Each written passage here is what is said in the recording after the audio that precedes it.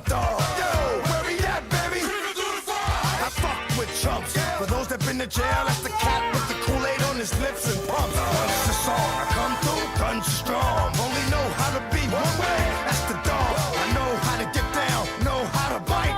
Bark very little, but I know how to fight. I know how to chase a cat up in a tree. Man, I hear niggas the business for fucking with me. Where the hood, where the hood, where the hood at? And a nigga in the cut where the wood at. All the niggas acting out where the wolves at. You better bust that if you don't pull that. Where the hood, where the hood, where the hood at? And a nigga in the cut where the wood at. All the niggas acting out where the wolves at.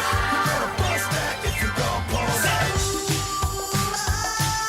Keeps coming hard, hoping never stops, and I think we did all this too much. Get 'em, boy. That's how we do. Yeah. Keeps coming hard, keep beating us up. People in this room Where the fucking hood at? Where the hood, where the hood, where the hood at? You better bust that if you don't pull that. Where the hood, where the hood, where the hood at? you might keep us up. Where the hood, where the hood, where the hood at?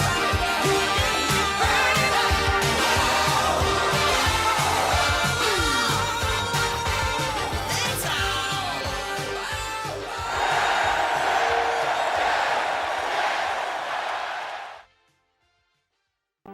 Floor zombie can't hurt you. He's not real.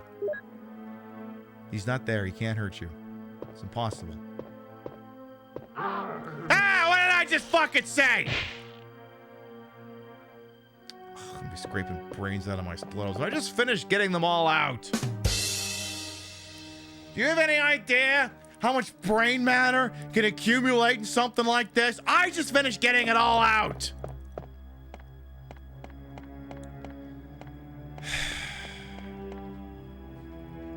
Again, some days I just don't know why I even bother. Thanks, Floor Zombie! I really appreciate it! Queen Pib. In stereo where available. And where not available, it's not in stereo. There's nothing we can do about that, so don't blame us. We have no control over it. Call your internet service provider if there's some sort of a problem, or the local Twitch server. But if they're not giving you stereo and you want stereo, that's your problem, not ours. Don't bug us. Complain to your congressman or Newt Gingrich, like I'm sure he'd care. Ha! But we don't want to get any letters. Understand? Good.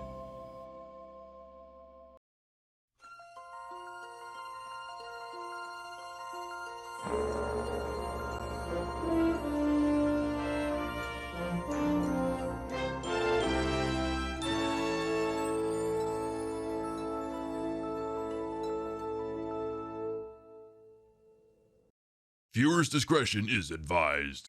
Oh my god, that was so graphic.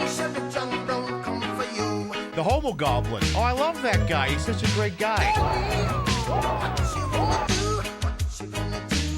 no, keep shooting all the Nazis. Big mystery. Who could say? From the... We weren't ready. Oh. Stop it. What you gonna do? Man. What you gonna do when they come for you? Nobody now police now beating no break. Come on, the twins can stay in their assigned seating. It's about time we said goodnight.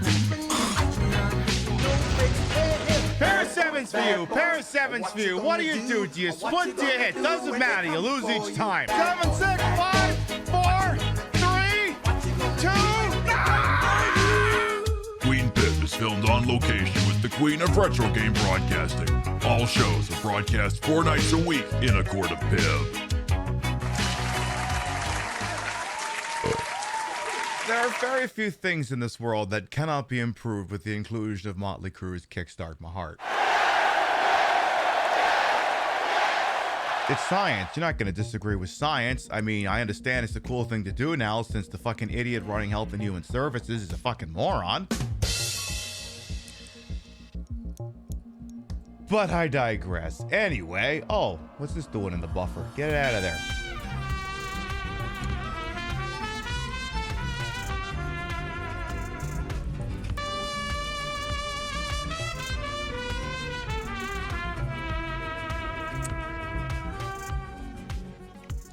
Kickstarter hearts. Let's go. Indeed, Arthback, thank you for the 77-month resub. Welcome back.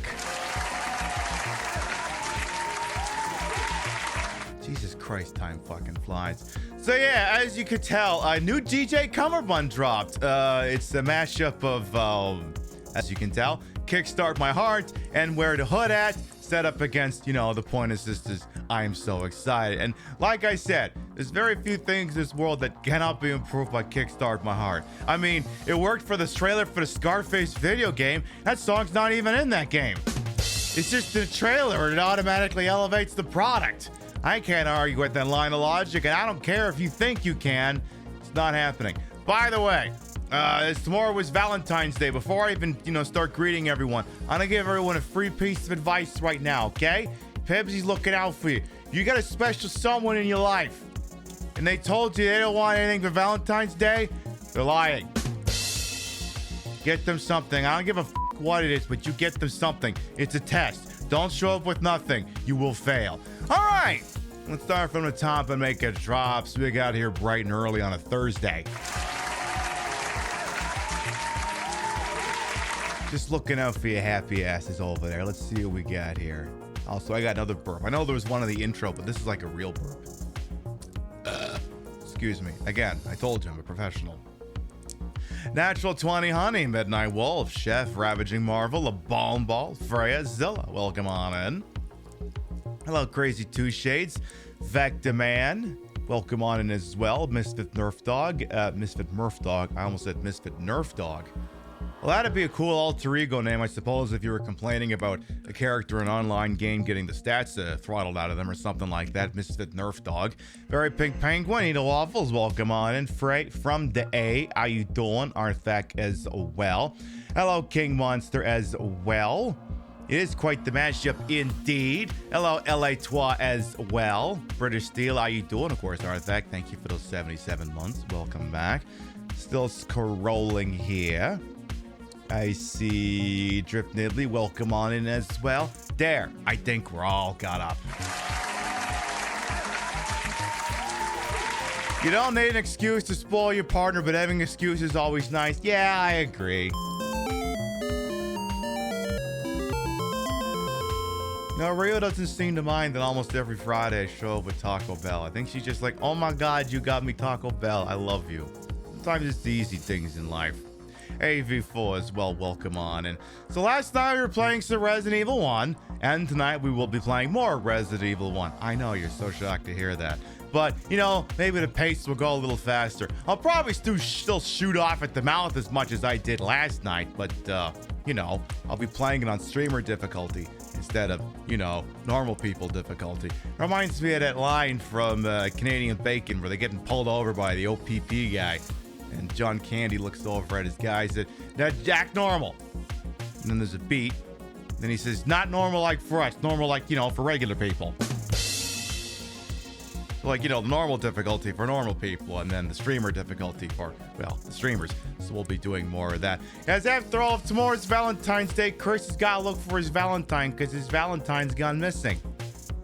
He ain't gonna find her tonight, but, at least an effort will have been made. And then, I don't know, there's news today. I'm sure I'll probably shoot off at the mouth about it at some point. But, I gotta pace myself. I can't front load the show with all the dumbass, depressing things that happen in the world today. You're gonna just... What would I do for an encore? I gotta pace that shit out. So, I don't know. Maybe I'll shoot off at the mouth about that. Maybe I won't. I think I did take one of the mini rants I went on yesterday where I was talking about, how libs, in this case, I'm talking about people whose lives don't fundamentally change much no matter who's in power because they're well off, and the things that they need aren't really being taken away from them by government. Those people do exist. Wagging the fingers and going, look, RFK Jr. wouldn't be the confirmed Secretary of Health and Human Services if y'all had just voted harder. And of course, the instant way you defeat that is you point out that Biden's internal campaign numbers showed that he was going to get cumstered. And you know what he did with any of that information? He did nothing. So... No, you ever play Balatro? You ever get to later in the game and you realize when you've started, around, and you maybe got like 5 hands to work with, and you do the first hand, but there's some sort of nerf going on, like the boss blind or something's fucking with the way you would play normally, and then you realize you do the math and you go, I got 5 hands to work with and I didn't even get 20% of what I needed. I gotta make some moves and I gotta make them fast. This run is gonna die. The Biden and Harris campaign would go, actually, why don't we just stay the course? We'll lose, but we could stay the course. So, hey, Lamprey as well, welcome on. And you only ever hear it referred to as game journalist mode per the tired joke. I mean, hey, you know what? If the shoe fits, at least consider wearing it. Hello, Ophelia as well, welcome on, and Cotton Cheeks as well. But yeah, that was the thing too, because I posted that mini rant on TikTok, and you know my TikToks don't really go anywhere unless I juice it by going live, which I'm not going to bother with tonight, but I will do on Saturday. And one idiot manages to wander in the replies and goes, "Nuh-uh, you never Kamala people got the circus you deserve," and it's like, there was a never Kamala movement?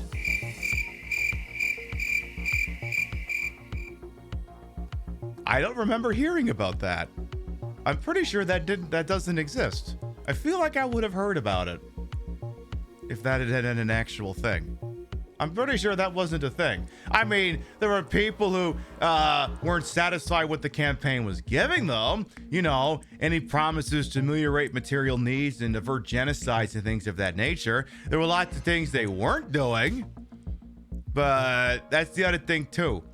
Again, the Biden campaign, the losing numbers, then, you know, Kamala comes in and takes over the sinking ship. And yeah, you know, the band Journey, it doesn't matter. And I said this last night and I'll repeat it. It doesn't matter if Steve Perry or Arnel Pineda is singing the songs.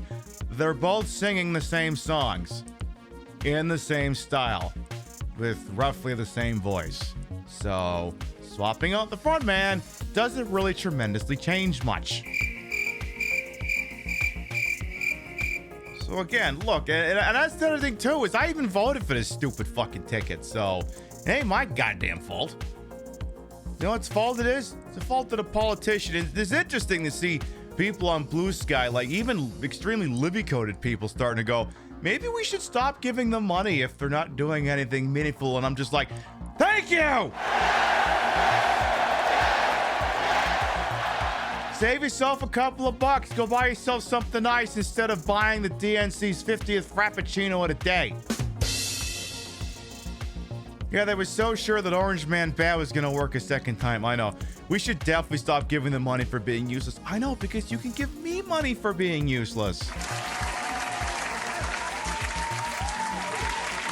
See, at least when you give it to me, you can see the reaction almost in real time, and you know where it's going to go. Into my titties, and getting more outfits. And, I don't know, commissioning graphic artists, like that thing sitting over there in the corner or shit like that. But anyway, I said I wasn't going to front load the show with all the dumbass shooting out of the mouth, and now look what I'm doing. Maybe we should just get going. Let's kickstart this thing by going on over and having a peek over at PiBcast.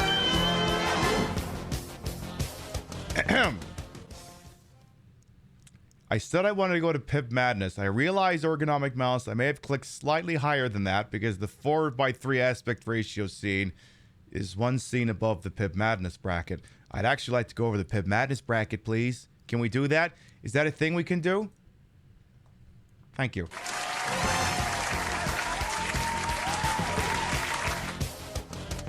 Giving money to Pib is direct action. Your mileage may vary. See in store for details. In any event, we are nearly complete with the Sweet 16. We got 2 matchups left to go. Last night, in the 90s region, it went into overtime as Family Guy was defeated by Countdown Vampires on a coin toss.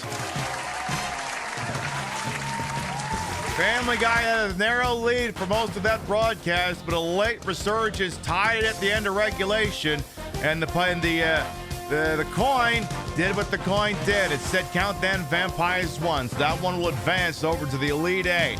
And if we ever look back at the bracket here for a moment, if you look down in the 90s region, the Elite 8 matchup, aka the 90s region final, is Castlevania Curse of Darkness versus Countdown Vampires. It's the All Vampires special brought to you in partnership with the Twilight franchise. In any event, that brings us over to tonight's matchup. Over in the Modern region, we've got the top-seeded Mortal Kombat 1, the 2023 flavor for the Nintendo Switch, going up against the 5th-seeded Duke Nukem Forever for the PlayStation 3. The version of Mortal Kombat is there more for a lack of technical acumen than perhaps anything that's going on with the game, but oh boy, oh, is that part rough around the edges. And it's going up against Duke Nukem Forever. It was the game that literally has the tagline, "It was a different time." It's also interesting because if you play through that game, you can tell exactly what parts of the history of first-person shooters we're going through, because it's a very interesting period piece. Also, it's kind of shit. In any event, I always disable the command before we get going because I don't want to, let anyone sneak a vote in there. So I've gone ahead and made the damn thing live now, and if I push on all of these things, I said if I push on all of these things, there you go. You click through on that link and you make your thoughts known on the matter. This matchup will run for about the next 3.5 hours, and at the end of that, we'll have the Elite 8 bracket for the Modern region sorted out. The winner of this matchup will go on to face the 3rd birthday. Ooh. God, there's an outside chance a halfway decent game could emerge out of the Western divisions. The Eastern divisions, oh, it's gonna be a fucking bloodbath no matter who wins. We're at the point where the Saints Row 2006, Sonic and the Black Knight, Mortal Kombat 1 for the Switch, Duke Nukem Forever, the 3rd birthday will be represented in the final. Oh God, I would not want to be their opponent. When we come back from this brief commercial break, we'll be getting started with Resident Evil. We'll be right back. As soon as I can find the thing I'm trying to click. Is it this one? Yeah. Come on down to Kunkelman Chevrolet. We now have Jaguars. We have Panther bodies. We have Fox bodies. We have Cougars. Whether you just inherited a fat stack of California cabbage from a dearly departed relative, or you just got your first big boy job at your dad's paper refinery and need to show former classmates you're making career money at 19, let us talk you into something unreasonably fast for just $99,999.29.25. Any make, any model, it's all the exact same price at Kunkelman Chevrolet, Buick, GMC, Oldsmobile, Suzuki, Harley, Davidson. We have used cars, we have luxury cars, we have LS swap power wheels, we have divorce. Infidelity is a choice, Rebecca, and you gave me no option but to choose it. Cure your loneliness with a weapons-grade dose of acceleration and treat the Turnpike as your own personal Nürburgring. Because speeding tickets are more affordable than ever and the points just fall off like brisket from the bone. At least that's what our friend who took the LSAT tells us. Lose your right to federal assistance at Kunkelman Chevrolet, Buick, GMC, Tesla, Duesenberg, Pete Davidson. Come down to the only unregistered used car dealership with supercharged power and sales associates with names like Jason, Raymond, and Shane. Come get these withering handshakes and coffee so hot you can't drink it, with powdered creamer so lumpy it rests at the bottom of the cup like sunken treasure. Find the X and dig up savings at Kunkelman Chevrolet. Buick, GMC, Hyundai, Suzuki, Kia, Jaguar, but not Ford or Land Rover. When you're gone off that perk 30 and have a handle of wild turkey and the spousal support check comes through in the mail, you just got a hit on eHarmony and insurance approved your Cialis prescription, that's when you know it's time to treat yourself to a Jaguar F-Type so you can join your problematic army of professional condom forgetters. That price is so rock bottom they bust through the Earth's core. Come out the other side and go sky high again. We know where you live at Kunkelman Chevrolet, but with Riz. There's no half-assing here. This is double cheeks, fully loaded, ready to make it clap like the plane just landed. So clear your search history and burn anything you don't want used against you, and come on down to Kunkelman Chevrolet. Buick, GMC, Oldsmobile, Land Rover, but now Jaguar, Ford, Suzuki, Ford, Tesla, Jaguar, but never Land Rover, Chrysler, Ridge Racer, Ford a third time. Off Route 425-2529, Harrisburg.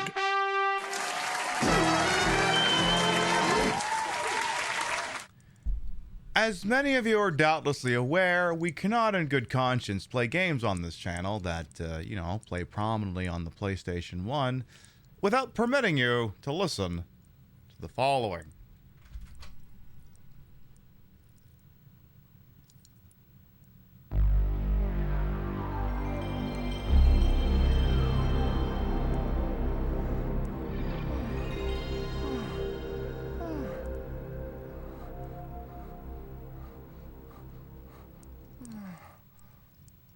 Oh, it's too early for this shit.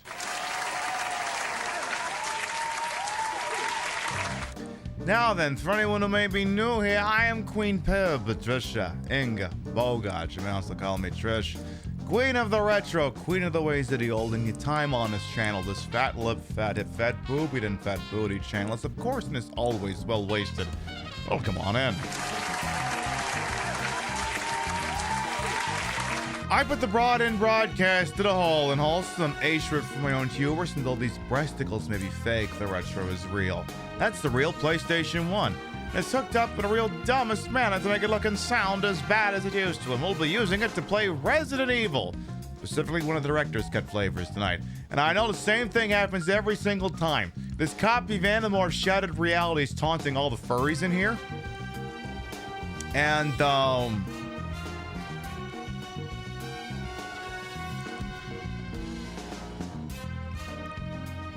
maybe we can negotiate that sometime. Maybe we can have a dialogue, you know, maybe a dialogue can be open on the concept. Who knows? Who could say? I just know a lot of you have been seeing that at the bottom of the top of the list every time we load in here, and you're like, how? And I'm like, maybe we could talk numbers sometime. Maybe we could talk turkey. Anyway, let's go ahead and get the old Resident Evil director's cut here. Not the version with the toot horns, because we ain't got into the part of the game with the toot horns in it yet. We'll go ahead and load in on over there. In a better world, Animorphs gets all the money instead of HP. You're damn right. Well, that's the thing. I thought, what's the name? Applegate or whatever the person who wrote those things. I thought they came out as the, you know, either trans or trans allies. So, like, honestly, it kind of fucking tracks. There are 2 Dino Crisis games. How do I get the Trump administration to get really uppity about that binary thing instead?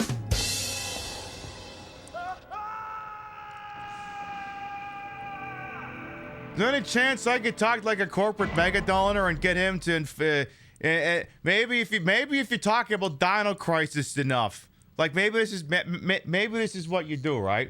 You sit him down, you talk to him about Dino Crisis, but you keep throwing the word gender in there every so often.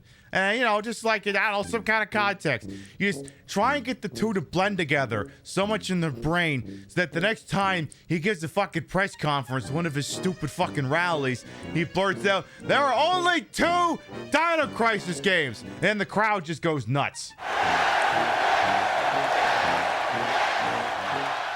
Now, that's a bipartisan issue I think the entire electorate can get behind.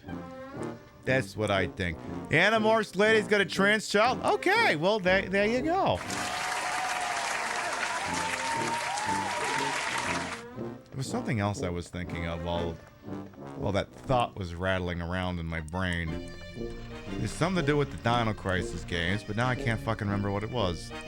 Hello, Kami Mommy as well. Welcome on. And anyways, this is Resident Evil 1. You might be familiar with it. We've played it a couple of times before.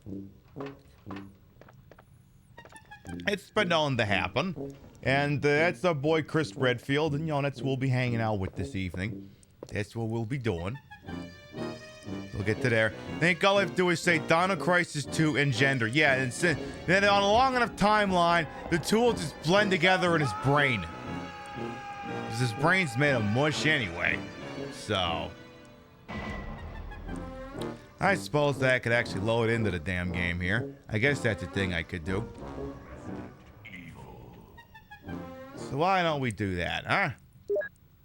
As a programming reminder, I actually should have mentioned that before we exited, you know, the tea time segment and got over here. We will not be live in this time slot next week. I have not taken... See, usually the way breaks work on the show is we do 3 Saturday shows. I take the 4th one off. I decreed that every 3 months I was supposed to take a week of streaming off. And the last time that was July. So next week we're taking off Sunday, Wednesday, and Thursday. So we have tonight's show, Saturday's show, and then we're off till next Saturday. I know, you're all heartbroken. I'm sure you'll find a way to briefly entertain yourselves, but not too much. Because I'm coming right back with a power once we're done from the little break. So don't get too excited without me not around here. I mean, the Daily Show used to take like every 5th week off, so I'm way behind the curve on this one.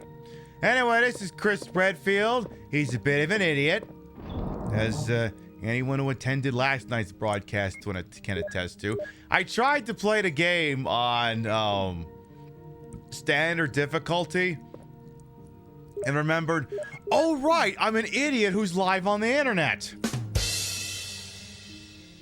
Maybe don't do that. See, even he's sitting back there going, duh, maybe she's right about it. Maybe I shouldn't be played on normal because I'm Chris Redfield. I'm a fucking moron. I honestly should not be trusted with standard difficulty. Should definitely play it on easier instead. Yeah, Resident Evil, is this some new indie title I'm spotlighting? Yeah, it was available on itch.io. Got it over there. It's this cute little puppet combo looking game. I think it may have, I don't know, maybe it was published by them, I can't remember. Is there anything else I ought to be taking out of this damn box here? Probably these keys.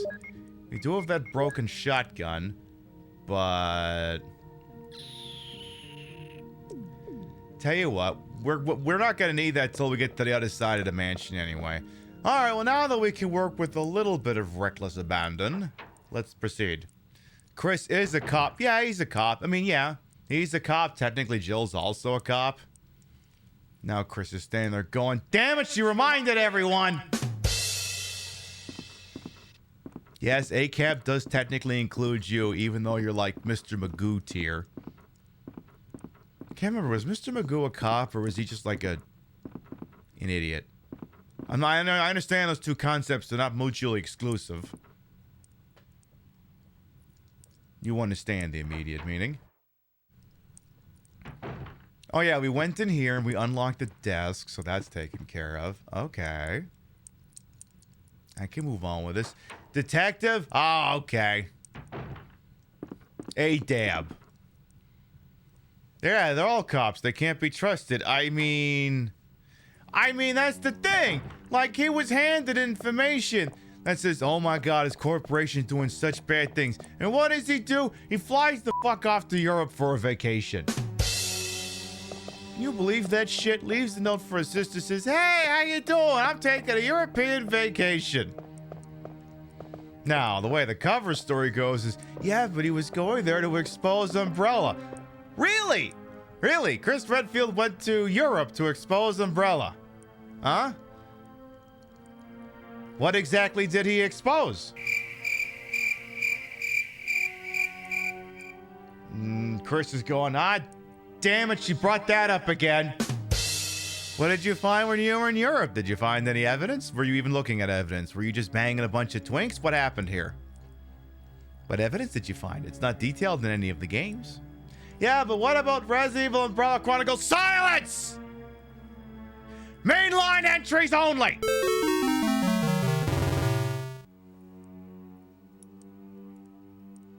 Yeah, the only thing he's exposed was himself. He spent his night in a Portuguese jail.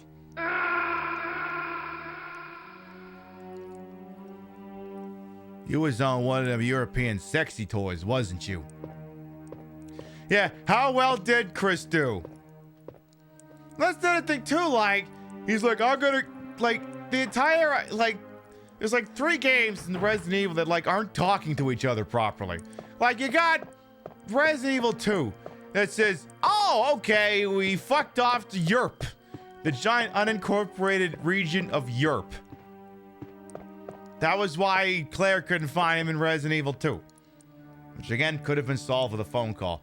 And then you got Code Veronica, where she busts into Umbrella Paris, France, whatever the piss, looking for him, gets captured, gets shipped off to Rockford Island, and then she emails Leon from a computer there to tell Chris to come find her, and it's like, wait, didn't you just say Chris was missing? If Chris is missing, how come you can solve that situation by emailing Leon? Why didn't you just ask Leon? Also, why does Leon even know where he is? These two have had no interactions. How does Leon know where he is? Oh my god, are the two of you fucking each other as well? Is that what's going on here? They matched on Grindr. Yeah, that had fucking Shrek. Jesus. You know what it is? You know what it is? You know how Leon got his job? Gay nepotism. Leon's like, look, I graduate the bottom of my class at the academy. Can I get a job? And Chris is like, that depends. Leon's like, depends on what? And Chris is like, well, it depends if you can get up to the elbow in my ass. That's why when Chris holds still, he, you understand he keeps subconsciously placing his hand on his elbow? That's why. Because he's thinking about it. That's why he keeps doing it. He's remembering the time that happened. Do you still got bullets I can steal? Damn, I thought I already grabbed these. Nice. Yeah, gay nepotism, aka the Elon method. I know. I think there was a cheat code I could have used to get double ammo pickups, but honestly, this is kind of enough. Chris is probably the most sensual bottom. Actually, I think he's a switch. He can get down if the play calls for it. And he can also mind his own goddamn business. Alright, let's go in here and see if, I don't know, Rebecca's... That's the thing, like, I can't remember if the one in this is missing pages or if that's just the... I think that's just the GameCube version. So let's have a look at the Pianer here. Hello, Bonbon. Welcome on in as well. Of course, the even individual as well. A fine grand Pianer. So, of course, the random-ass fucking method here for the fucking Moonlight Sonata is sitting right here. I guess he could... By the way, Chris, do you have any idea how to play a piano? No reason why I ask. The title is Moonlight Sonata. Okay, so it must be the actual thing.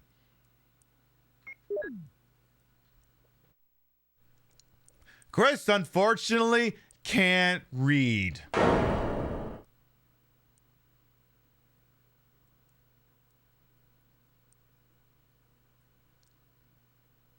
Oh dear.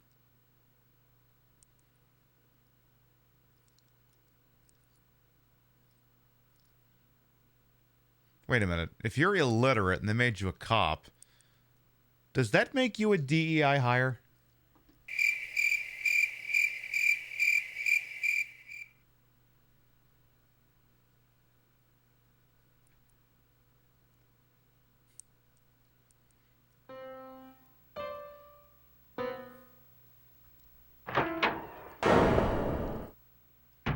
Oh, that's just all cops. Oh, okay. Makes sense. It's me, Chris. Who's me, Chris? Is that you, Rebecca? No, it's me, Chris. She said her name's me, Chris.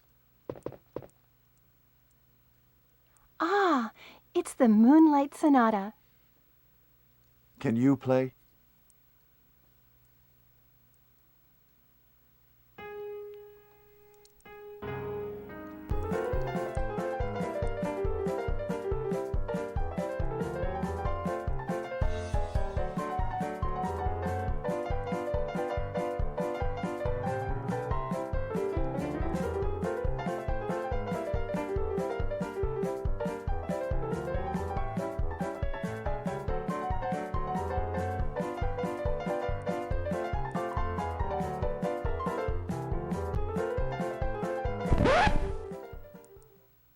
My interpretation is off a little.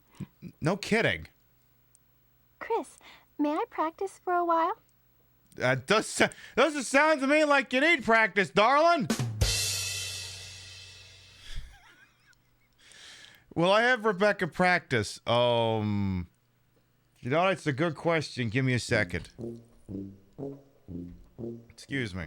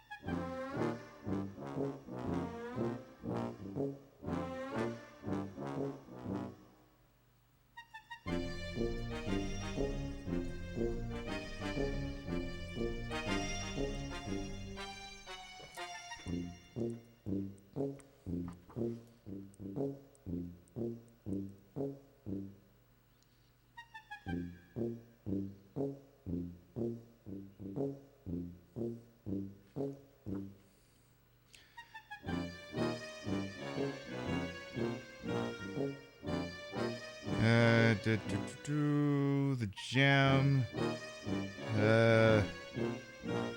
Boy, they're not big on straight answers on this thing. Or even gay ones. Chat, what's the right answer? I assume the answer is yes. I assume I'd like her to practice. Otherwise, we're not getting this fucking thing open. We don't want her to practice? Is that what the answer is? I'm guessing I want it. Okay, wait, hang on. Search the notes. Chris has to go here before he can return here. Rebecca, play the music. Yeah, blah, blah, blah, blah. And note, case of Chris. If you are Chris, a cutscene will start and Rebecca will come in and practice the piano music. You'll have to go to either room and then return before she is ready to play it for you. Please note that you can complete other missions while Rebecca practices. Okay, so there's 1 of 2 rooms I have to run to before I can hear her play the piano, I guess. Okay. Of course I got the Of course I got this. Of course I got the player's guide. Why the hell wouldn't I? Okay, go ahead and GPG, go practice, girl. See? Just relax and play. All right.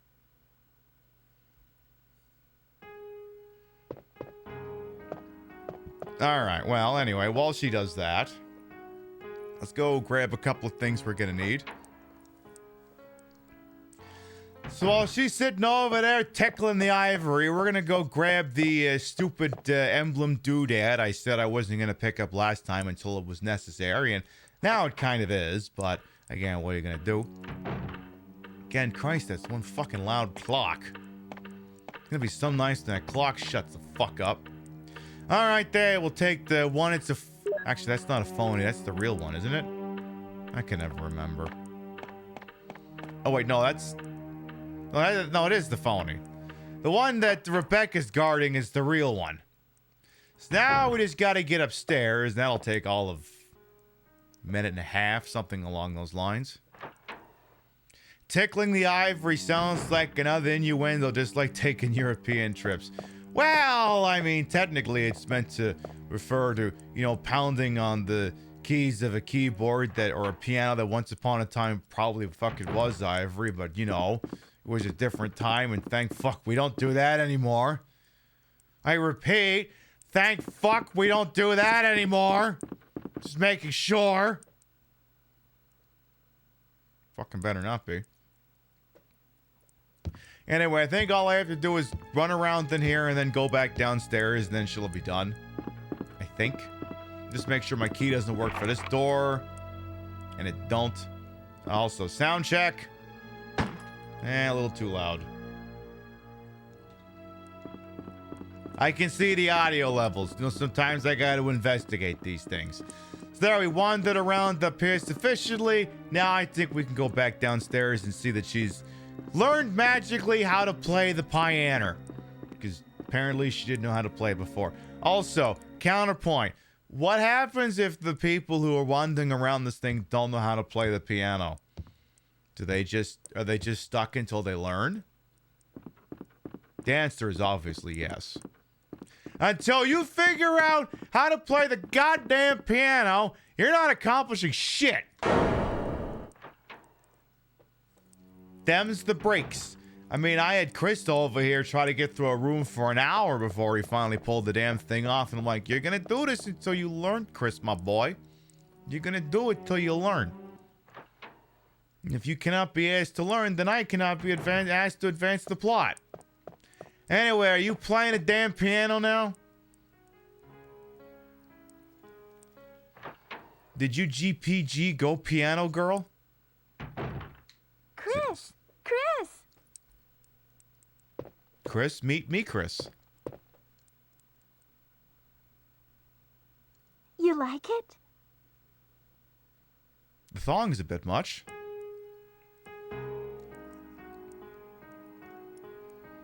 You're playing it too fast!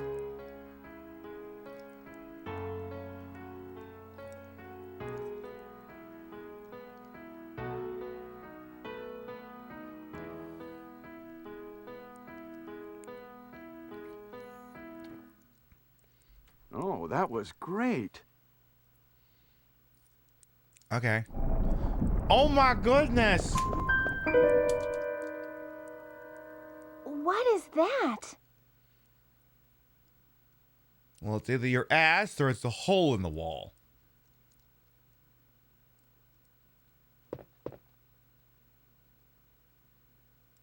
I asked you a question. Is it your ass or a hole in the wall? Chris, be careful. Girl, it's like a walk-in closet. There shouldn't be anything in there that's gonna kill me. Chris, be careful. Chris, be careful. Sorry, I'm flashing back to what's her name, the lady from Showgirls in the caffeine pill episode for some reason. Careful, be Chris. Again, I think we're gonna be just fine.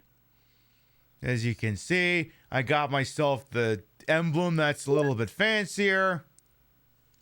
Oh no, Rebecca, come block that thing from crushing with your ass. No? Any chance you could just shoot through the glass? What is it? What was it he said in the Die Hard Finster or something? Well, so much for that idea. Tell you what, take the statue of Michael Myers over there, right? Or I'm sorry, Mike. Is it Mike Myers or Michael Myers? I can never remember. And just stick the. What do you mean I can't use it there? I'm sorry. I'm not looking perfectly at the fucking thing. I'm so sorry. Get in there. Yay. So Rebecca, do you want to keep playing the piano or what?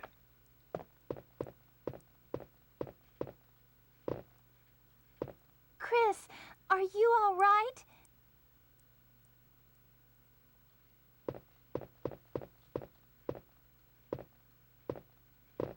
Trying to see if I can talk to her from behind, but the game won't let me do that. Chris, are you all right? Girl, I'm standing behind you. What are you grabbing at? Wait. Wait. Chat. No. Chat. Discipline.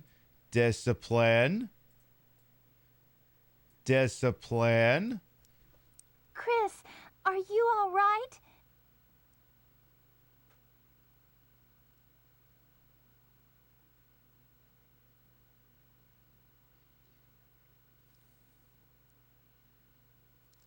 Well, apparently he's harder than algebra right now. Chris, are you all right?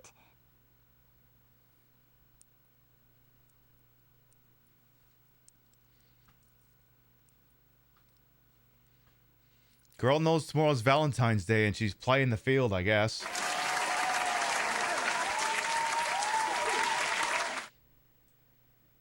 Chris is sitting there, and he's thinking in his mind, even though by chronologically this movie hasn't taken place there, right? Chris, are you all right?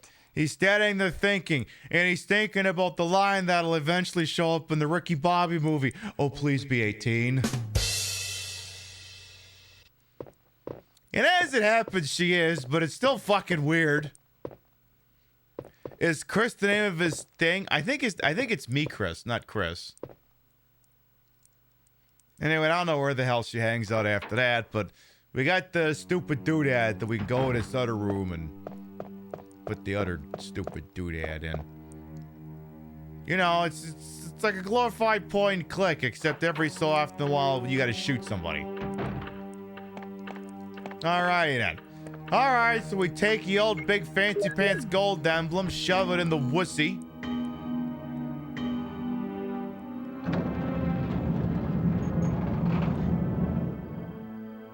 Well, I don't know what else you would call a hole in a wall. But we prefer to call those glory holes, not wussies. Okay, fine.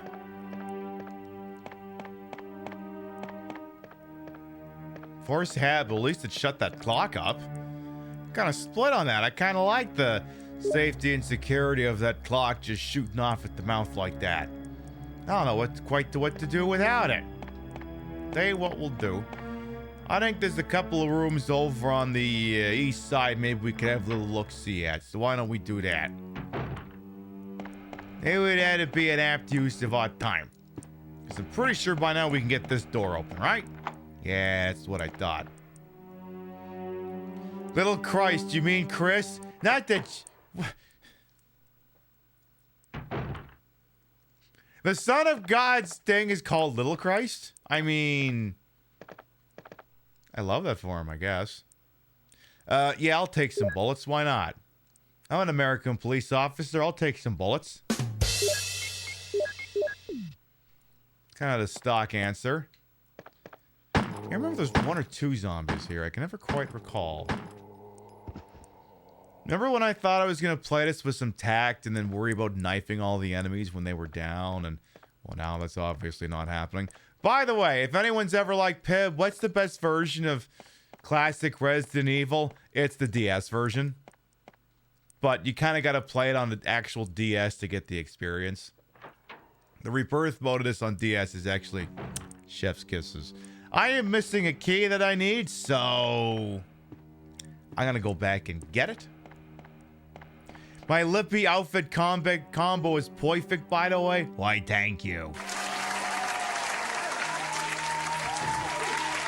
See, I like that. That's the thing. When you do this long enough, you get to have, like, different outfits. But some of your outfits are just modular versions of different outfits. Like, you got this one here I wear with all white trim. It's the Valentine's Day special. You substitute the white trim for gold trim. You put on the fun hat. It's the Red Scare. You put in some white trim, but put in some black trim in other places. You got Mrs. Claus. It's modular. It's adaptive.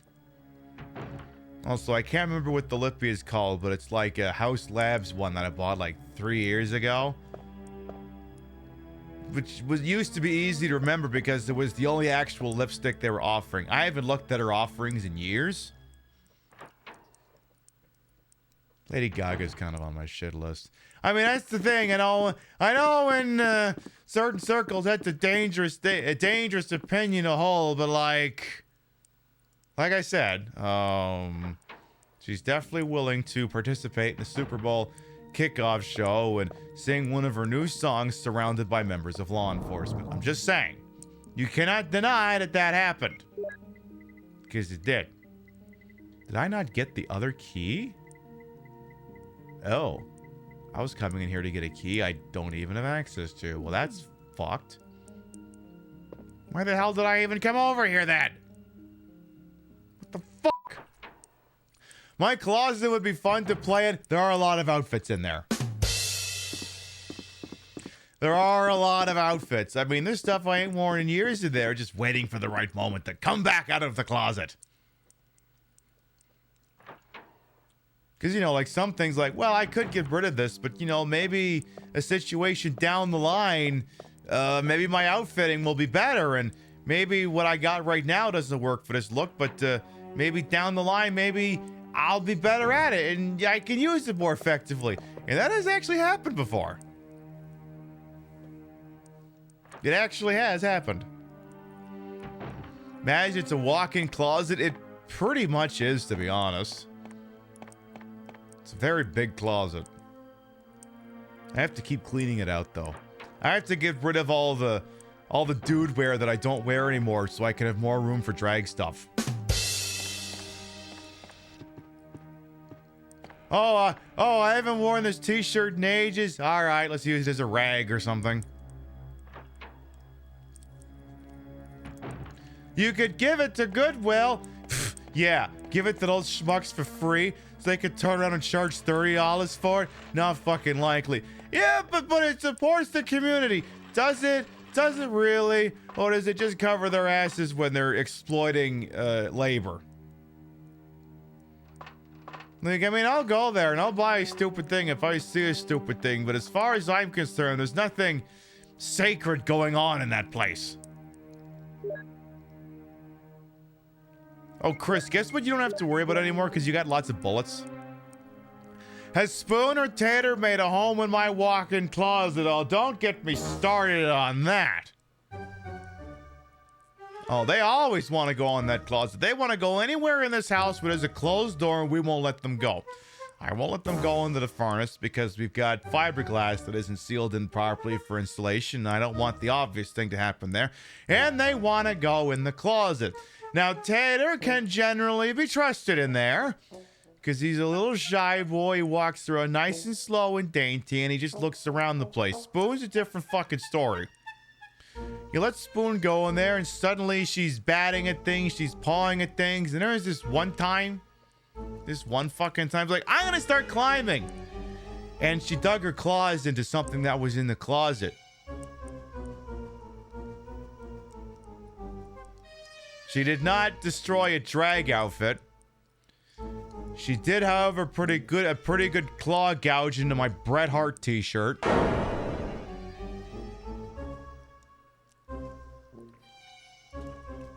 And ever since then, she's never been allowed in the closet ever since. She is banned from entering the closet. Yeah, she went after the Hitman t-shirt. I know. Why couldn't she have done one of my bootleg Tom Brady jerseys instead? Anyway, hey, Chris, remember when I had you go through here and you had to keep trying to stab a dog and the dog kept moving out of range and you kept fucking it up? Well, now we're on streamer difficulty and you got like all the bullets in the world, so... Also, I keep fucking up this opening gambit. I know, exactly. That's the thing. Spoon's like, how did you close that door? Like, I have to keep... Like, there's so many doors I used to keep open that now I legitimately have to keep closed because I don't fucking trust Spoon. And to a lesser extent, I also don't trust her brother. Like, the washroom down here, I have to close that door now because now she starts climbing on the fucking shelving units and grabbing things up there. Like, one time, I was looking around the basement. I was looking for a laptop. I'm like, oh! What's a Mr. Clean magic marker doing here? Or magic eraser? What's that doing here? That's not supposed to be here. How did that get here? That was on the high shelf in the bathroom. What is that doing here? How did that get here? Chris, you're not very good at this, by the way. You have not learned from all those times I made you come in here last night. You have not learned a goddamn thing.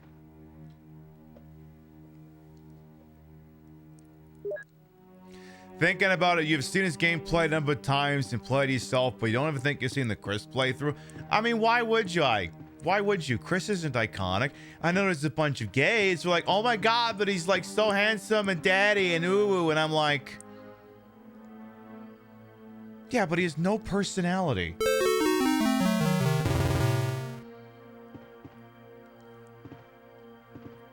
I mean, even the one from Village...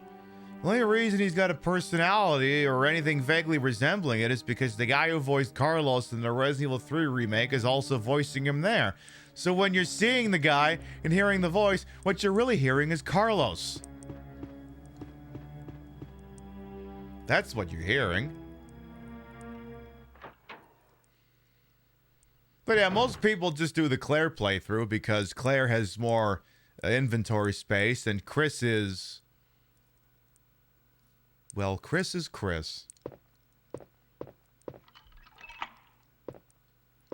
Chris is Chris, and, well, I can't really say much more about him than that. Alright, well, I suppose I could... That's the thing, you gotta go in there, you gotta grab a bunch of shit, so maybe I'll come back there in a minute. Besides, I gotta go in here and get the key that I was missing. I mean, yes, Chris in Resident Evil 8 is hot. It doesn't mean that there's much going on between the ears. Oh my god, the bathtub is filled with muddy water. Am I gonna get jump scared by a zombie this time? Literally will say, what the fuck, why are you draining my bathtub? Is that gonna happen this time? No. I remember that being the complaint that Yahtzee had with the characters in Call of Duty Vanguard. His complaint was, and then listing all these characters, you know what the problem is? I don't think these characters fuck. You're like, what does that mean? Well, they don't have personalities. All they do is they just care about the mission, the sanctity of the mission, and patriotism and stuff. You don't get the impression that the characters would ever fuck. I mean, that's where true artistry lies. It's why AI can't make art, because AI can't get horny. That's not to say exclusively you have to be horny to be creative, but like, where do you think passion comes from? Anyway, I suppose now that I got that key, I can go back and unlock that other thing I saw a minute or two ago here. Yeah, if you had a damn thought, the events of Resident Evil 8 wouldn't have happened. Yeah, hey, Ethan, by the way, I know I just shot your wife, or, well, actually, it turns out it's not your wife, but I didn't feel like telling you that. But have you considered the fact that, maybe telling Ethan what happened maybe would avoid a lot of what's been going on? But that's the thing, like, so many things in Resident Evil wouldn't happen if people just communicated better, because that's always the problem when you're dealing with these people. The communication's not very good. I mean, how else would you have Chris telling Claire that he's fucking off to Europe? And then, apparently at the end in Code Veronica, Claire can't find Chris, but apparently Leon can find Chris. So all Claire has to do is contact Leon, and Leon contacts Chris, and then Chris comes to save her. It's like, why the fuck did she even go looking for him in the first place? I'm sorry, I'm never gonna be able to shut up about that plot hole. It's a plot hole big enough you can shove your whole fist in it sideways. I like the abrupt silence when I made that statement.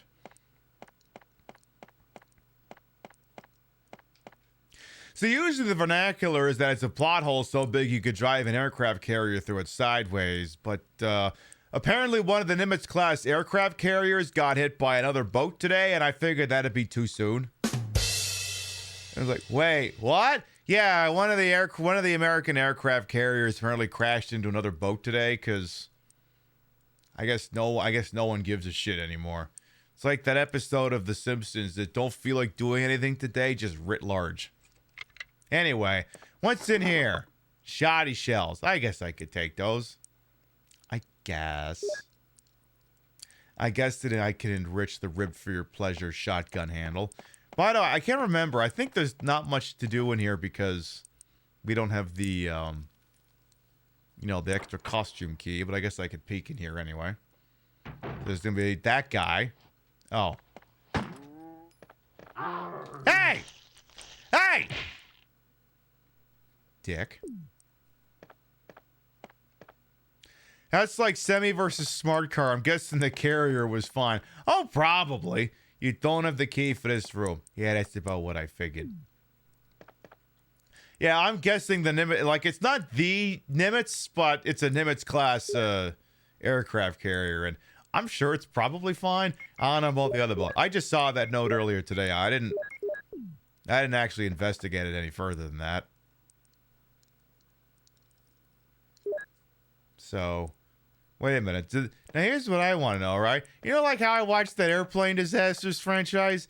Is there, like, does the Smithsonian have an offshoot of that for, like, boat disasters?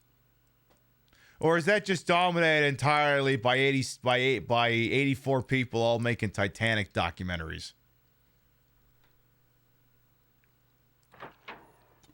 Actually, now that I think about it, the people who would make those just make survival horror things that take place on boats instead. Like, you know, that movie, Deep Rising, the one's got Famke Janssen in it.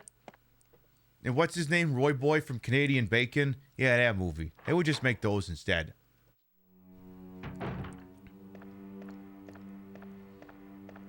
I gotta watch Deep Rising again sometime, because that's like basically, what if Man of Medan, but instead of it being bullshit, there was an actual thing? What if instead of bullshit, substance?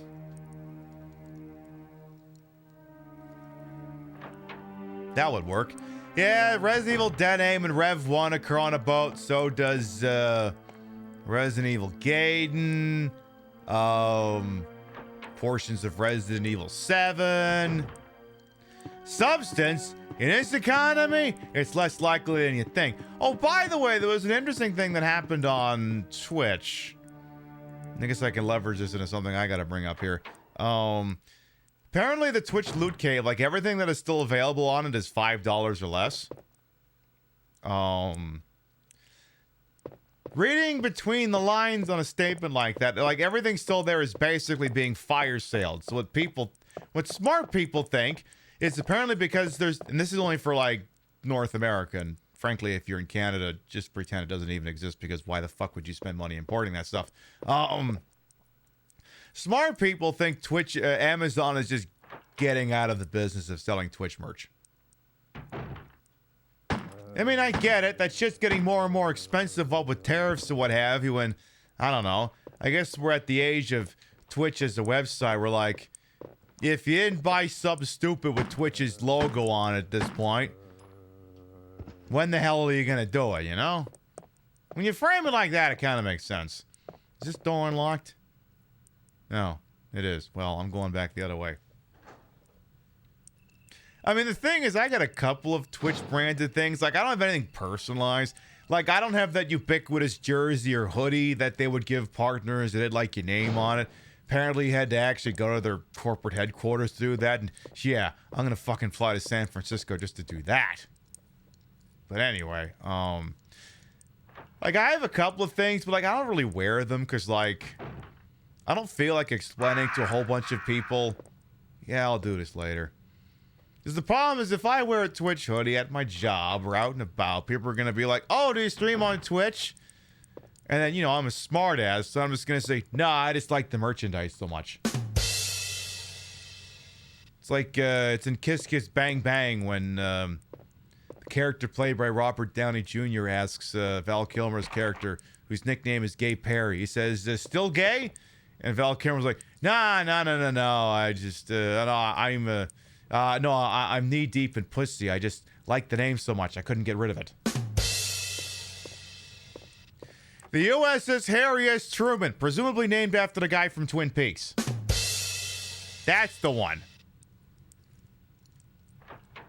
Damn, I didn't realize that guy had an aircraft carrier named after him. That's pretty awesome. When are we getting the USS Dale Cooper? When's that happening? And its sister ship, the Dougie Jones. When are we getting that?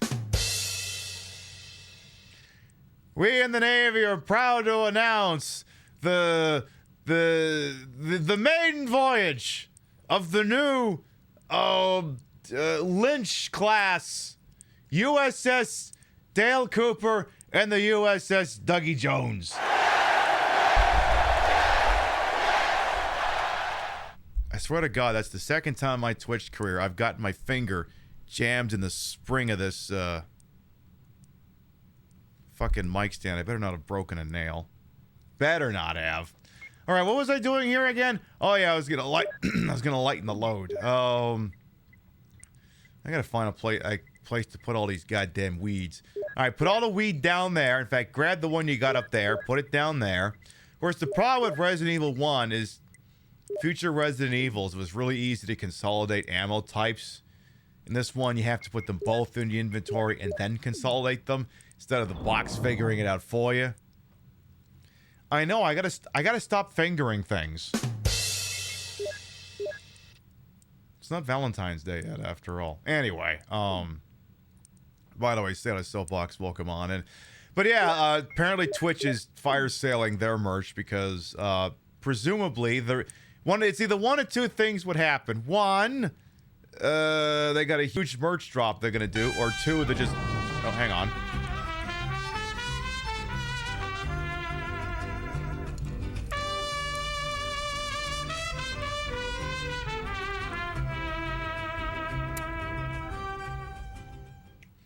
Hola PB. I finished Dog Resi for the first time last year. Unfortunately, I didn't know I had to wait for Barry, so I didn't get the big end boss, but I did roll credits. Well, Barry, we're on a fucking timetable. You want to be in the ending or not? Ghost, thank you for the 30 months. Welcome back. Fire selling the site. No. On Amazon, there's on the Amazon website, there's a Twitch loot cave, and they're just getting rid of everything. And speculation is, like I said, they're just getting out of the business of selling merchandise that has Twitch's name on it. Because, again, like I said, if you haven't bought it by now, when the hell would you buy it? So, it's pretty sound logic, I think. And, actually, I should have mentioned this yesterday. I did mention it in the Discord. But I should mention it on the show. My merchandise store is through Fourth Wall. I got an email from them late yesterday, I think. It was late yesterday or the day. I can't remember. It was either late yesterday or the day before. Anyway, they are discontinuing some of the source items.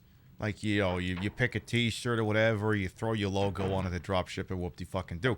And apparently they're discontinuing a bunch of those things, and a lot of my stuff, a lot of my t-shirts and hats are going to be affected. And supposedly the source item gets discontinued on March 3rd. Now, I could guess why this is happening. Fourth Wall did not offer a ironclad excuse, but given the country that I'm sure some of these things come from, it's not exactly hard to guess why suddenly maybe they've become cost prohibitive to use as base model items. Tariffs! Sorry, I sneezed. So, not to put any pressure on people, but if you've been looking at the store and you're like, oh, I can really go for that hat, or I can really go for that t-shirt, you might want to consider doing it, because now I could recreate the items using other things on the store. There's not necessarily a guarantee that I do so. Those items may be more expensive, and then move the margins to such that I wouldn't feel comfortable selling them to people. So it's a thing to think about. It especially pisses me off because the hat we use it's called the auto hat or whatever the fuck that means. And I switched from the Yupong hat to the auto because the auto fit my head better. I mean, the Yupong hat fits my head, but the auto fits it better. So I switched all my hats over to that.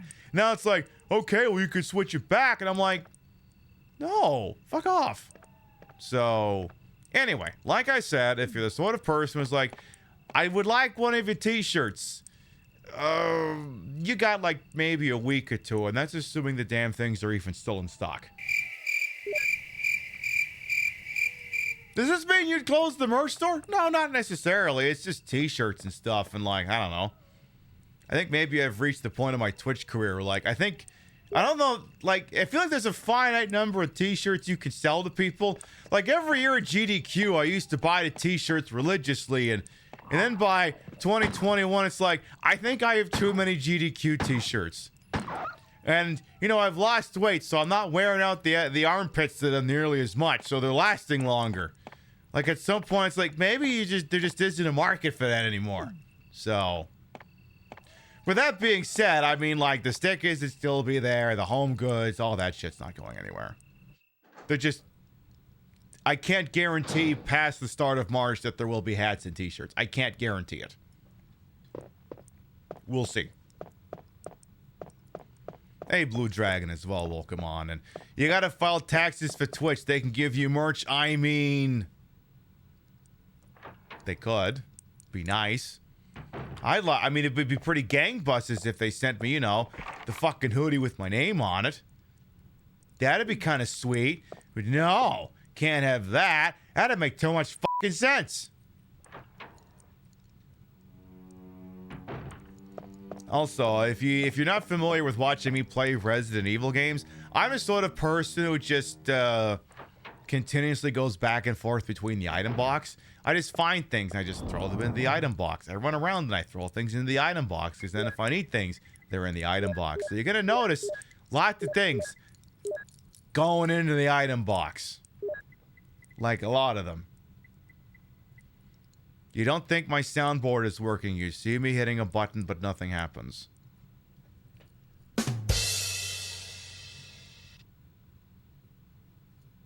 I don't know. I saw the desktop audio thing light up.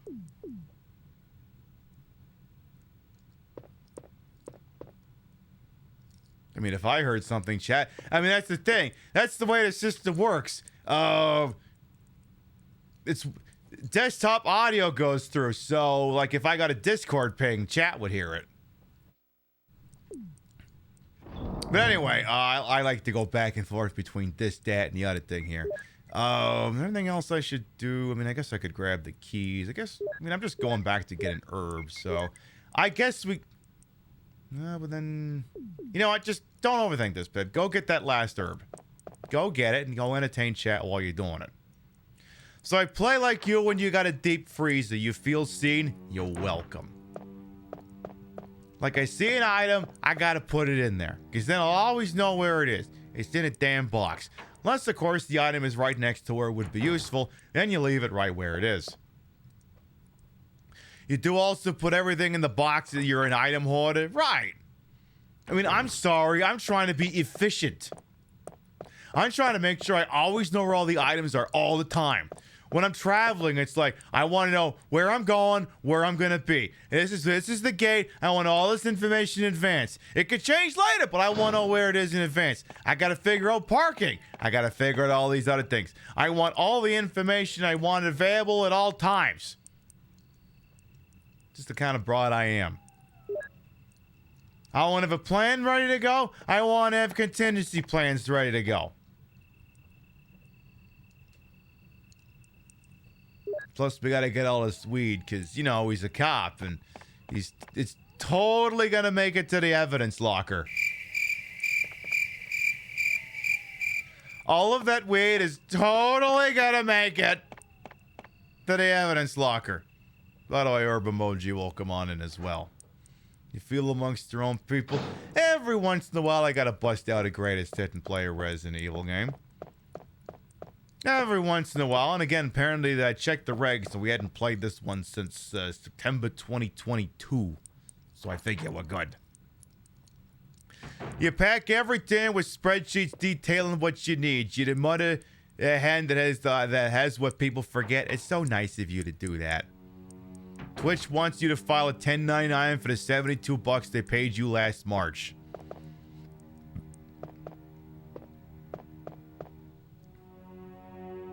I'm not a tax accountant, so I can't answer questions about whether you should morally be doing things or not. I mean, if we keep firing government employees and you know, cutting all government services, why the f*** are we paying taxes?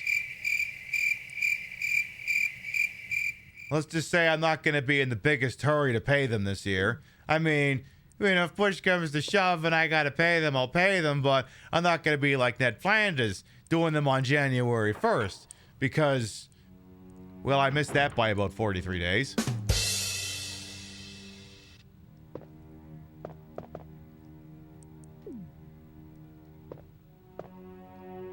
Little bit. You can't even get a new game for $72. I mean, on the surface, that sounds bad, but if you considered, then you don't have to play trashy new games.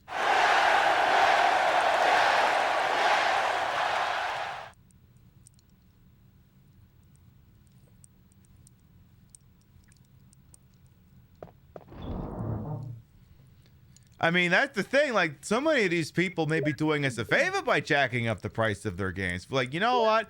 I mean, I had that entire speech yesterday on the show where I was talking about Twitch moving the price of subs from $5 to $6 in this country broke the site's financial hold it had on me. Where I was like, $6? Now I can't easily calculate figures. This is fucking stupid. And it's the same thing too. Like, everyone's like, oh my god, I hope Grand Theft Auto 6 charges $100. And I know that's a very, very controversial thing in and of itself. But they're all like, oh, we hope Grand Theft Auto 6 charges $100 so that everyone else can charge $100. And it's like, come here. Come here. A little closer. No, not that close. A little close. Okay. Rockstar, while certainly being a company that engages in all of the abusive behavior towards its employees that every other fucking company does, can generally be regarded to put out highly polished, immersive products with so much world building and things to do in them that we have literally played Grand Theft Auto 5 for over 100 hours on this channel, and we also put over 100 hours into Grand Theft Auto 4 and its expansions. There's a lot to do in those games, and you could almost argue that those games could justify those price points based off the amount of things that are in those games that you can do. That does not mean John Q. Fuckface at Ubisoft could suddenly start charging $100 for Assassin's Creed.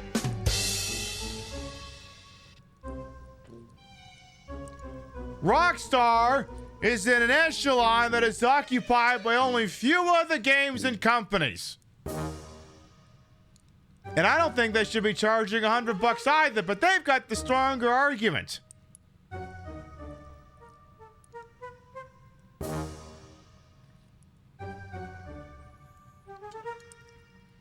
Now imagine Tom Clancy's microtransaction fest now costs $100. Know what I am? You know what my opinion is? I say fuck it. Go ahead.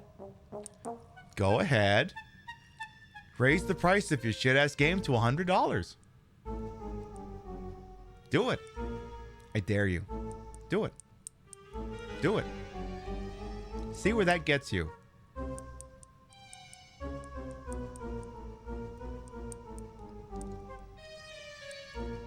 Why are you waiting for Grand Theft Auto to do it?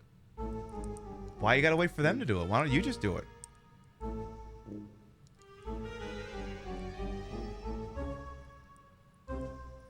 Then they're all like, yeah, but video games cost so much to make these days. One, if you're looking for 8 to 9 figures in your budget, there's a couple people at the top you could lay off. Second of all, I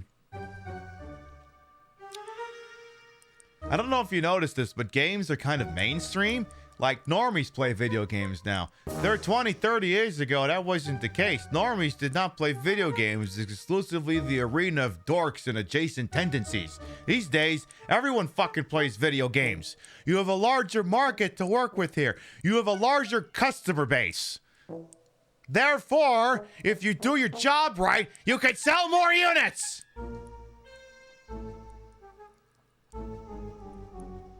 But you know, you try fucking explaining capitalism to these people.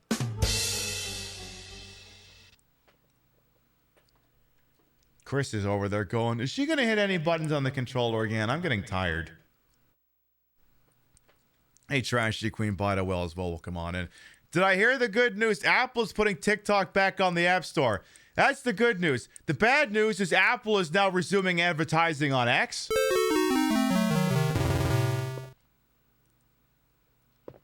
They thought the coast was clear, so they resumed that. They're resuming advertising over there. Which is, you know, just stop giving money to Apple.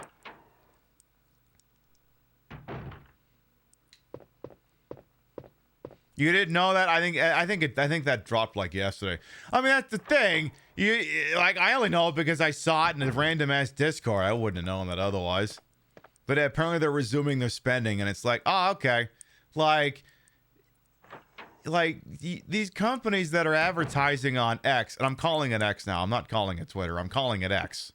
It's a stupid name to describe a stupid website. I'm calling it X.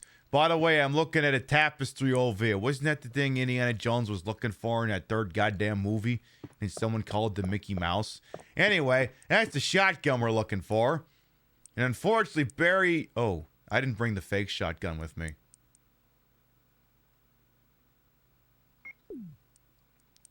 You know what? Leave it there. Go back and get the fake shotgun. Because unfortunately, Barry is sir not appearing in this film, and he won't come save my ass. Yeah, if only there was a free open OS from Finland. It's exactly the iOS, but it's free. Yeah, I know. Gosh, if only that was the case. If only. But, I don't know. Of course, I'm also working in a company that's like, everyone wants a MacBook. I'm like, how about they go fuck themselves? Yeah, but now we've got all these spare MacBooks we're not handing out because you convinced all these other people to do MacBooks. There's dead money if we don't hand them out. Yes, but if we hand them out, then we have to teach people how to use MacBooks. And I don't even know how to use them. How am I? You want me to learn how to use a MacBook? You gotta hand me one as a private citizen I can use as a plinker. That's the only way I'm gonna learn. I have not used a Macintosh with a degree of regularity since they were called Macintoshes. I have not reliably used a Macintosh since they were the candy-coated translucent ones from like 1999 or something. I could not tell you the first goddamn thing about their work. Something about sudo and Linux. You volunteer to help yourself, Queen, train people use the Macs. Actually, I would just prefer to be completely ignorant as to how they work. It's one of these things I would prefer not to know. But yeah, Twitter, or I'm sorry, X. I'm sorry, you know, there's another dead naming thing to talk about after that. So yeah, you do realize, X, like, you have, like, no engagement over there, and everyone's a fucking Nazi, and just, like, there's no point in advertising over there, but, you know, I don't think it's about the reach. I think it's about staying in President Elon's good graces. I think that's what it is. You don't use it as all. I mean, I deleted. I mean, I was willing. I mean, for a while, I was like, look, why do I have to leave? He's the one who sucks. But eventually, it reached a point where it's just like, even I am like, all right, that's it. I'm headed for the exit. And I mean, if people use it, I mean, you know, if maybe you've got your own internal equation on how much bullshit you're willing to put up with before, you know, you got to pull the plug. But like for me, it's like, I mean, I couldn't even get engagement over there. I mean, I post a thing on Blue Sky, it actually gets traction. I post a picture of Tater, it gets like 150 likes. And it's just Tater. I mean, he's a good kitty, but like, he's just laying there doing nothing. It's like, oh my God, we love him. And it's like, wow, this would have gotten 3 likes on Twitter. And I got half as many followers on Blue Sky than I ever had on Twitter. Fastest way to get rid of Doge would refer to Elon as the president to Trump. Well, that's the interesting thing, Noxiana. So, like, there was this picture that made the rounds like a couple of days ago of Elon continuously parading around the one kid that he's allowed to be around. And then apparently he's also holding hostage from Grimes. But anyway, we're like, apparently he was in the Oval, Trump sitting at the Resolute desk, and Elon was standing to his right. And I guess his kid was with him. And like the headline was something like, oh my goodness, it's so nice that Elon is taking his son to work. And I was like, wow, I didn't know Trump was his kid. That actually explains a lot now that I think about it.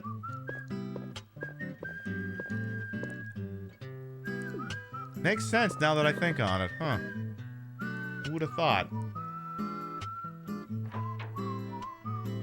There's a whole video of Elon's kid telling Orange Man he's not the president. Yeah, that too. That too. There's a little bit, actually, you know, now that we're on that topic, I'm not going to pull out an entire Cody Shody. I'm going to pull up a video from some mornings, but we're only going to watch like a couple of minutes of it here. It kind of speaks to him and his kid here. Give me just a second. Hey, calm down here. Where's the part I'm looking for here? It's... Okay, I think this is the part I'm looking for here. They did a video last week about Elon thinks we're all so f***ing stupid. And it also pointed out that he's a shit-ass gamer and that actually he's just a fucking huckster who's horrible at everything. But... Do we have anyone who could clarify this? Yeah, I guess so. All right, we got mini-me here. Yeah, We're in SpaceX and quietly just do whatever we want. Not this part. We're what's getting your there. assessment? Did this work? Is he gonna win? Yeah, it is. Not for now. No. I think it's done. You think it's done? Yeah. But never know. Huh. I'm not fluent in child. I'm taking night classes, but did Elon's son just say, at SpaceX, we quietly do whatever we want? And then, when Elon said he's confident about the election results, did the child say, they'll never know?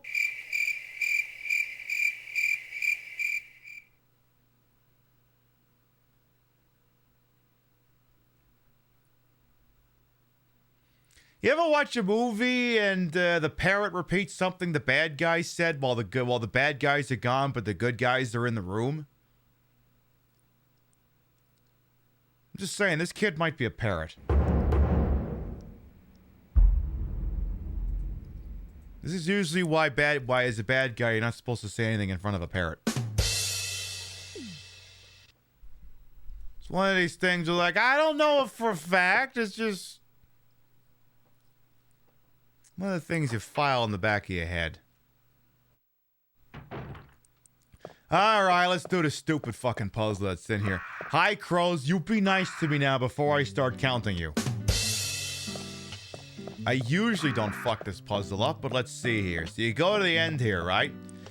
The picture is entitled The End of Life. There's a switch. Will I push it? No. Yeah, apparently the kid's been getting mouthy. Picture of a bold-looking old man. No. So, shut up. Shut up, crows. What do you think? You're the goddamn Beatles or something?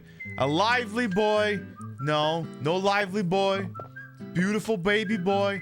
Infant. I think infant's the first one. I just like taking stock here.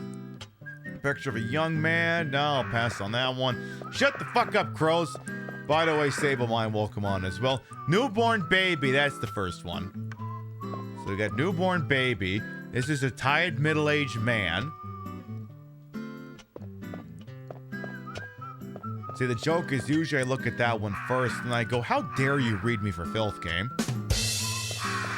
Okay, so we did newborn. Then we got the infant. Then where's the lively boy? Is that this one? Picture of a lively boy. Then I think the one over here is the young man. Picture of a young man. Can you do with the thing I said, young man? He's a sycophant for Trump. This is the Village People. And they're ruined forever, except it's just the lead singer who's a shitbag. There's a schism in the Village People that the one guy who's still with the band says Trump's pretty based, and then one of the guys who was in it before says, no, he's a fucking idiot. Don't listen to him. Anyway, now I think we do the bold-looking old man.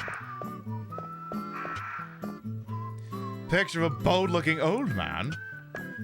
In general, your belief is leave the kids out of it, but you also think they're parrots. Right, like, I'm not gonna make comments about insulting the kid or whatever. It's curious the things that kid is saying. It's an interesting window into the mind of a monster. The end of life is a switch below. What happens when I push it? Oh my god, we did it right. Also, was there anything stopping me from just lifting that painting up and looking behind it? Was there anything actually stopping me from doing that? Yeah, the Village People guy is a pick-me gay who thinks the Republicans won't come for him. I mean, look at every other international right-winger that Trump is now fucking with, who is lording. Actually, Trump will come for your happy ass. Like that's the thing. Like, so many people were applauding Doug Ford for being like, I'm ripping up the Starlink contract if you're gonna put the tariffs in. And then the minute that Trump reneges on him, he's like, all right, the contract is back on. He's toothless and he has no principles. And like the next day, he gets caught on a hot mic talking to supporters, right? And he's like, yeah, I was excited when Trump got in, but then he did all this. He stabbed me in the back. I'll never trust him again. And it's like, what the fuck did you think was going to happen?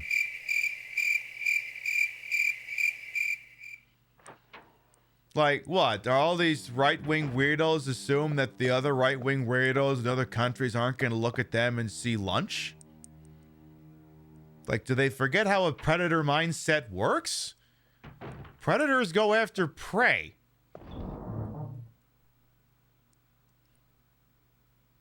And anyone who is not America and they perceive as being below them in the food chain is prey. That using reciprocal tariffs is a solution to inflation. Yeah, that guy's got a real hard-on for William McKinley for some reason. And the only thing I remember about William McKinley is he stopped by Niagara Falls and he got shot. So I guess what I'm saying is, Donald Trump, if you could be so kind as to visit... Wait, what's that? My lawyer has advised me not to finish that sentence.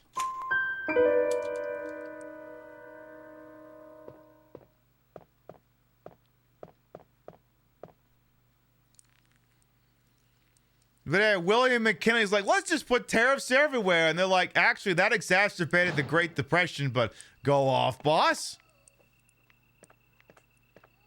Like, it legitimately did make things worse. Like, you would know that if you watched Ferris Bueller's Day Off. When he's boring the hell out of the kids, he's talking about the Smoot-Hawley tariffs. McKinley is one of them Ohio presidents. Yeah, he's probably one of the ones from, you know that Simpsons bit where they're talking about the forgettable one-term presidents? McKinley's probably the one of the ones who's in there. Anyway, I figure I'll put two of those things in there and I'll come back later.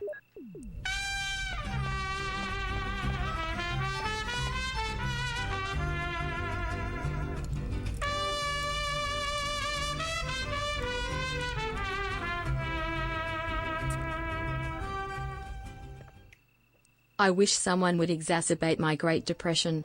Lamal, good morning, Queen. Jeff Dead Noise, thank you for the 27 months. Welcome back.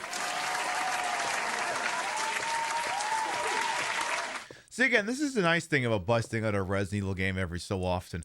Like, again, this is why I love playing games like this, Xanadu, things I'm familiar with, because the small part of my brain can focus on the game, and the rest of it can focus on trying to pronounce Skibidi. Like, that'd be my mafia name, and it'd be like if I was pretending I was a character from, like, Goodfellas or something. Like that iconic shot of Ray Liotta when they transfer from, like, him as an adolescent to him being an adult, and he's wearing that gray suit with the untucked shirt, the pinstripe black shirt on this gray suit, and he's having a smoke, and his hair is all slicked, and he looks fucking iconic. My mafia name would be Frank Skibidi. That's what it would be. Frankie Skibidi. Pib, that's not how it's pronounced. Do I look like I give a fuck? Do I look like the sort of person who cares? Also, I think I meant to stop by the item box. Well, I guess I could grab that. May as well do that. Frankie Skibidi works in plumbing. No. He works in construction. He's a union delegate. He makes sure all the workers are getting taken care of. That's what he does. He's a union delegate. That's what. All right. I feel like I can't talk this much about Goodfellas and then not. Pev, you're pulling out the honest trailer for Goodfellas, aren't you? It's like you know me.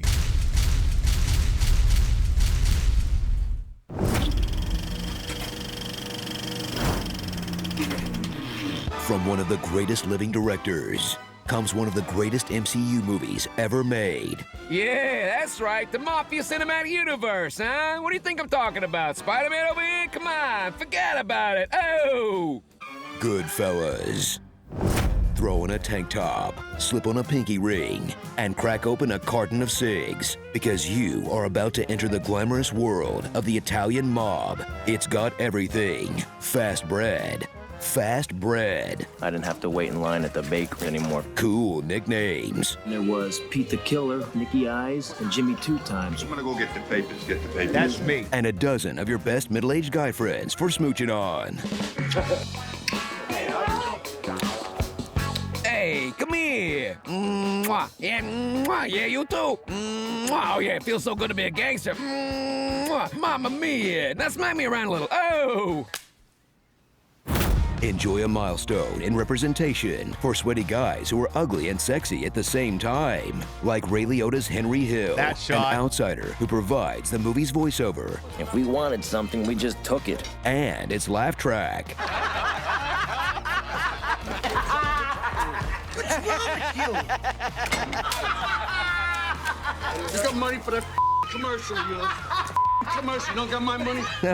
It's funny because it's someone else's pain. Follow along on his Rico-themed masterclass as he takes you from small-time punk to professor of hoodonomics until he's brought down by a Joe Pesci-sized mountain of cocaine. Oh well, at least he learned his lesson. Get to live the rest of my life like a schnook. At least he regrets his choices? It was a glorious time. At least he was slightly more willing to clean up other people's blood? That was the first time I had ever seen anyone shot. Vito, get a towel. See? Good fella. But Henry's not the only mook in this Mookie. Before he was the Irishman, Robert De Niro was this Irishman, Jimmy Conway. And before Scorsese could de-age that mug, they just said he was 28, and we all went with it. He couldn't have been more than 28 or 29 at the time. Then there's Joe Pesci's Tommy DeVito, who combines the body of Danny DeVito with the berserker rage of Wolverine. Make it happen, Feige. Lorraine Bracco shines as Karen Hill, whose Karen side only comes out when her husband's side chick is involved. Queen. Mr. Superintendent, I want you to know, sir, that you have a living in no. Otherwise, she's one of the all-time greats at ignoring crimes. I didn't think there was anything strange in any of this. What happened to your car? I hear skunk, Karen, all right? Come on. None of it seemed like crimes. And supporting them all is a legendary cast of, hey, I know that guys, like that guy, and that guy. If you're wondering where you know half the that guys from, it's The Sopranos. It's always The Sopranos. We gotta play that game sometime.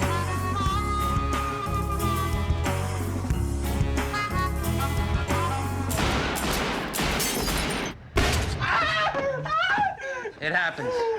Strap in for a film packed with great characters, incredible cinematography, and more quotable lines for dads than a classic SNL box set. I'm funny how? I mean, funny like I'm a clown, I amuse you? To the point where you won't really care there isn't a plot. Just 2.5 hours of crimes and vibes. But if you dig a little deeper, you find the story of a resilient kid who survives a tough New York childhood, only to take dangerous amounts of drugs, get a new suit, join a powerful organization, and do whatever it takes to protect the people he cares about the most. We're on our own. Forget everybody else. Because I'm with you to the end of the line. Oh, I could do this all day over here, capiche? On my mother's grave, there right there, is America's ass. So suit up for a film with more headshots than a Call of Duty deathmatch. And more slurs than, well, also that. Just stole my truck. N-word. Here for Gamer you know word. who goes to jail? Stick up, man. N-word. That cheap cigarette hijacking. As this Italian fast-talking slur, I mobster think. draws the audience in, seducing you into his evil world until you realize, just like Henry, that you're trapped, paranoid, and 6 ways from Sunday. In another Scorsese film that glorifies violence and toxic masculinity. As long as you ignore all the subtext, trust the unreliable narrator, and don't watch the last 40 minutes. But hey, there's plenty of entertainment out there for everyone. Perhaps you prefer something simpler, like a cartoon. What am I, a plate of dry steak butt meat here to amuse you? Yes! Starring B-Ray, Do Crime, Whack-A-Mole, Die Cousin Vinny, Bronco's Modern Life, Boss Hog, Hell to Pay, Unhappy Feet, 2 Coke Girls. Oh man, I shot Stacks in the face. Oop. And the most in the movie, until Scorsese beat his own record with Casino and Wolf of Wall Street. How the am I funny? What the is so funny about me? Get the out of here, Tommy. I almost had him. White Menace to Society. I love the good feathers. And it's kind of weird, the same year this came out, they made another movie about the same mobster starring Steve Martin. Is that so? Honestly, Goodfellas is a classic, but it's seriously lacking merengue. That's very true.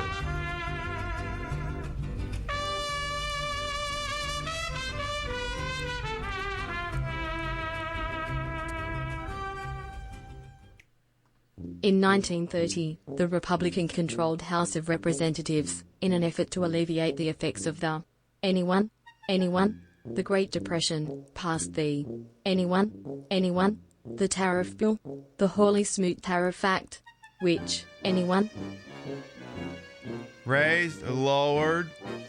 raised tariffs in an effort to collect more revenue for the federal government.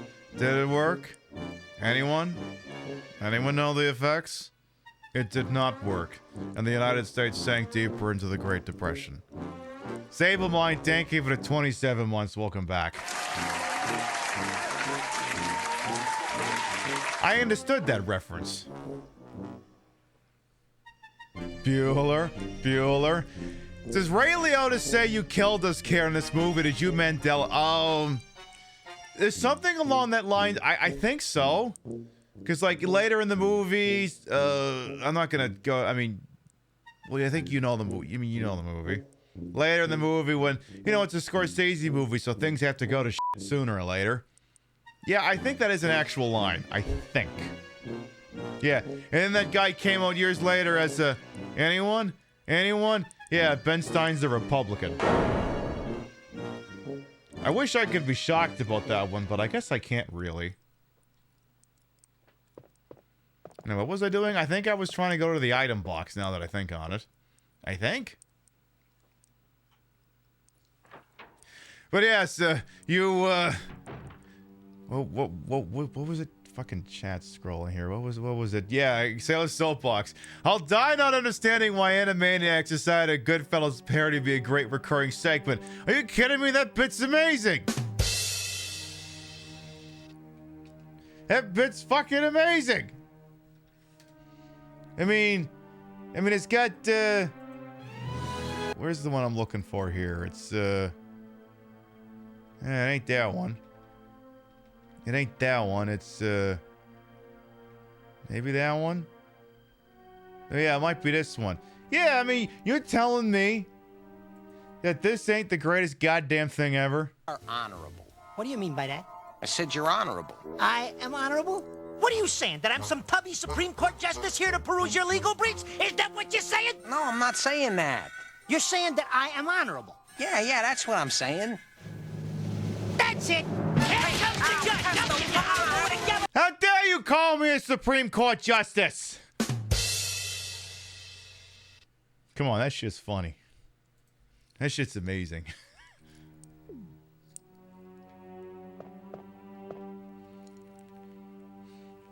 Yeah, that's it! Yeah, I think we were playing a video game at some point. Yeah, maybe. It's possible. I'd have to double check. Records are kind of spotty. I guess I could take the bullets back. I could put the weed back in here. I don't know. Maybe I could save. I don't think I've saved it all tonight. Maybe I should do that. I don't know. It might be a thing worth considering. Your mileage may vary. How about the Animaniacs bit about guns in America? I did not I gotta go back and rewatch classic Animaniacs. It's been too long. 2015. You just love the idea of the Scorsese statue in Central Park. Exactly! Very Stormy, how you doing? Well, come on in. You've been here for a minute, but nah. Oh, it's the modern Animaniacs. I gotta watch that too. I assume all that shit's on Hulu, because I think it was before, and we got Hulu for like $12 because it was like a Black Friday deal. It was $12 for the whole year, so I'm like, okay, even if I only watched 2 things, you could do worse for $12, I figure. You was partial to the wheel of morality bit. I know, wasn't that just so... Pib, you're not doing what I think you're... Maybe? It's that time again. To get our rabies shot? To make bubbles with our spit?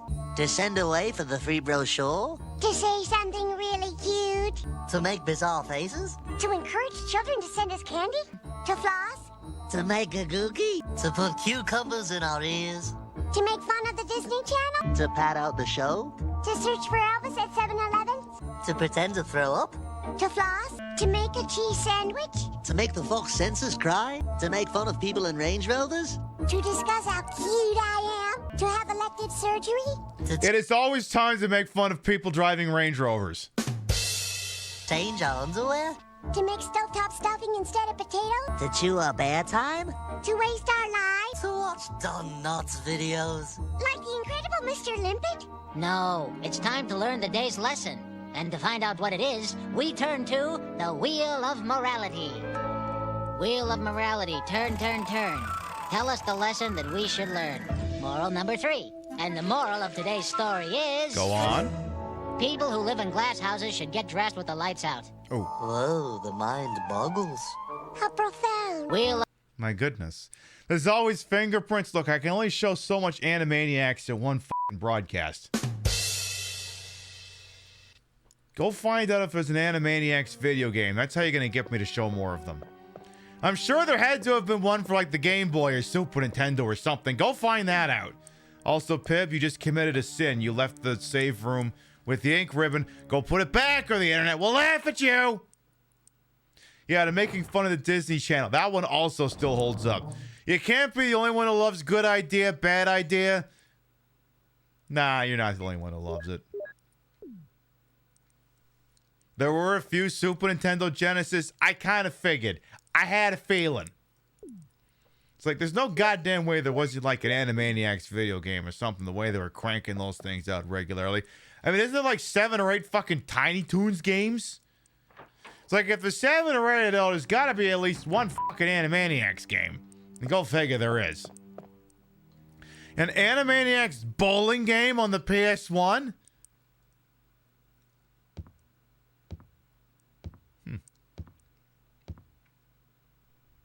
Good to know, I suppose. Did not actually know that. It was the licensed version of 10 Pin Alley. You had me at Animaniacs. So at least we got that as an option, I suppose. You used to have that bowling game? Nice! Also, hey, fuck off! Fuck off! Fuck off! Here's what I want to know. If Acclaim hadn't gone out of business, would they have... In addition to make a titty version of Dave Mirra, would they have made a titty bowling game? And why isn't the answer yes? That's what I want to know. That is the question that preoccupies my existence. Oh no, it's the... Wait, this is the room in the sequel that's got... Not the sequel, the remake. That's got the bees? I'm pretty sure this is the one with the bees. Also, ooh. Researcher Will. I would have thought maybe he would have put his title after his name, but all right. Researcher's Will.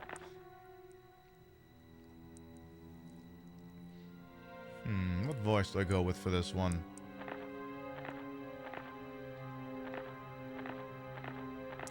How about...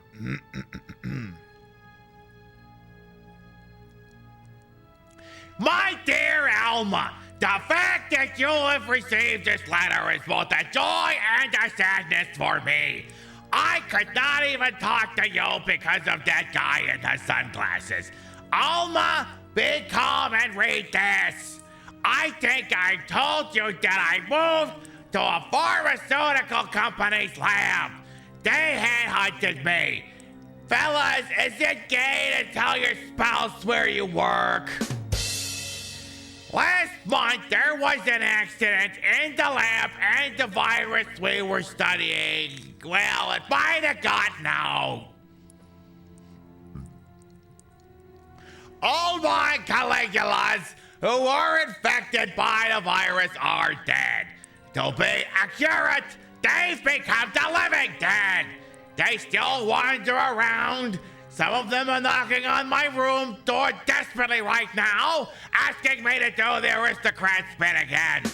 But there's no sign of intelligence in their eyes, which means they work for the Fox Corporation. That cursed virus takes away all humanity from the human brain. Love, joy, sorrow, fear, humor. Again, the Fox Corporation. Eternally. And Alma, even the memories of the days I spent with you.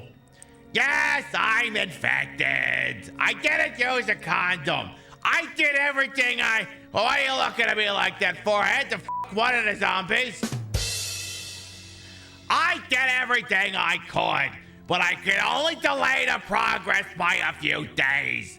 The most frightening thing is that I forget more about you by the day. My spank bank is getting dry. So I chose a peaceful death rather than becoming the living dead. Within an hour, I will have entered my eternal sleep. I do hope you'll understand my decision. Goodbye and forever yours, Martin Crackhorn. P.S. Please don't change your name back. The Crackhorn legacy must live on. Ah, damn it, you are changing the name. Fuck!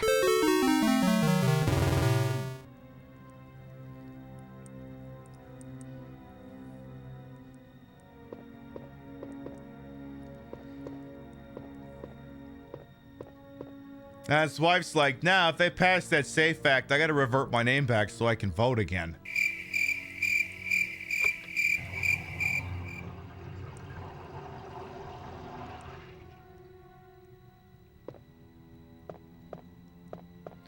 The Gilbert Gottfried accent was popular in the mid-90s. I know. All right, let's go ahead and get the stupid thing that's behind this armoire here. It's a fucking plate thing, right? Oh, it's just shotgun shells.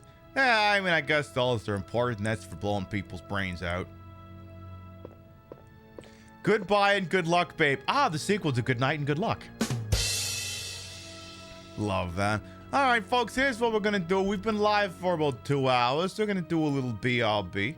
Permit y'all to get up and stretch, use the rest facilities, grab a refreshment, whatever it is you got to do. When we come back, more Resident Evil. We'll be right back. Who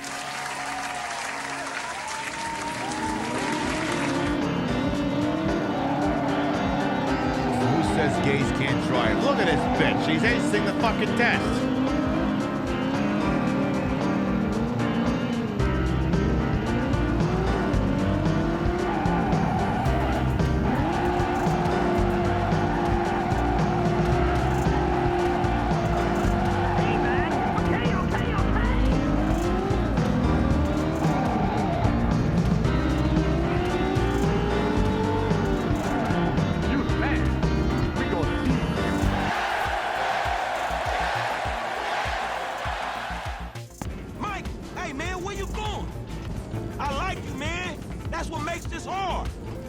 I mean, liking people usually does make things hard.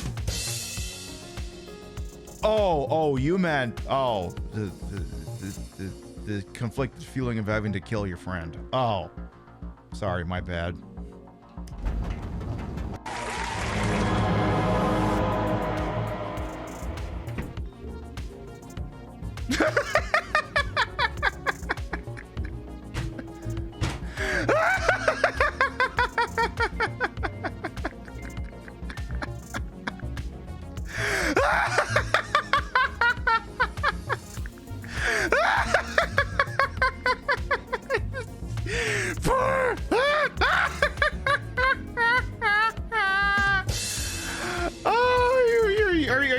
Serious right now, game?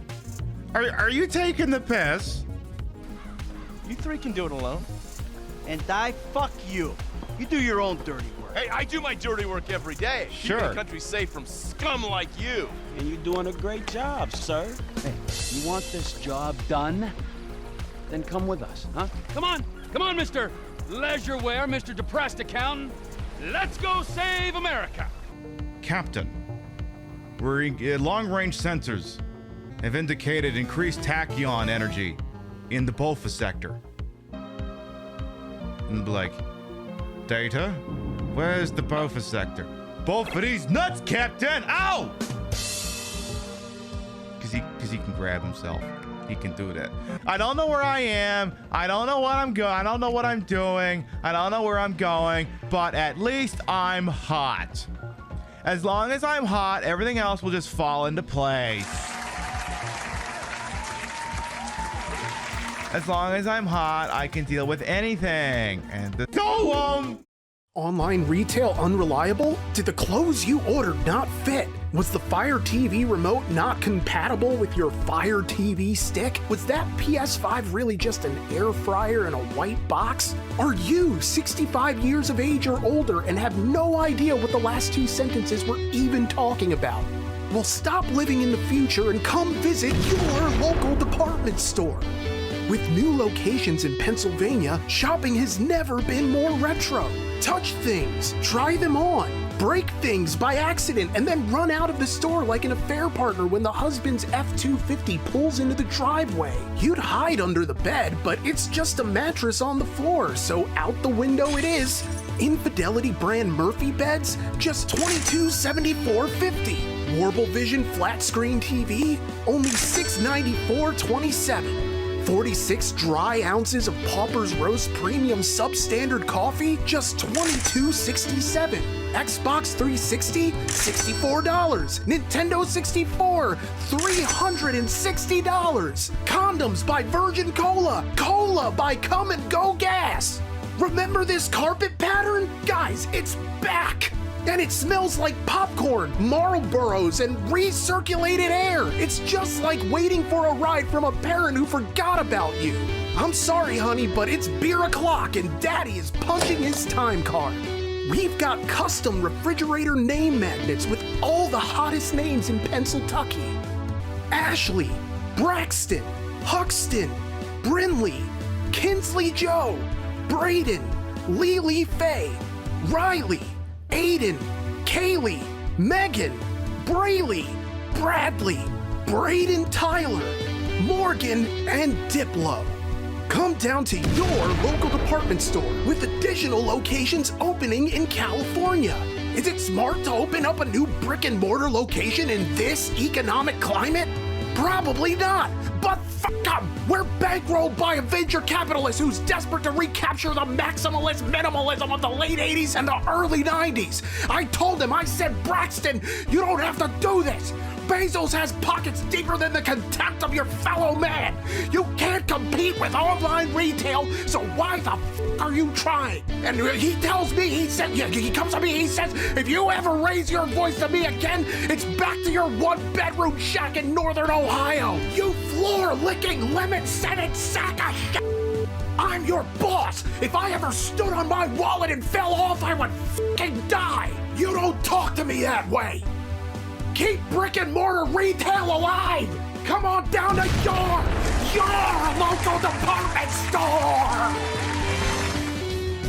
Well, before we do that, let's go on down to our local Pep Madness tournament. Tonight's ongoing matchup down in the Modern Region is a polarizing one that sees Mortal Kombat 1 for the Switch going up against Duke Nukem Forever for the PlayStation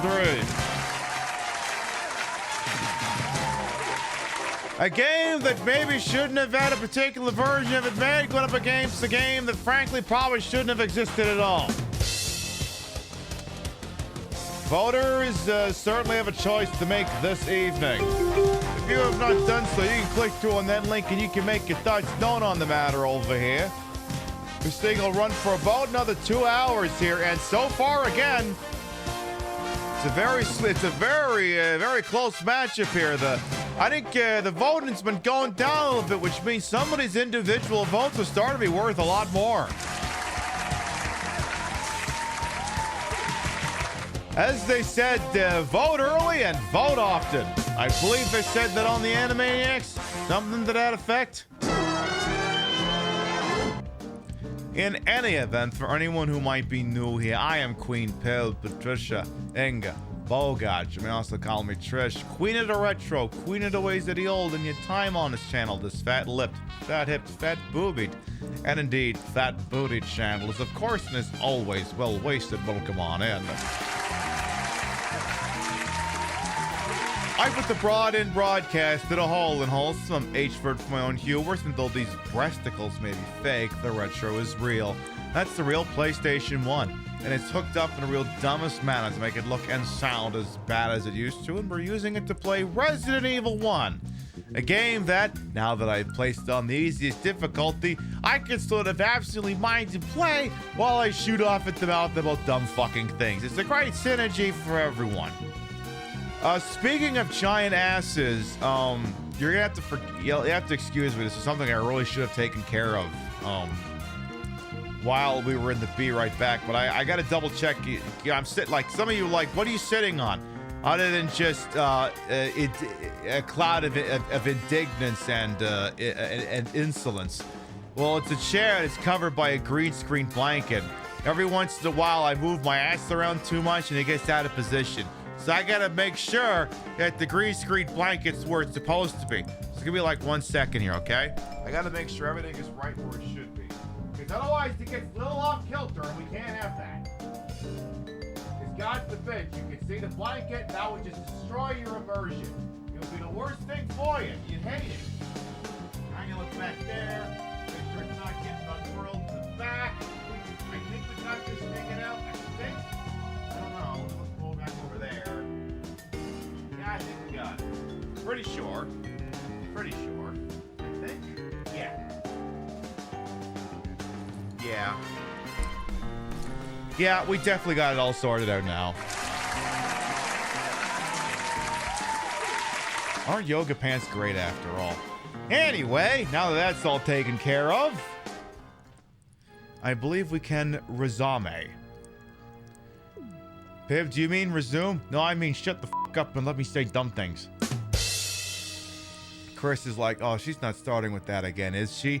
Yes, she is. Deal.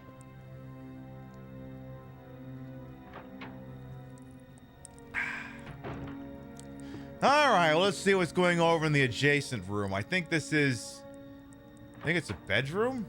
Like a really small shit-ass bedroom? Yeah, this one. I think there's a zombie in here, too. I think. Could have sworn. Well, there's a genuine Felix lighter here.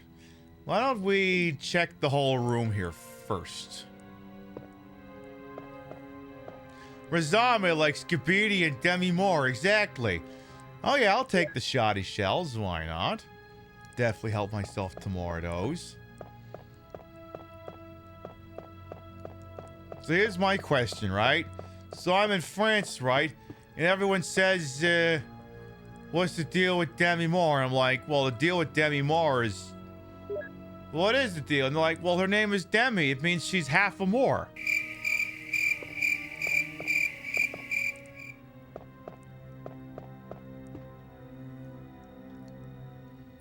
It's a smart joke. You might get that one tomorrow. Tell you what, and here's the problem playing with Chris. Again, his inventory is full. So that's why you have to keep running back and forth. So this is like the one time where maybe the inventory technique from like Resident Evil 0 would have made more sense. Because then I could just leave shit in the fucking hallways instead of having to constantly run back here. I mean, for Christ's sake, he's got 6 inventory slots. That's actually the same amount you would have in Resident Evil 0. At least in that game, I can choose where to put the items, literally wherever. In this, however, I gotta put them all in a fucking box. Again, the indignity of it all. As a programming note, I do need to make a habit of mentioning this more often. We'll be taking some shows off. We have not taken a mini break in... When the fuck was July? So we're going to be off on Sunday, next Wednesday, and next Thursday. Because, you know, every once in a while, like, I love sitting in this chair. I have a fun time talking to you people and playing a dumbass video game while I sit in the chair. But, you know, sometimes you just got to take a break. And even if you feel like, I don't need a break, when you take the break, you're like, oh yeah, I actually maybe needed that break. So, you know... Nothing's going on, but, you know, we're going to be proactive about it and do the sensible thing. You never know. I mean, Christ, there could be, I don't know. Maybe I got a screw loose or something. Who knows? Yeah, when was July? It literally felt like ages ago. Right. So, if it's been July since I take that kind of time off, I should probably take some time off. That's what I'm going to do. get some R&R, do some retooling, maybe think of some new bits, you know, the usual litany of things that we do around here. All right, let's go back into that room and go get that goddamn thing. Now, one of the topics we kind of shot off at the mouth about last night was discussing remakes and whether or not most of them are trash. Spoiler alert, most of them are kind of trash. But, and I use this as a jumping off point, I think I have the Resident Evil 4 remake both for Xbox and I might even have it for Steam. And I just have, like, no real desire to play it. Like, I'll probably play it at some point just to say that I did. Because, you know, I guess, you know, Resident Evil fans should probably make an effort to play the new Resident Evil game. Even though it's like, what, gonna be 2 years old soon? Something along those lines? Probably should look into that sometime. You think Code Veronica needs a remake the most? No, I don't disagree with that. But like remaking Resident Evil 2 and Resident Evil 3. You could make an argument for that because the remakes at least play vastly different to the originals and are presented in a different manner.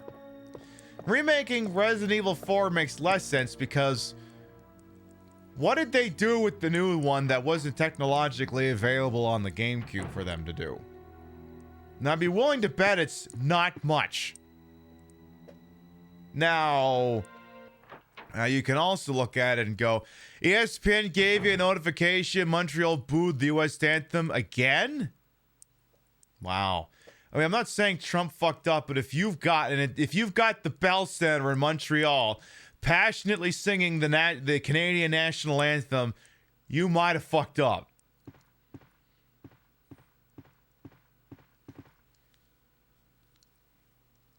That's like getting some racist person from the South to actually give up, well, not completely thematically, but getting them to give up the Confederate flag. Like, you have to understand, Quebec wants to be its own separate entity. It wants to separate. And it's looking at this and going, look, the only people who fuck with Canadian sovereignty is me, and maybe Alberta. Nobody fucks with that but us. So, clearly we need a Resident Evil remake. Like the thing too is like the Resident Evil 1 remake.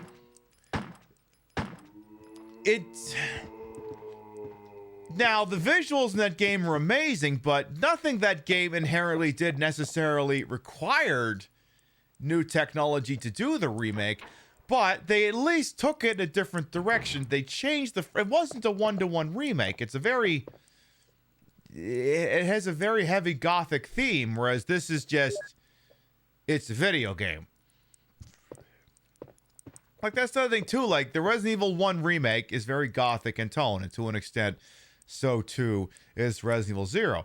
Resident Evil 4 is camp as all hell. Resident Evil 7 is narrow in scope and grindhouse as fuck. Resident Evil 2 and 3 remake is, the theme is they're remakes of Resident Evil 2 and 3. Now, Code Veronica would benefit from a remake for two reasons. One, as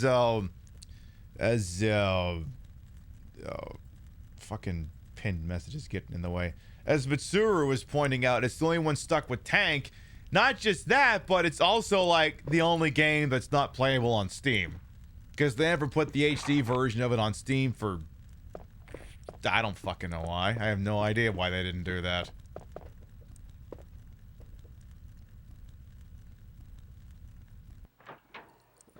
Like, a remake of Code Veronica makes sense, which is probably why they won't do it.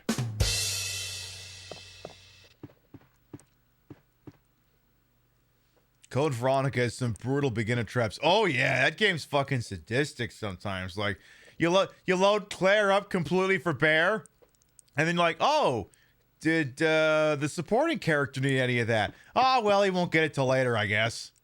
Oh, well, I'm sure none of that'll have been tremendously useful anyway. So yeah, Code Veronica would benefit from it because, I mean, even if you took it from, say, a pseudo fixed camera angle, fully 3D rendered game into an over-the-shoulder type thing. I mean, there's not a lot of options for playing that game. And I mean, I'm not gonna say no to a game on the Dreamcast getting remade.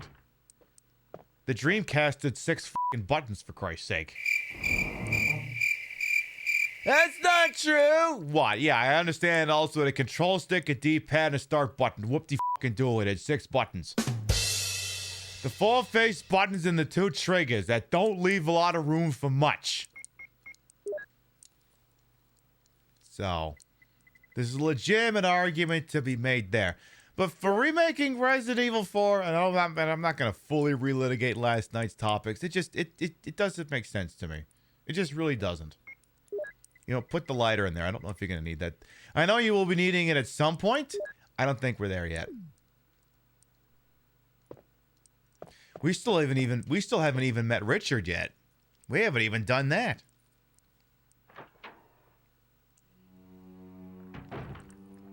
And yeah, the original Resident Evil 4 is good. Like, it's really good. Why did it have to be remade?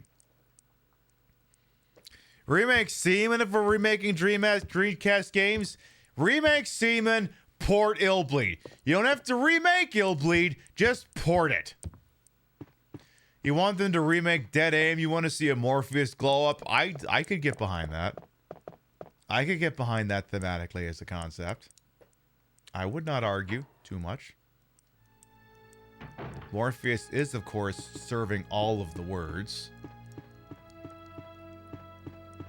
With their clickety-clackety heels and what have you. I was really hoping... Alright, I'm not gonna unlock this door. I ain't going through it yet. I just want to see if I could free up... Yes! One of these keys out of inventory. Also, who keeps using up bullets in that gun? You keep going into the menu and the gun's not fully loaded. Who keeps using those buttons up? Those bullets. Whatever the hell they are. It's funny how you played RE4 on a Switch and everyone was asking if you was playing the remake and you're like, there was a remake? Dad! You killed the zombie Ned Flanders! He was a zombie? Your favorite Resident Evil is the Resident Evil 1 remake? Again, that's valid. I mean, at the same time, too, like... Especially with, like, the first Resident Evil game. Like, it's very clear if you play Resident Evil 2 and Resident Evil 3 that there is a vast jump in not just the graphical quality, but the gameplay quality, the music quality, the voice acting quality. Resident Evil 1 is very much in a case of early installment weirdness. That's an actual category on TV tropes, but... Oh, come on! I had that one covered, you fucking idiot! Fuck off!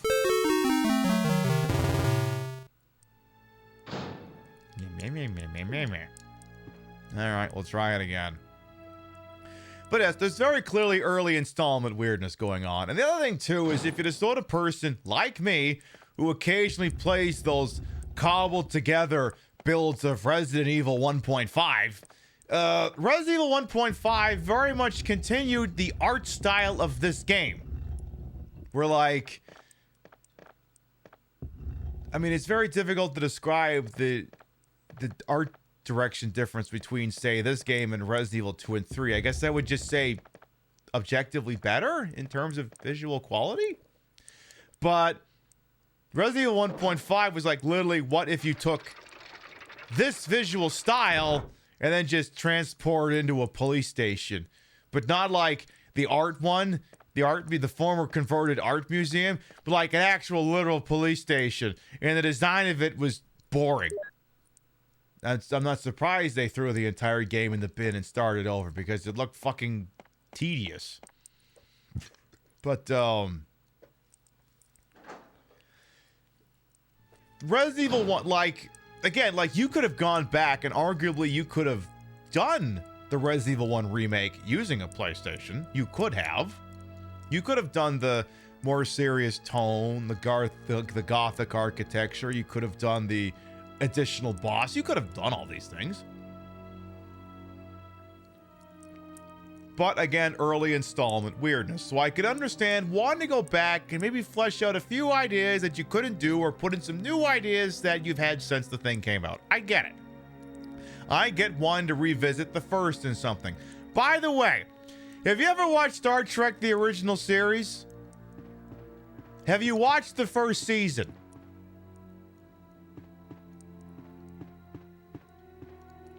The people who have already know where this is going. Like, all the uniforms are wrong. It's not even called, it's like called like what? The Earth Federation or the Earth something? It's not even called the United Federation of Planets. It's like Earth Force or something. Like the first season, like the vernacular is inconsistent. It doesn't track with what everyone knows at the time. Like, you know, because they were still figuring shit out. So a lot of the things in there were like, wait, what? They called it what? They called it what now? Was that when Kirk wore the green shirt? No, that's his casual uniform. That has nothing to do with that. But points. Points for that all the same. I guess I kind of got to deal with Richard's shit soon, don't I? Hey, a while. Let's dump out the Sun Crest, and then we'll go deal with Richard's bullshit. That sound like a plan? Good. The frequency with which you've had to explain to people that Resident Evil 1 through 4 are all just silly B movies, but you played them when you were 12, so you just thought they were scary, is exhausting. Yeah, that too. Like, I don't know. I mean, I guess there is a degree of B movie off of the original Resident Evil 2 and 3. I mean, yeah, there has to be. Otherwise, where the fuck did Resident Evil 4 come for, I guess? Yes, but the terrible demons. Ouch! Yes, we were still 2 years away from the masterpiece that is Spock's brain. Yeah. Oh, well, Harry Mudd was still there, though, wasn't he? He was in the first season, I think. Good old hardcore Fenton Mudd. Do you believe in divine punishment, Jim? Is Harry Mudd retribution for something we did wrong? And then Kirk just says, I can't think of anything we did that was that bad. You have only watched season 1 of Star Trek, so you don't even know a world where Chekhov exists. Because he didn't join the show until season 2. You're watching it like, where's the Russian guy who switches out the W's into V's? Where the fuck's that bastard at? He doesn't even show up in season 1. He wasn't until season 2. So I would also understand if anyone looked at that and went, well, what if we redid this, but just, you know, fix all the vernacular and what have you? That would make sense. He shows up in the movies. Yeah, you're right. That's true. That's very true. The point being that often, I mean, the rule with any work is, you know, if you look back on it and you're not, and you didn't think it was cringe, then it means you still are cringe. But no one will look back at things that they've done and go, it's 100% beautiful, and if you put it in front of me again, I would change nothing. Like, generally, that doesn't happen. Gotta watch season 2, then you can watch Mirror Mirror. I know. And then you'll understand what happens when we do the Mirror. We haven't done a Mirror episode version of the Queen Pib show in a while. We haven't done that. I gotta do that sometime. See, the beauty of it is you just do the Red Scare look, but instead of putting on the Ushanka, you just put the Terran Federation pin there, and then the rest of it writes itself. You don't even have to be playing a Star Trek game to do that.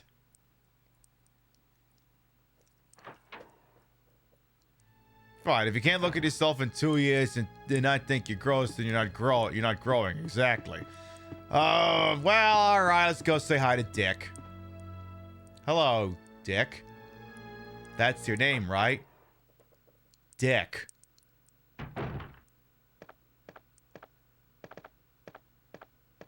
Actually, instead of saying hi to Dick, can I know you're actually sitting over there and you're dying, but like, what if What if I were to just pick up these herbs and then just, you gotta understand, I'm carrying a lot of inventory space, right? I gotta go put that away. I mean, God forbid I could talk to you and you could hand me 3 items. I wouldn't have the fucking room for it. I gotta go back to the item box and put those herbs away. It's the responsible thing to do, Richard. I'll be back in a minute. All right, Chad, who's got a good stun lock for me? Richard's like, no, please come back. No, I'm gonna watch 48 different Honest trailers.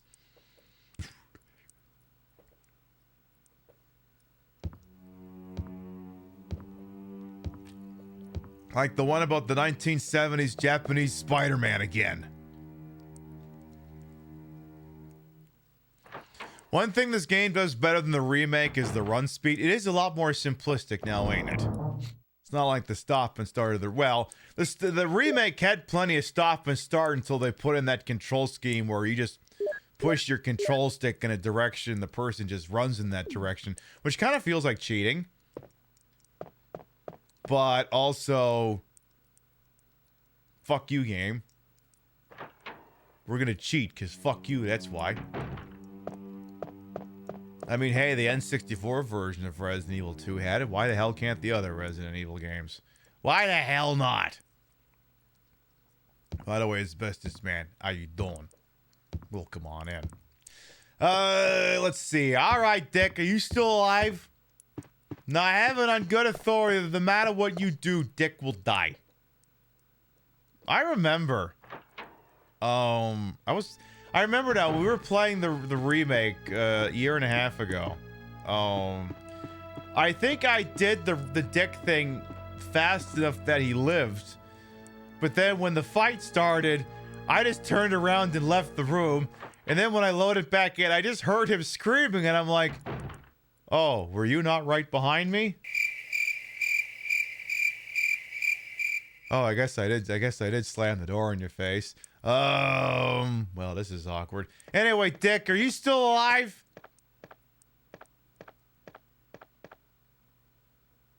Oh, maybe not.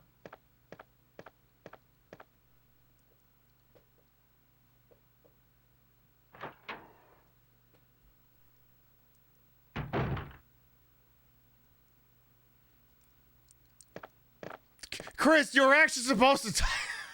I was expecting something to happen. Oh my god, is Richard dead? Did I literally take too long? Oh my god, it's Richard from Bravo Team. You didn't answer my question. Oh. If he doesn't need these anymore, then...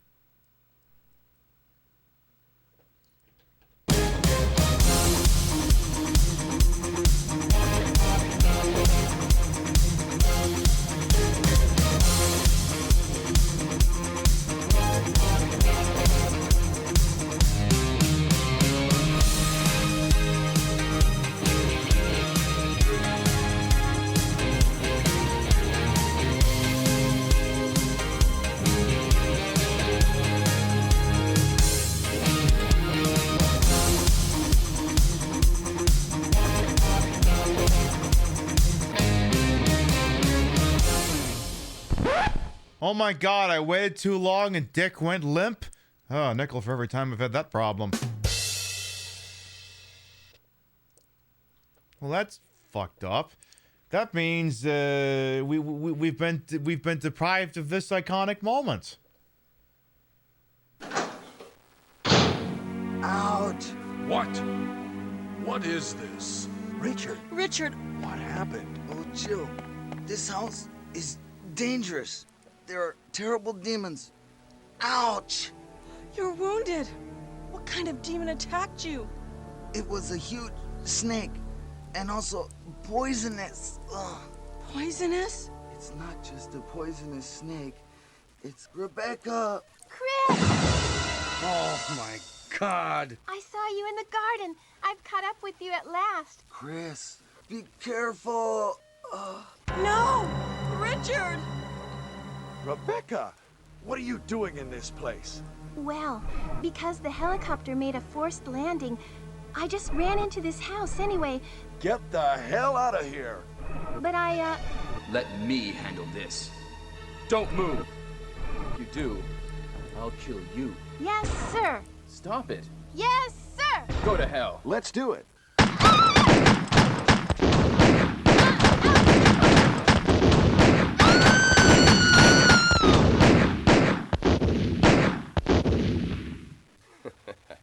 We are already into it over our heads. Richard! He's... Oh, I know. Anyway, let's get out of here. It's a little different from the way I remember it.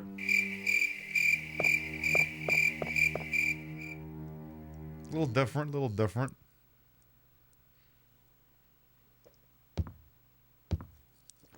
I'll have to wave that one through here. The old orgy one. Yeah, I know the one you're talking about. But that'd be flying a little bit too close to the sun even for this show. Turns out you could change the context of comments and it sounds like something completely different. Did Tommy Wiseau write those lines? He did not. He did not. Oh, hi, Dick.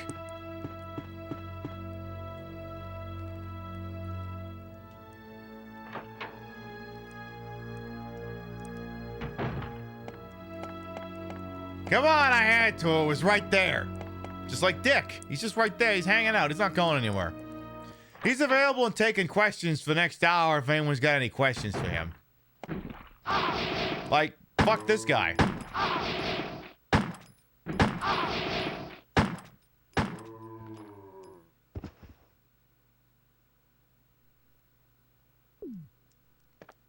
Rude. You know, you could have jumped me the first time I went through here, you dick. Now, I had to go back and get the lighter because you need it for this stupid room because painfully stupid arbitrary reasons. Because let's see what happens if I don't light the fucking thing. Because it goes, oh my god, there's a candle here. Also, apparently, I'm fully capable of seeing this ammo magazine in complete darkness. Oh, dictionary boy and Cappy will come on in. So apparently it's not that dark in here. So then if we go in here, right? Oh my god, there's another little armoire here. But it's too dark to see anything. But, wait. If it's too dark to see anything in here, how is it not too dark to see that magazine full of 9mm in there? Why is it too dark to see in there, but it's not too dark to see in there? Is this another plot hole? Okay, well, I'll light the candle. I'll do that. So I can't help but also feels like this much light shouldn't be getting into this room. Like, are we just violating the laws of physics at this point? Man, what the hell's in here? Shotgun shells. Yeah, I guess those are kind of important. The reason the actress who plays Jill looks so miserable in the opening FMV is because she was getting eaten alive by mosquitoes. It's method acting. Use it.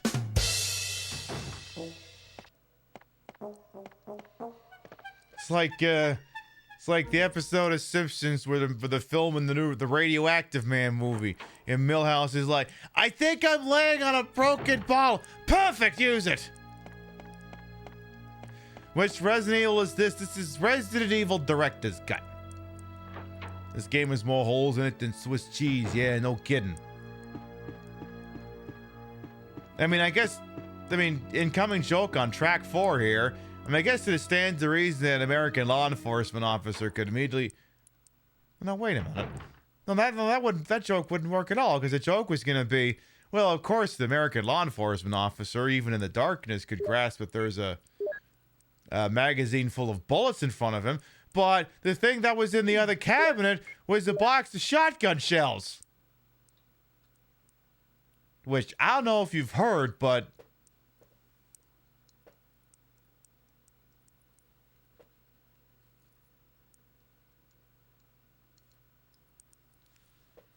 That's also ammunition. I know, it's shocking. So that bit wouldn't actually work at all. You love that the actress basically told Resident Evil fans to go away and leave her alone. I mean, you know, not everyone, you know, inside you there are two wolves. I am Spock and I am not Spock.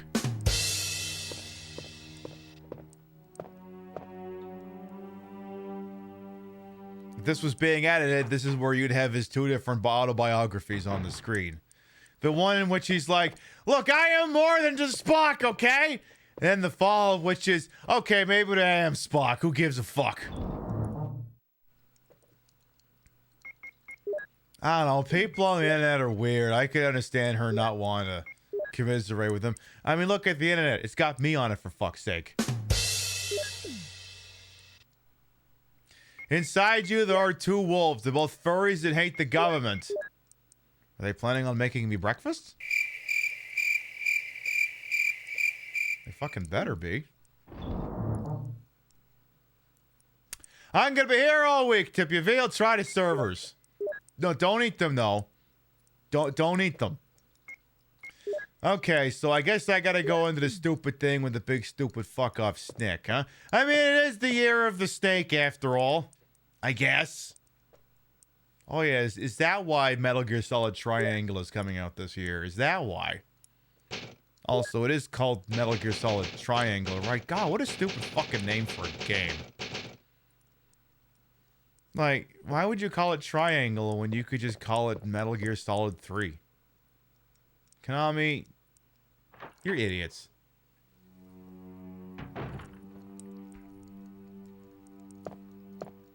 I just don't get it. Alright. Wait, I did put... Hang on. Did I put the ink ribbon back? You thought it was Delta? Ah, it looks like a triangle to me. Looks like a triangle from here. I look at the... God damn it, I didn't put it away. Fuck!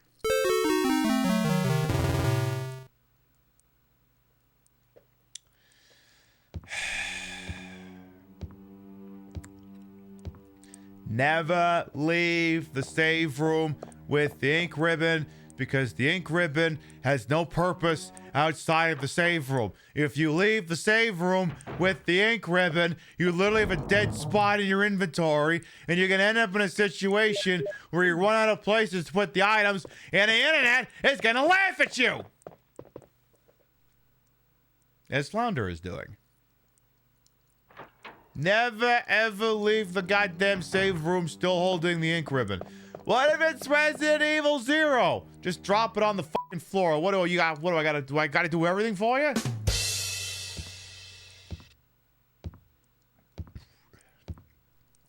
The highest amount of cutscenes in, yeah, Metal Gear Solid.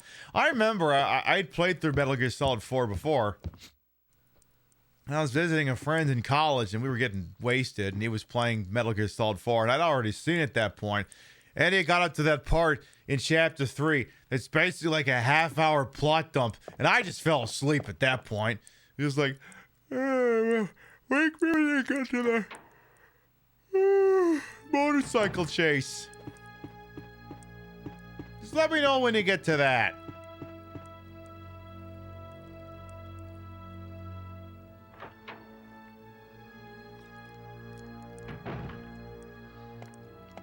See, I mean, maybe this Metal Gear Solid 3 remake also. That game does not need to exist. We don't need a remake of Metal Gear Solid 3. We really don't. We really do not need a remake of Metal Gear Solid 3. There's nothing in Metal Gear Solid 3 that justifies the remake. Just make a new fucking Metal Gear game. But it will be an interesting test to see if it can be filled with a bunch of superfluous fucking excessive writing that is desperately in need of an editor. Because usually that's Hideo Kojima's thing. I wonder if they can replicate that without him being around. Because there is too much going on in those games. It needs to be pared down a little bit. We have used the mansion key. Let's go see if we can get out of there without being poisoned by Snick. Can we get a remaster of Twin Snakes?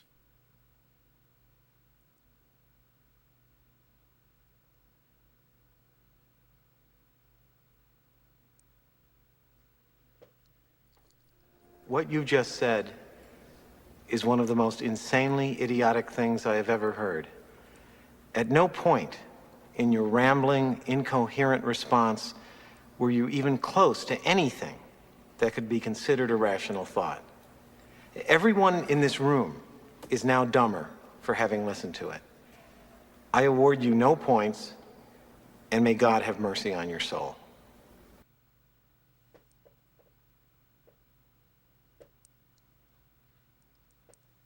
No, you can't have a port of that game. That game is staying on the GameCube where it belongs. I will engage in Twin Snake slander when we get out of this room. It's not so much a GameCube exclusive as it is solely contained, confined, quarantined on the GameCube. And before the Danger Noodle comes in, content warning, Danger Noodle. Just want to make sure there isn't anything fun in the corner here.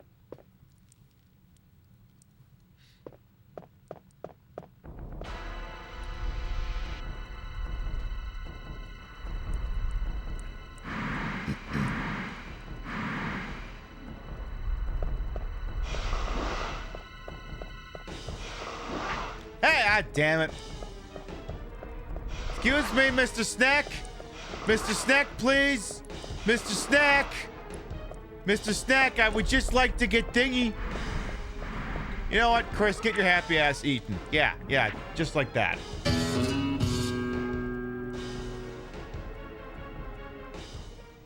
Wait a minute! Oh, I forgot. That button usually was the Metal Gear Solid noise. Oh, this one's still here.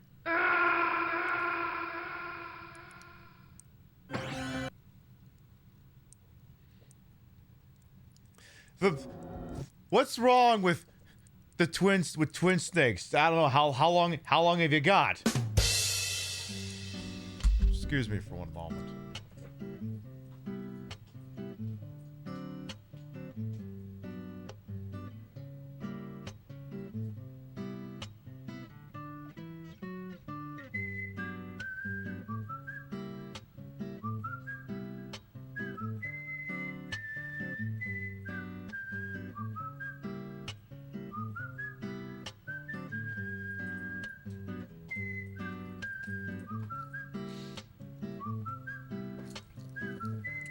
I'm gonna sit here and hold the stupid thing while I make comments about it. Where do I start with all the things that are wrong with this? First of all, the engine breaks the game.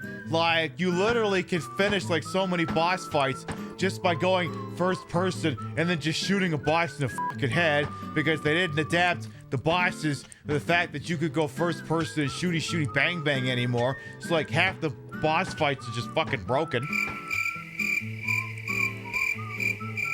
Also, there's not enough buttons on the GameCube to play the game properly, and the buttons don't work because it just imports the engine from Metal Gear Solid 2. And one of the things the PlayStation controller has is pressure-sensitive buttons. So what you could do, right, is you could have like the gun and you could point at someone, but maybe you don't want to shoot them. Maybe you're just sticking them up. And on the PlayStation 2, if all you did was just gently let go of the button, you would actually lower the gun. Now on the GameCube, those buttons aren't pressure sensitive. So if you want to lower the gun, you have to push another button so that you can let go of the first button. You gotta push like 3 buttons now. 2 buttons to drop your fucking aim as opposed to just letting go gently. Also, sound direction was not nearly as directed very well. All the fun accents are gone. All the rough edges are sanded off. Fucking, what's the name? Femshep, the new fucking Bayonetta, Jennifer Hale. All the charm of her character's accent is gone. doesn't say. It just sounds like everyone's doing a casual line read. Did I mention that the engine doesn't work with any of the boss fights? It just doesn't make sense in context. Also, the soundtrack is fucking atrocious. It was developed by Silicon Knights, which means it's got Dennis Dyak's fingerprints all over, and he's a giant fucking hack. He destroyed his own company by suing fucking Epic Games, alleging that some shenanigans with the Unreal Engine is why fucking 2 Human failed, and that's why I'm pretty sure you can download 2 Human for free on an Xbox now, because his company is defunct and the assets got fucking absorbed.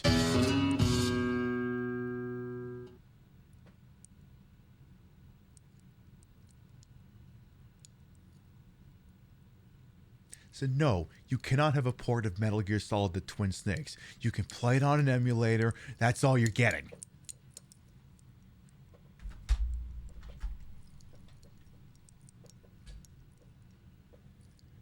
I had to do it. The fuck do I do with you now? It was right there. I was uniquely qualified to answer the question. Hey, Trinette as well. Welcome on, and how you doing? Yeah, the walk game and the farmers, you literally gotta hold B, A, and X at the same fucking time. How about Eternal Darkness then? Oh, well, that's a banger from what I understand. Never actually played it though. I gotta try it sometime. Well, that's the game that put Silicon Knights on the map, and then all the subsequent games went and took it right back off. They got taken off the map like it was the Gulf of Mexico. You're visiting New Jersey for the first time, and it's true. It sucks. It's true. It does suck.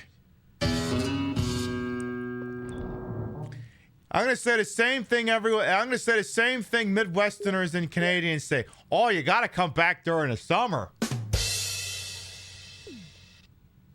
Oh, you got to do that. They changed the aim walk stuff with HD Collection too. Yeah, that's the other thing too. Like, I think the PlayStation 3 has pressure-sensitive buttons. I'm pretty sure the Xbox doesn't. Also, some of the complaints in the Twin Snakes also apply to the Xbox port of Metal Gear Solid 2. And by extension, the PC version as well. Legacy of Kain is what puts Silicon Knights on the map. Look, the underlying point is that Silicon Knights is no longer on the map, and it's a fucking miracle anyone remembers any of them at all. The original Xbox is pressure sensitive. Oh, okay. Makes sense. Yeah, you gotta come back during the summer, otherwise you can't get the good frozen custard. Exactly. It won't be as frozen. But I hope you're having as okay of a time in the oil and petrochemical state as anyone can hope to have in the oil and petrochemical state.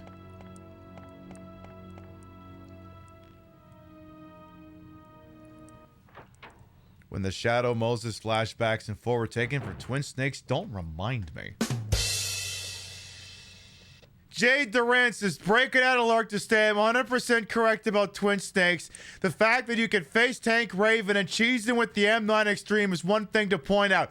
Thank you! I'm glad I'm not the only one who acknowledges that. Oh, I thought the zombie was still there. Those convos reminded you of how many games you actually didn't play to stare at the ads longingly? Yeah, I mean, we all got games like that where we saw maybe in a trailer or like a magazine ad or was covered in a thing. We're like, gosh, I wonder what it would have been like to play that game. For me, that game is sentient for the PlayStation 1. It was like, oh my God, it's never the same game twice. And really it is. It's just running around talking to people simulator and trying to get off a doomed fucking space station. But my, was that game fucking weird. I just didn't play it as a kid, so I had to go back and play it retrospectively and go, wow, this game is literally on all the drugs. I got to bring it back sometime. And it's true. We got to try that game again sometime. And I got to actually learn how to play the fucking thing. All right, let's bring up Mr. Year of the Snake here again.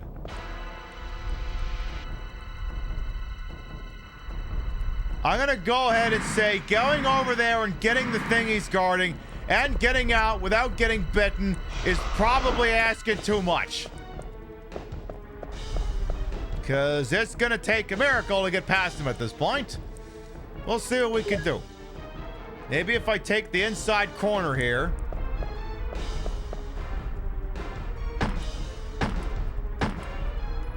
Wait. Oh, I was going to say, has he figured this one out? Uh-oh. Captain, they've adapted. Well, so much for that. Little help. Little help. Well, that worked out great except for the 3 times he bit me.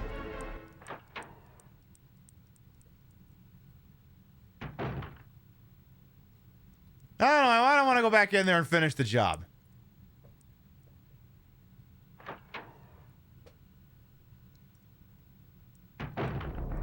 Oh, he is still in here. Never mind. I thought maybe he would have despawned.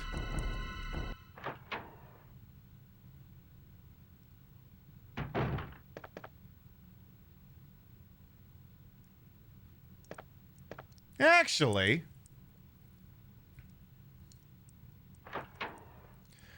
I will have you know that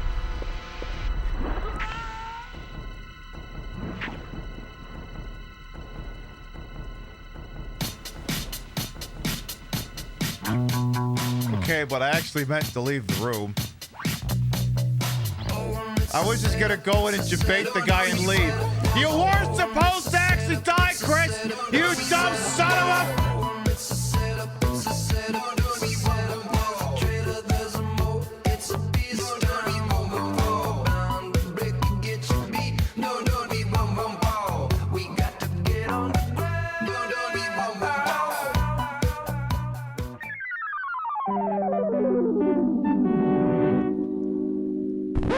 I continue to be working with fucking amateurs over here, I swear to God. Okay, the scripts did call for you to go in there, shake your butt at him, and then run out and leave. You weren't supposed to get eaten.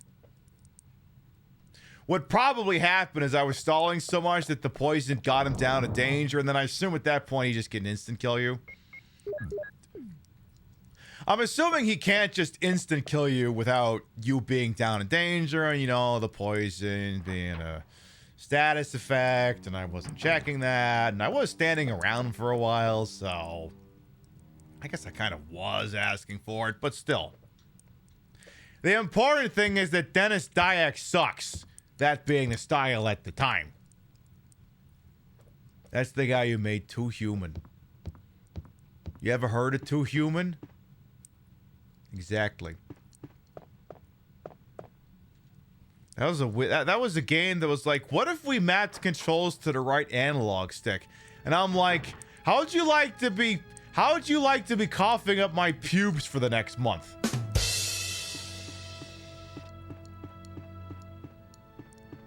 That is not what you do with the right analog stick.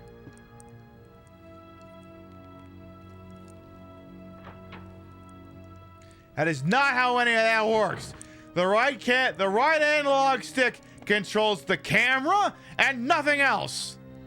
Hey, Smoxton, looking saucy tonight? Why, thank you. Being able to shoot his picture in Twin Snakes is maybe one redeeming factor. All right, I will grant you that. I will grant you that. At least there's that. Before there was Randy Pitchford, there was Dennis Dyack, and on a long enough timeline, if he hadn't completely screwed his studio, he would have just become Randy. In fact, my brain kind of blurs Dennis Dyack and Randy Pitchford together for some reason. I don't know why. I don't know. Maybe there's something about mediocre, high-profile man in North American video game development that just makes me confuse the two. Maybe there's something to that. I don't know.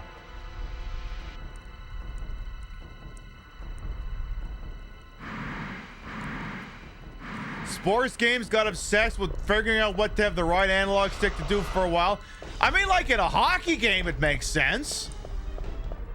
Like an NHL, whatchamacallit. It makes a lot of sense there. Because, you know, you got to move the stick around so you can hit the pass and everything else that fucking happens in Blades of Steel, right? In that context, it makes sense. I don't know, maybe in them fucking fight night games, maybe. Damn it. Help! I think we're stuck. Sorry, can you back up a little bit? Can you do like a little beep, beep, beep, beep, beep?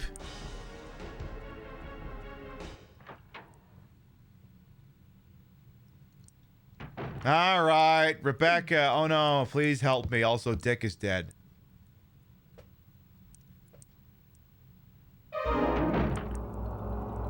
Chris! Am I poisoned? Damn it, give me serum. And this... I'm sure the serum must be there. I'll be right back. In this mansion, I'll have you know, we use a little word called please. Oh no! Chris is dying! Chow, what are we gonna do about that? Oh no! We gotta get over to the Lower West Side really fast! Really fast!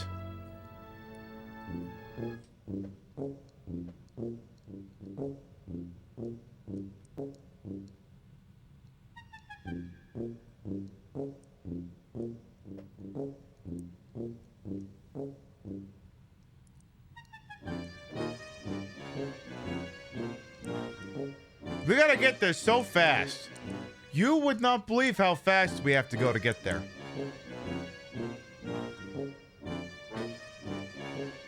But you know, we gotta take the scenic route.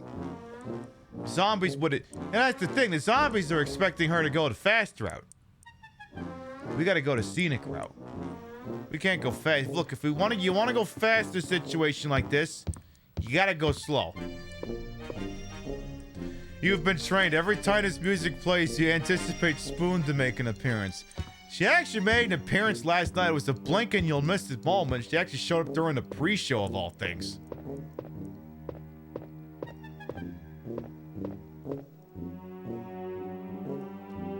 Again, we gotta rush. Chris might die.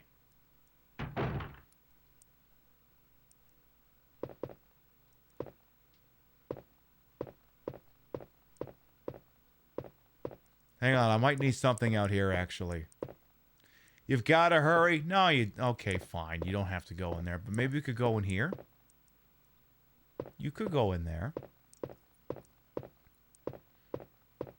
Something tells you he'll be okay. I don't know. If I stall really long, there could be an alternate universe where she's the one who shoots Ethan's wife in Resident Evil 8. Oh my god, Ethan! Pap, pap, pap, pap, pap. Rebecca, what are you doing? I'm sorry, Ethan. Punches him out. Maybe she needs to stop by the bathroom.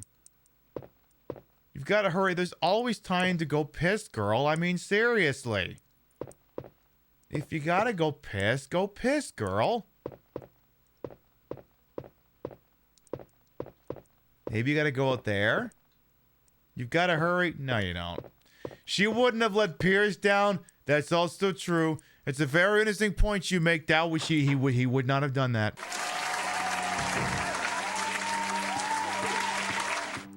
Would not have let Pierce down. Would not have done it. Does she even have a gun? Oh, I guess she does. Again, as you can see, we're in such a hurry to get Chris's serum. Damn it, give me serum. Like, what serum? What did you get bit by? How does she know? You know, anti-venom's kind of a very delicate thing. Like, depending on what you got, it's different things. Like, Daniel Craig was poisoned by the Digitalis plant in Casino Royale. He applies the wrong fucking thing, he's a dead man. You gotta understand, in order for poison control to help you, they gotta know what you took. What did you get bit by? She didn't fucking say it. How does she know what she's supposed to save you with? Anyway, I don't know. I feel like she should check what's out the front door. Oh, come on. Surely you can open the front door. Surely. There could be something important out there. You don't know. Maybe there isn't. Maybe there is. You won't know until you open that door.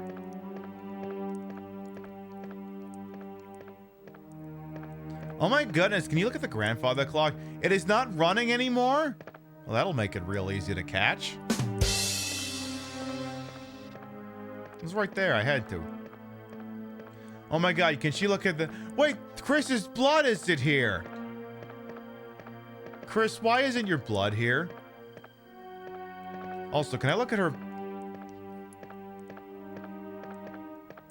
Looking at her feet. I want to tell if the movement is good or not. I think it's like doing like one of these things where like the movement animation... Is it synchronous? It's like one of these weird things where like the movement animation doesn't fully sync with the speed she's going, so sometimes it's like she's moonwalking forward. It's very weird when games can't get that right. It breaks my immersion! Pip, how could you be immersed in a game that looks like this? Good point! Hey, what's your idle animation? I know, again, Chris dying and all, but what's your idle animation? Oh, okay. Same as Jill's. Just figured I would check. Also, do you want to check on Kenny? Oh my god, he's Kenny from the Stars Bravo team. Or as you call it, your team. You watched the drama where the doctor was like, we don't know what the poison is, so we have to take this general antidote you made and hope it works? That's not how toxicology works! That's like the same school of thought that cops think that they could die by just being in the same fucking room as fentanyl. There is no such thing as fentanyl exposure. You have to be, you have to ingest it. Just say the word fentanyl and every cop in a room turns into someone flopping for an injury in a soccer game. Also, counterpoint, if she's supposed to hurry, why did the game let her go in here?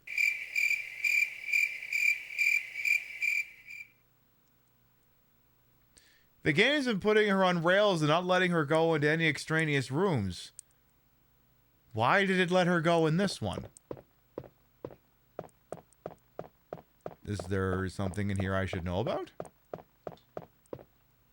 Going by the game's logic, she shouldn't have been able to come in here. An emblem is in place. Oh, she can't steal and get locked in here forever. Fuck.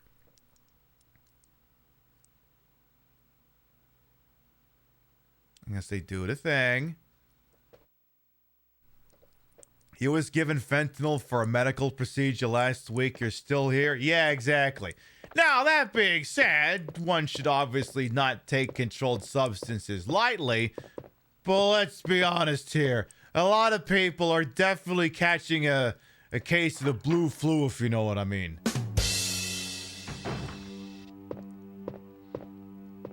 You think it's so you, the player, can feel the mounting pressure when you inevitably get lost in his maze? You know what? There could be something to that. Well, now here's what I want to know, right? So, if the piano room sort of empties out into the room with the stupid tentacle hentai plant, does that mean we can enter that room from the other end? Because, like, if we could get into the tentacle anime hentai plant room from the secret door room with the piano, it stands to reason. I understand, Chris, again, you're dying, but look, I got to investigate these things. If I don't investigate these things, who's going to investigate them? Robert Stack? He's not going to do it. She can't go in there, huh? Oh, all right, important thing is now we know. We got to know these things. We got to have a conversation about it. We got to figure these things out. If you're in a room with the Fenty and a cop, you know what makes you more nervous? Yeah, no kidding. Could there be some serum in here? Oh no, you've got to hurry. You've really got to hurry. Also, now that I think on it, probably good that I'm not playing this on standard difficulty. Can you imagine if I didn't bother to kill the zombies in here and she's only got a gun with one fucking magazine in it? Can you imagine? Be a pain in the ass is what that would be. Oh my god, did you get the serum, girl?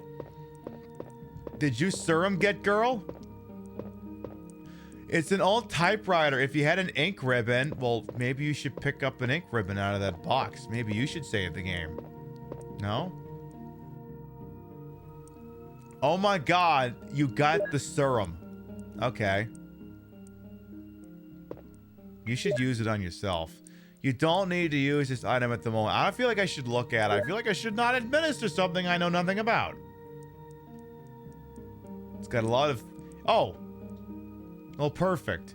Now we know it's serum because it just says serum on it. Oh, that's good. What kind of serum is it? I don't know. It just says serum. It just says serum? Yeah, that's what it says. What the fuck else do you want me to do? Oh...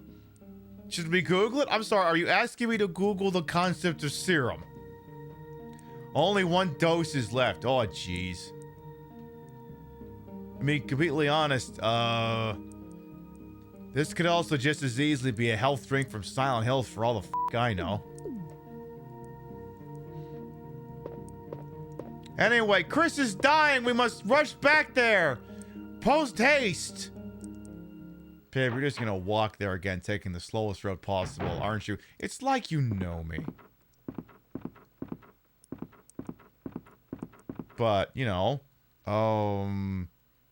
tell you what, just for the walk there, just for the walk there. No, don't play it there. Play the fucking MP4, you idiot. Yeah, play that one.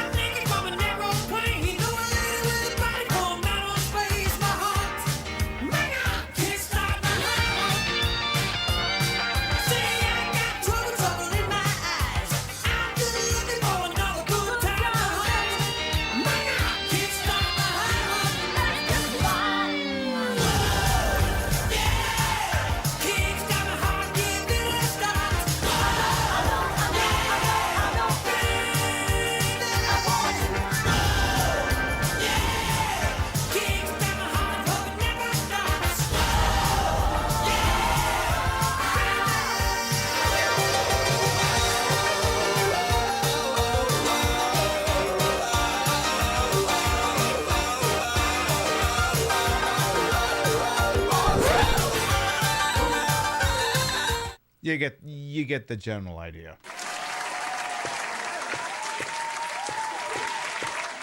That is the newly released DJ Cummerbund mix, I'm So Kickstarted, which is a mashup of the Motley Crue song, Kickstart My Heart, which is kind of an iconic song, as well as DMX's Where the Hood At, mashed up to the Pointer Sisters, I'm So Excited.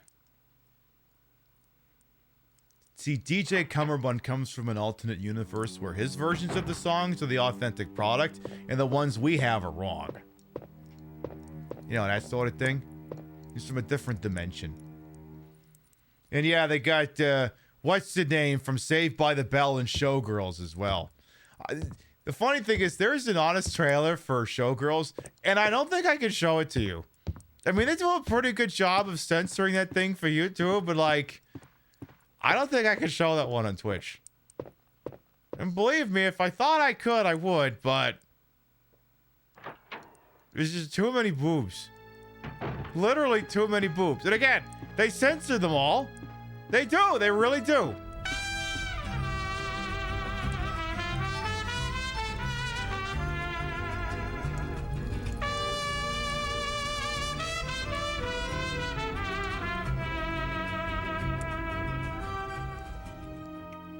Suddenly I'm in the mood for a Jill sandwich. Aren't we all? Malcaroni, thank you for the 16 months. Welcome back. We could all go for a Jill sandwich down at that place down at the Willamette Mall in Colorado here. Excuse me for a moment. Yeah. Basements, what are you gonna do? Yeah, Showgirls, a very intense movie. One can certainly not deny that. Also, Chris, I know you're dying, but like, I actually want to go check something in the main hallway real quick, so it's only going to take me another moment. I look absolutely resplendent. Why, thank you. I figured Valentine's Day is tomorrow. I figured I would look a little on brand. I mean, you know, you might have to help Forrest. Isn't Forrest in there? No. Anyway, Chris is apparently dying from being bitten by that snake. And as you can tell, I've been deliberately taking the slowest route and walking. Because fuck him! That's why. Alright, Chris, I'll go save your dumbass. Though I don't know, maybe she should check on Dick first.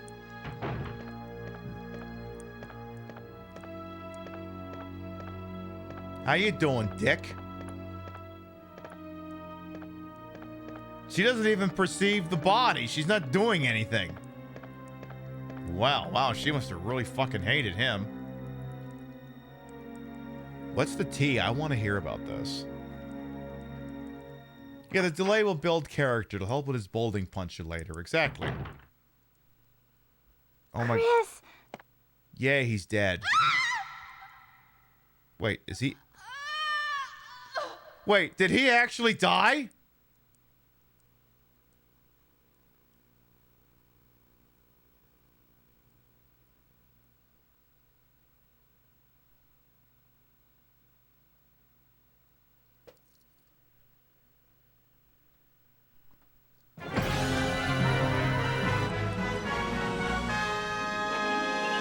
Oh my God, he actually died!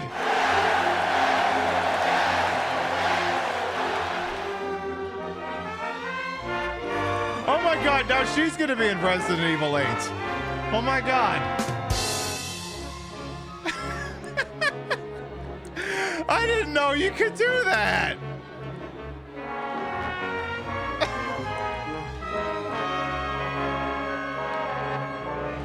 The Queen Pip Show! Constantly pushing back the boundaries of entertainment.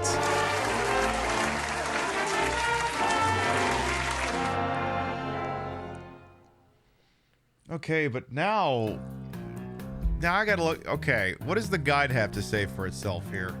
Now I'm rather curious. Let me find the snake boss and we'll go from there. Because I gotta know this. Ooh.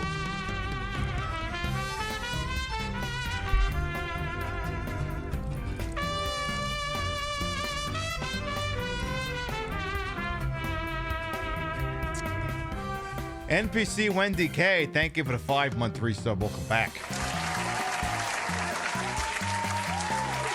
Your biddies, raid subs, and tippies to this channel will never require it. Always appreciate it. Thank you, thank you, thank you. All right, let me see if I can find information on a snake fight here. Okay. Note in case of Chris, if you have the serum, you can heal yourself and continue without delay. Oh, I didn't know you could even have that. If you told Rebecca to stay in the save room, a cutscene will run in which Rebecca will rescue you and take you to the save room. You'll revive inside the room, completely healed. From this point, you can proceed with the game. Note in case of Chris 3, if you told Rebecca to come with you in the save room, a cutscene will run in which Rebecca will come to help you. From this point, you'll take control of Rebecca, and your mission will be to retrieve the serum. To find a serum, refer to Mission Serum. I was trying to see if this thing says how long you have. Because I don't think this guide actually mentions what the actual interval... It actually doesn't mention it. I'm kind of disappointed. I was kind of hoping it would say. If you've been poisoned, one of 5 different events will happen. Yeah, it doesn't actually say how long you have. It just says do it. I mean, let's be honest here. The game's like, well, why the fuck would you deliberately walk the entire way and take the slowest route? The game's like, in my defense, I didn't think you were that fucking stupid. Just adding the educational tab because we're all learning something here. I gotta get that. We really learned something on the show here again. Yakas and music. You know the one that's like do do do do do do. It's like a generic one that's in a bunch of games. I gotta get that one to put on a soundboard.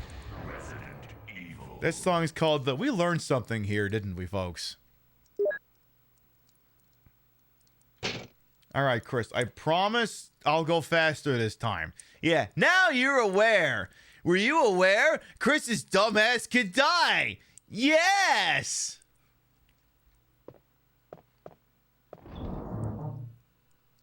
All right, well, that was a learning experience. We can all admit that we learned something today that maybe we didn't know. I was not aware. I can now consider myself so informed. I was like, oh my God, is he actually... And I was like, I didn't know what to say. I was like, should I talk over this? Is she going to shake him awake? And I was just like, oh, oh, he's dead. Oh! Yeah, the more you know, and then the star wipe. Da-na-na. But yeah, apparently the serum could have also just been grabbed off the shelf, I guess? As Chris? I guess?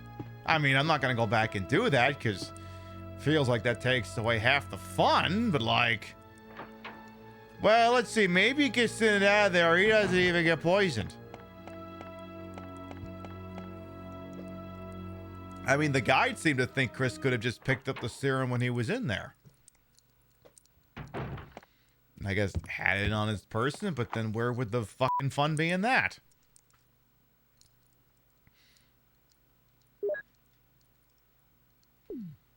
That'll be my tweet after the show. Today I learned it is actually possible to drag your feet so long playing as Rebecca that Chris dies of being poisoned.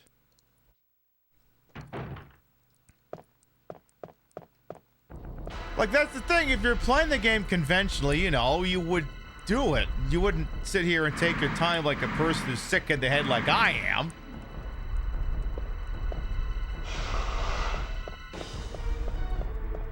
Excuse me. Little help. Little help. All right. Ooh, he's right on my ass. It's like I'm playing football again. I gotta juke him. Ooh. Oh, damn it! Oh, we almost actually pulled it off. Oh, we were so close. Yeah, literally juke nuke him forever. All right.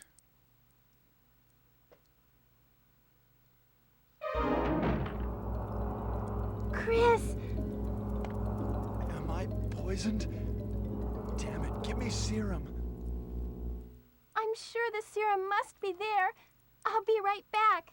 Again, in this mansion, we use a little word called please.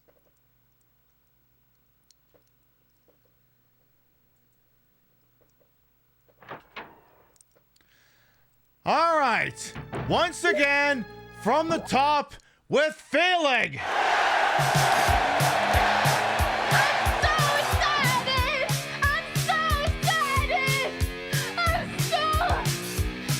That's Rebecca screaming. DJ Cumberbund.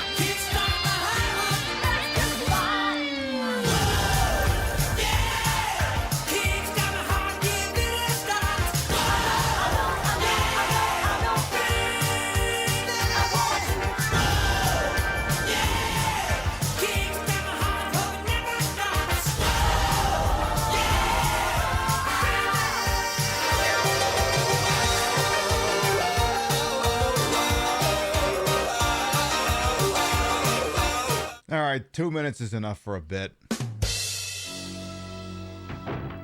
Should have been Rebecca's Mercs theme. I don't think I have any of that on there. Do I have any PN3 though? Do I have any PN3 on this computer? Oh, I do actually.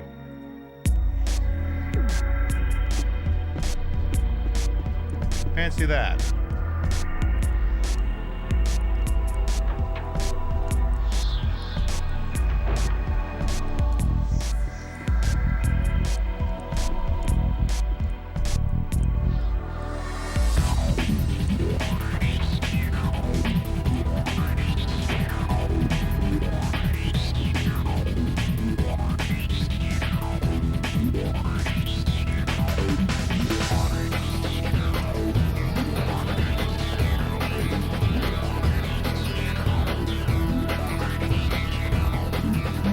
Everyone's like, PN3, you that's Resident Evil 4 Mercenaries, right? No, it's PN3. It is. Pinoth. You better not be dead this time, I swear to f***ing God. You all right? Yeah. What happened? You were bitten by a poisonous snake. And then you Are died. You okay? My head is killing me. I think you will be all right because I gave you a shot. But please be careful. You saved my life. I owe you one. One what?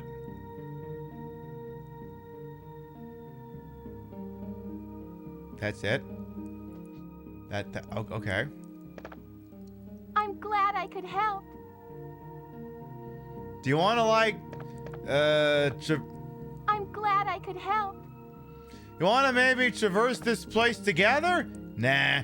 Hey, by the way, while you're standing there, everyone's like, no, Pip, what are you doing? Don't do this. Please, don't do this. Get up. Let's get up. Don't do it. Man, don't do it. No, don't do it. Think of your family. Think of your fans. Think of everybody. You gotta kick him out. Everyone's like, Pip, get the fuck out of there. We're not doing this again.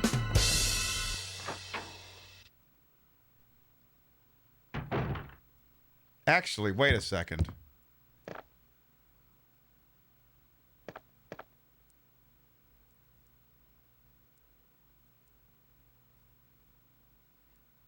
You understand we're all about science here on the Queen Pib show, right? I was like, no, don't. Pib, no, don't go in there, get poisoned, and then run back to the same room just so you can use the fucking serum. What would that prove? And chat's like, well, when you mention it like that... Don't do this! Please, do this! Get up! Let's get up! Do it! Man, do it! Don't do it! Think of your family! Think of your fans! Think of everybody! You gotta kill it!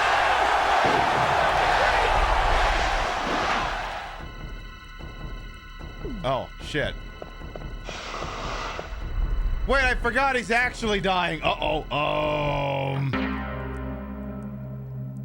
Okay, well, good news is, we may have learned a thing or two. First of all, we learned that apparently if you go back in there, he won't poison you. We also learned, oh yeah, he's been poisoned for a while. He's dying. Maybe don't go back in there. That thing is gonna kill you. Again, how would we learn these things if we don't try? Come on, these are things we have to at least learn for scientific research purposes here. Come on. Now we know.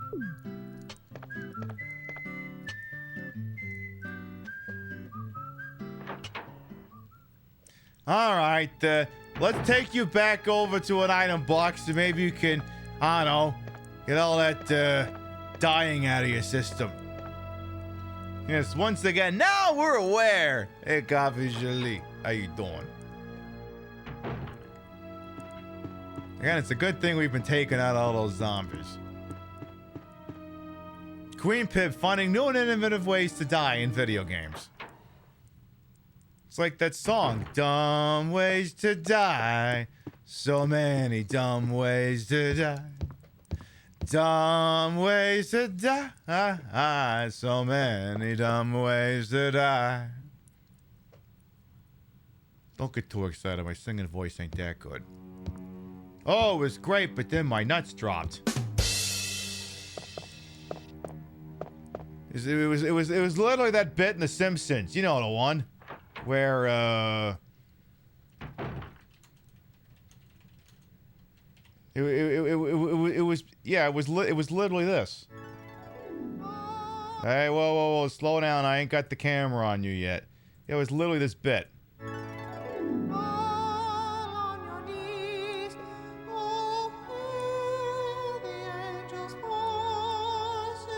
What a voice! Young Homer's gonna make me a millionaire! Divine! Hey, my voice just changed. Oh, night when Christ was born. Ah, damn it! Basically that. Oh, night when Christ was born! Tell you what, let's do one of these mixed weeds just to get you all up to speed and hurry there. There you go, bada bing, bada boom. All right, you got your guy, you all cocked, locked, and ready to rock. Good. Wait, that means we can go over to the guest house. It's guest house time, because that was the last plate we needed. Shit. Everyone's like, Pip, please go back and save the game. Like what? You don't trust me to not get killed between here and the guest house on training? Chat's like, no, we don't trust you. We didn't think you'd actually get Chris killed by taking a scenic route, and here we are. So no, we don't trust you, Pib. Go save the fucking game. They're staring at the ink. Chat's literally staring at the ink ribbon and saying, Don't do this! Please, do this! Get up! Let's get up! Do it! Man, do it! You will note that in that version of it, he's not saying don't do it. I've edited out the don'ts. He's just saying do it.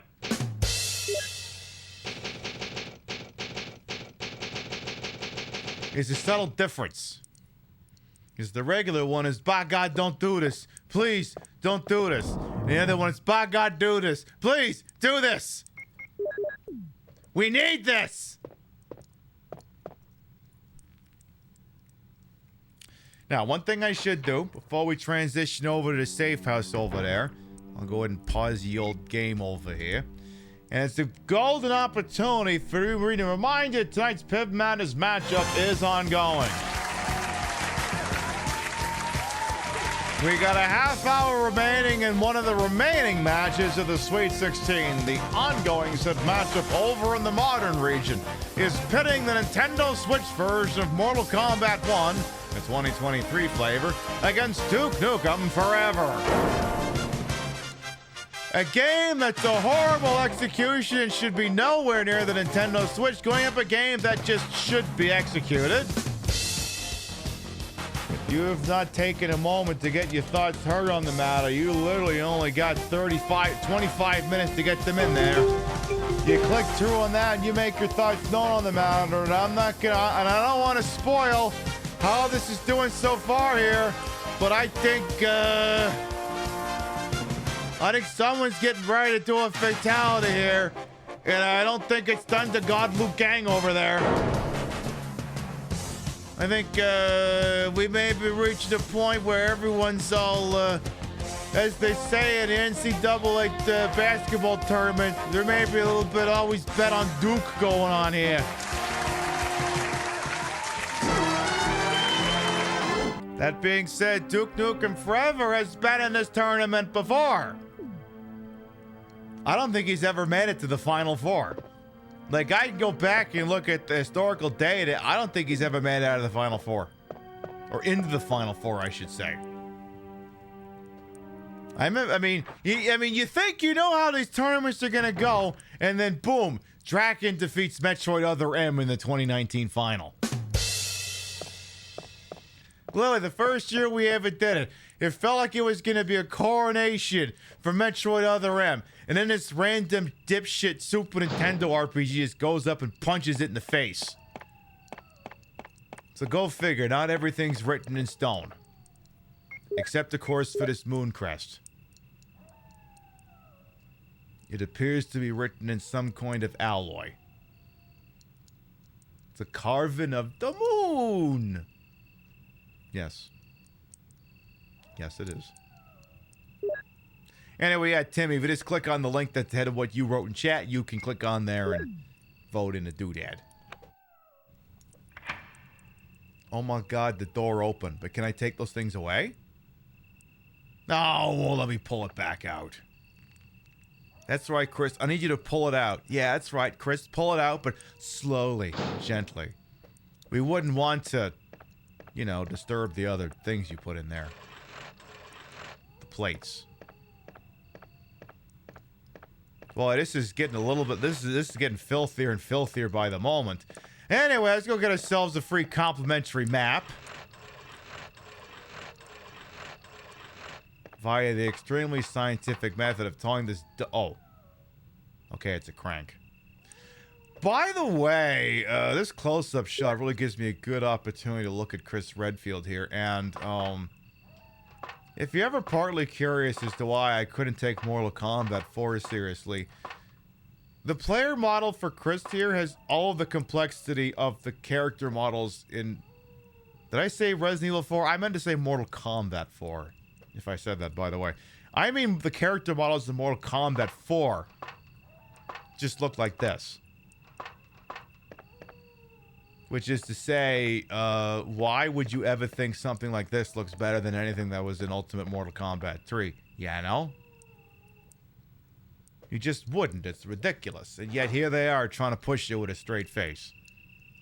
How dare they? Uh-oh. Uh-oh. Uh-oh.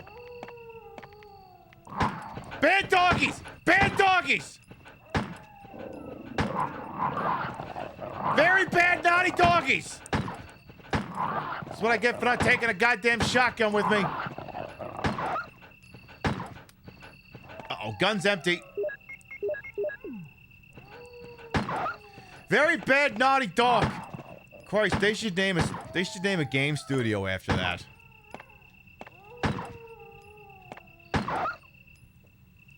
The tranquilizer gun is the same one from Deadly Premonition 2. Don't look at me like that. Don't look at me like that. Will I take the blue herb? I should take one. I'm always like, I'm not gonna get poisoned. And what do? I get fucking poisoned.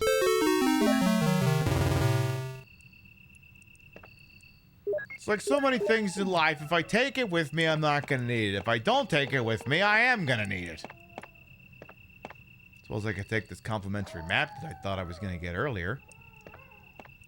Anyway, again, as a programming note, we're taking some time slots off next week because I haven't really taken midweek time slots off since July.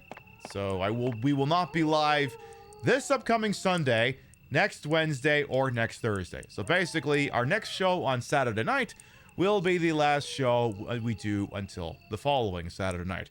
But it will be our next scheduled broadcast. This is usually the part of the show where I rattle that information off anyway for, you know, discerning viewers who like knowing such things.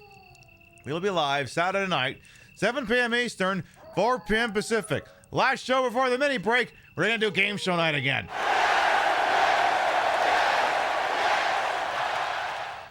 Pib, didn't you do game show night like last week?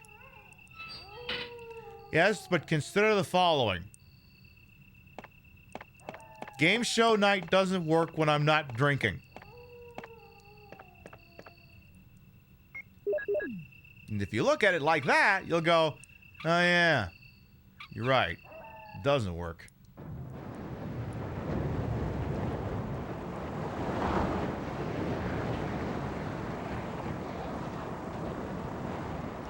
I mean, look, I'm drinking less on the show because, I don't know, sometimes it improves the caliber of the broadcast, but, you kind of need to be a little sauced in order to play Jeopardy. It doesn't work otherwise.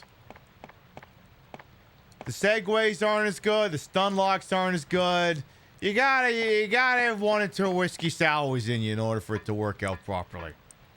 You can't fully enjoy Jeopardy if you're not a little bit sauced. Exactly. We're just doing our due diligence in the matter.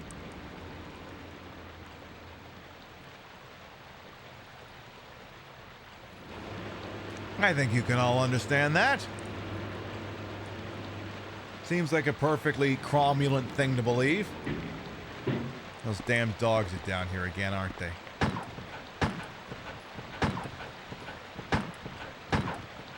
Come on. Stay far enough away that I can shoot you at range without having to duck. Where's the other one? Hello? I know I hear one more dog running around. Where the hell is the damn thing? The auto aim's not picking up on it. Hello?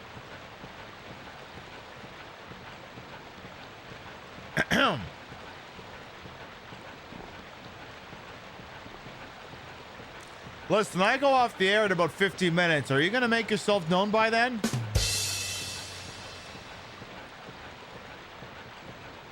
Any chance of that?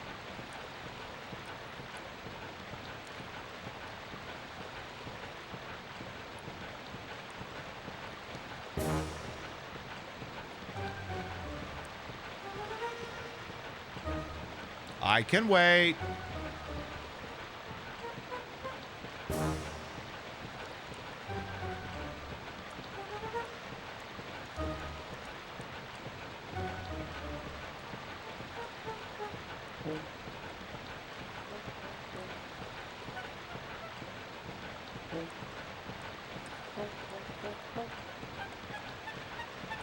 I can hear that dog, but he's not coming. What's he waiting for?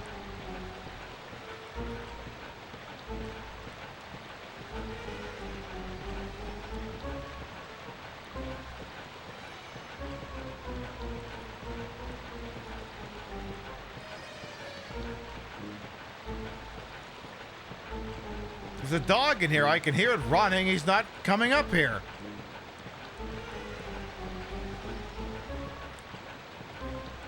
Am I really going to have to go over there and get him?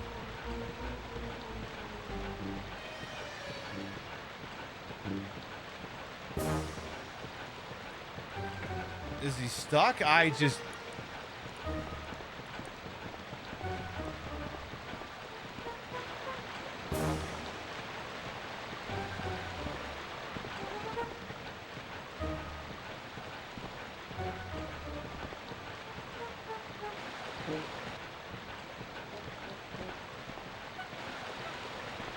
so if I stand here, he'll auto-aim at it.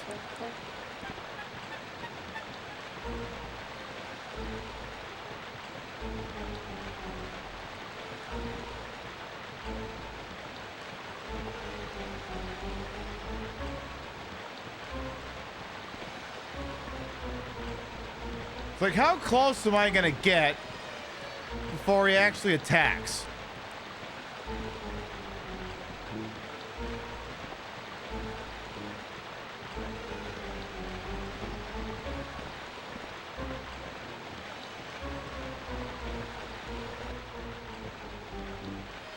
Oh. Ah. That actually explains it. See, you will note that the pathing of the Poochie, he kind of goes in like, he doesn't walk in a straight line. The dogs are drunk, you see, so they way back. Hey, get back over. Hey, get back over there. Anyway. You may have noticed the dogs don't really like to run forward. They kind of wave back and forth. And unfortunately, that fucks up their pathing. So, I guess that's why you would have a scenario where he's standing over here and he's just going. Like, this is literally me doing an impression of him. That's what he was doing the entire time. When Resident Evil sends its people, it is actually sending its best. Its best just isn't very good. Is this Resident Evil 1 Director's Cut DualShock? Right now I've got the regular Director's Cut in there, but the save files are interchangeable between the two. If the conditions are right, we may do the swap. If you know why I would do such a thing, then you know why I would do such a thing. Is you got to save files for both those versions, they're interchangeable. Anyway, I know there's another Poochie in here. I know that much.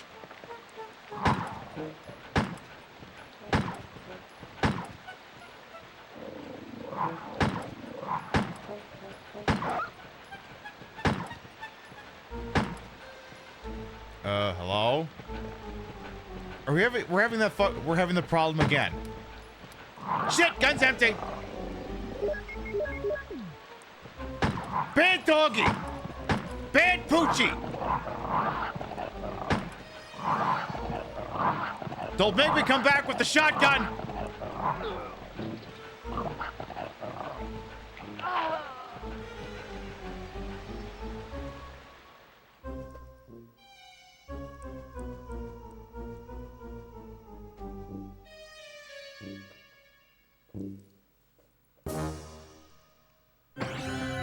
Chris, I wish I could say that's your most humiliating L tonight, but both of us know that's not true. Both of us know you've had a banner evening tonight. You have always held some resentment for this series for making you shoot dogs. It's understandable. I get it. That's why I get one of the modified versions that turns them into like Bugs Bunny or whatever the fuck it is Asia Kyla plays on her show. I ain't even touched any of that stuff. I wouldn't know my ass from my elbow with that. All right, tell you what, just as a treat, we'll bust out the shotgun. Just because. Aren't they zombie dogs? Yeah, but still. They can feel uncomfortable. Shouldn't have told us you changed the difficulty. Well, people would have figured it out because the save files for the training mode and the saving files for regular mode are different colors. The ones for standard mode are gray text, whereas the ones for the training mode are green. So if you stared at it long enough, you'd have figured it out. And if you hadn't, someone else would have. Zombie dog sounds like a hot dog during Halloween. I'm so glad I'm not the only person who immediately thought about that. I'm glad I'm not the only person who's thinking that it'd probably like some kind of fucking hot dog that's been like, I don't know, had a whole bunch of coloring dye put on it to make it like green or something and covered in, I don't know,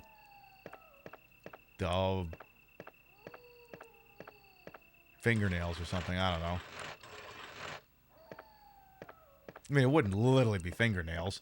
I mean, you wouldn't have to be. There's enough hog anus in the meat.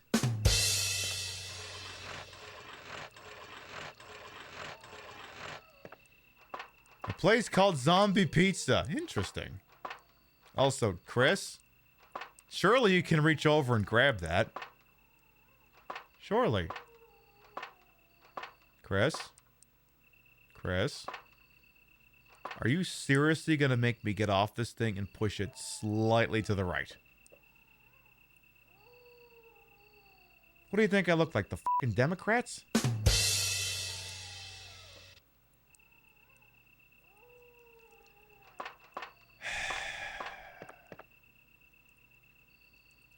Chris, just so we're aware, you've observed every one of those humiliating deaths that's occurred to you this evening. I just want to make sure it's abundantly clear that you know that. Yes, the himboification of Chris began much earlier than we realized. Indeed. He has a boomstick in that hand. I don't give a shit. He can unfill his hand. All right, come at me, poochies. This week. Come on. Yeah, you.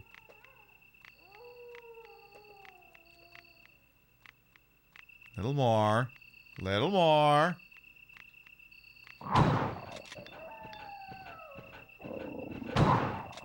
Little more.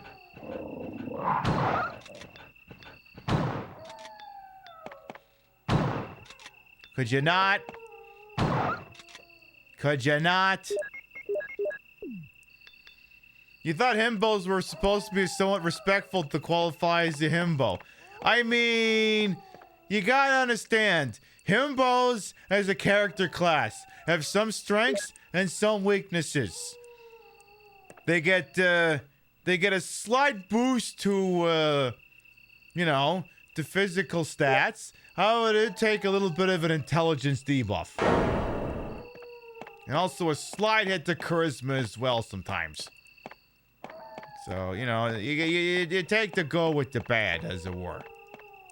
It's not a guarantee, some restrictions apply. See in store for details. That sort of thing. Also, this one dog keeps screaming. It's not even any one of the dogs you take out. It's just some dog singing his best life. It's like Garfield standing on the goddamn fence fucking singing. Yeah, literally just the one dog. Howling. You just know all the zombies that the thing is keeping up. It is looking outside their guest room quarters windows are going, "Would you shut that dog up already? Seriously. Some of us are trying to get our ugly sleep."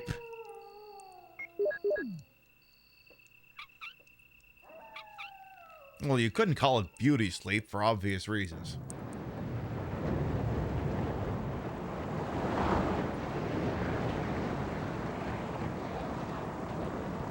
It just wouldn't make any sense,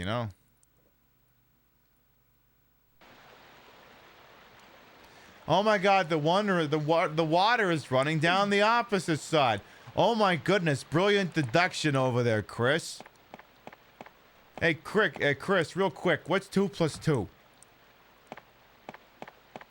Yes, you're right, it's 5. You're doing a great job over there, bang up, 10 out of 10. I got no notes there, Chris, my boy. Exactly, 200. He's one of these Mensa boys or something like that.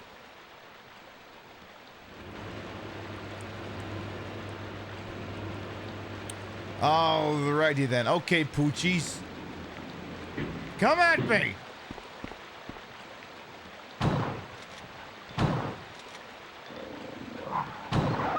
Oh, they're all coming now. But that means one of you ain't gonna get stuck behind a fucking... God, it's the worst thing when dogs don't go along with the bit. Pib, they're dogs. You could train a dog to go along with the bit, obviously, and not anything else. There's a lot of weed. You saw that dog. He came at me. I'll sue. I will officially be suing his owner, the Umbrella Corporation. Oh, God, there were 3 of the fucking things.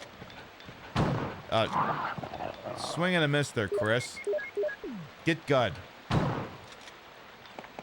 They're having a dog day afternoon? You mean they're screaming about Attica? Is that what they're doing? I hadn't realized. That's a lot of weed. I'm gonna go on a limb and say I don't need 4 blue weed, because that's what the 2 on the south side of this room is. I'm guessing we can skip that and go right to the, the regular weed. And, you know what? No, we're just gonna do the min-maxy thing. We will go in, we will find the save room, and then we will come back and go grab those things. Can I mix them? Yeah, I could, but like... What if I like don't want to mix my blue weed with my green weed? What if I think that'd be like a little too much? I mean, the guy's already got a bit of a contact high from that serum earlier. It's not a contact high. He's just, still suffering the side effects of it. So, as one does.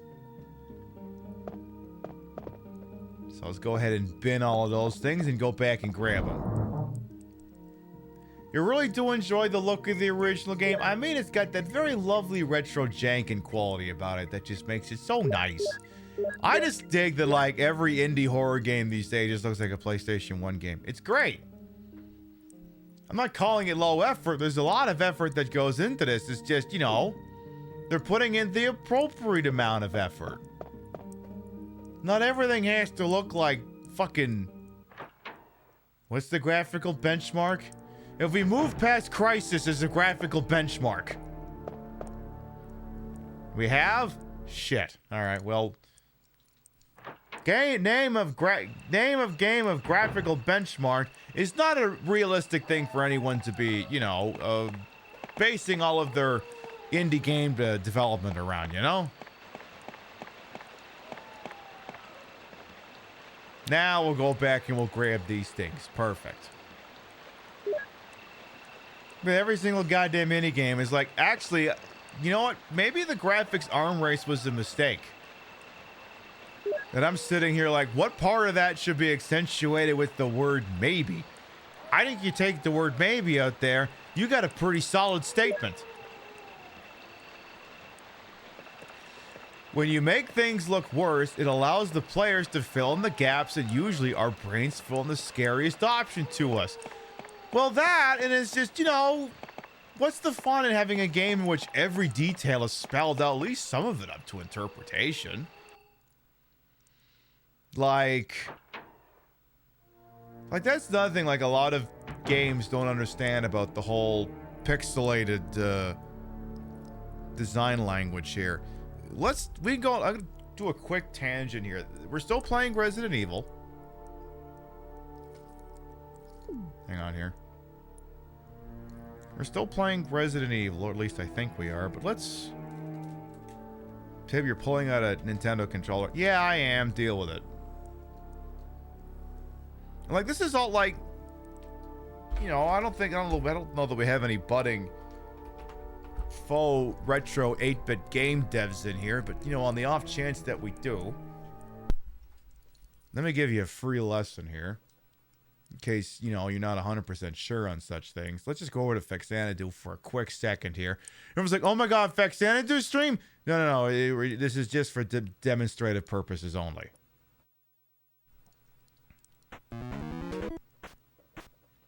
Like, let's go close up for a second here. Maybe I'll change the perspective slightly.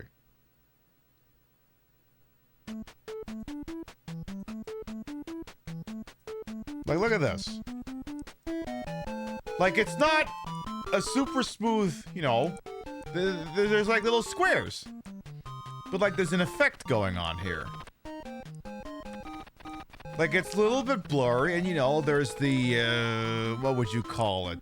What's that fancy pants term when the lines are not occupying what's that fancy pants graphical term? The difference between 240p and interlace, that's the word. No, like there's some interlacing and stuff, and you know, it's not pixel sharp, and I don't know, does that guy have an eyeball, or does he just have a weird fucked up face? It's not seamless and perfect, and it dithering, interlaced, yeah, stuff like that.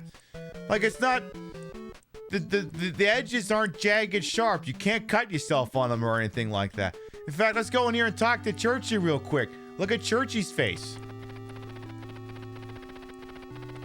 Like, if all you did was you just, you know, extracted the sprite and then blew it up in a computer, it'd look fucking atrocious. But, you know, when it's presented in a similar way to the way it used to, your eyeballs, now let's zoom back out here, like your eyes will fill, like your mind will fill in the blanks.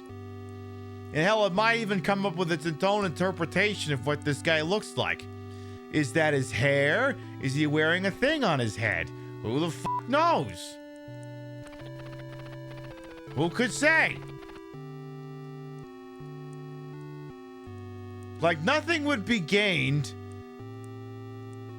from making a high-res version of this, you know? Like, if you're doing, like, throwback 8-bit stuff, I mean, I like throwback 8-bit stuff as much as the next person, but, like, you know, don't just give me sharp pixels, you know? See, at least Loop Hero gives you the option. And to an extent, Balatro gives you that option as well. So. Anyway. See, Resident Evil's still there. I told you we're still playing Resident Evil. It's okay. It's okay. We're all back now.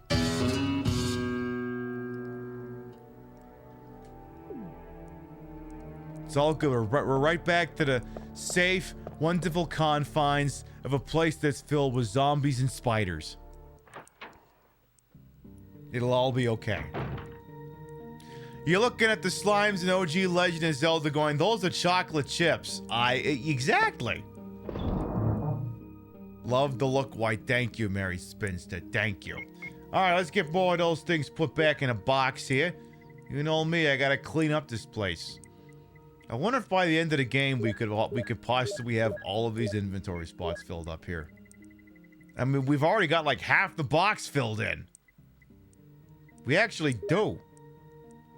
I'm not gonna save the game yet, but I mean, they've probably given you free ink ribbons here, so you might as well. But, you know, let's toss the joint here first. So you got what I'm assuming is pistol rounds, yeah. The clip.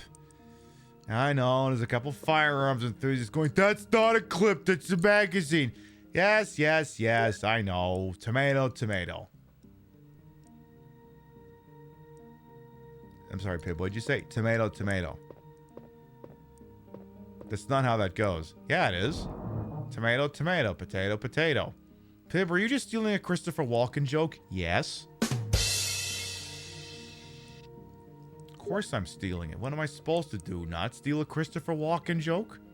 You want me to not do that?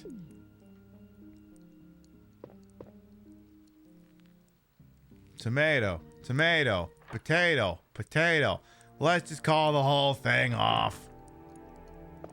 I think there's a lot more weed here. Yeah, there's even more fucking goofy blue weed over here. They're like, hi, we think there's a chance you're gonna get poisoned. We're gonna give you, like, how many blue herb do I have at this point? Like, 6? I gotta have like 6 blue herb at this point. So much blue herb he's gonna be shitting blue for the next week.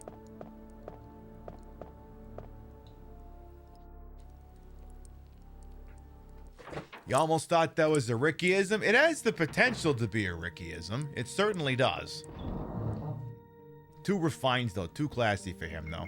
See, how many blue weeds do we got at this point? We got the 2 we're holding, plus 3, 4, 5, 6. I was right. We now have 6 blue weed. Wee!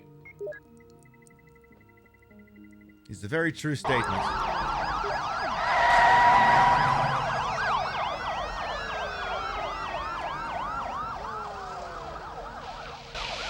just thought I'd love to hear that sound. All of you relax. This is a matter of inconvenient timing, that's all. Police action was inevitable. And as it happens, necessary, so... DJ Salinger and Raiders, hello, welcome on in. Welcome on in, DJ and Raiders. I am Queen Pib, Patricia Bogart. You may also call me Trish. The artist formerly known as DJ Narc. It's a very lovely new name. Welcome on in. What the hell am I again? I'm Queen Pib. I'm with the broadcast to the whole and all. Some H for my own humors, and though these bicycles may be fake, the retro is real. We're doing some OG Resident Evil 1 over here. We're talking about Chris and how he's a dumb fucking idiot. Hope we had a good show over there. We know we got a lot of raid targets out there on the TTV, and we're always thankful when you spend time with little old me. Thank you so much for coming on by with your folks. You may be shocked to hear this, but I learned that,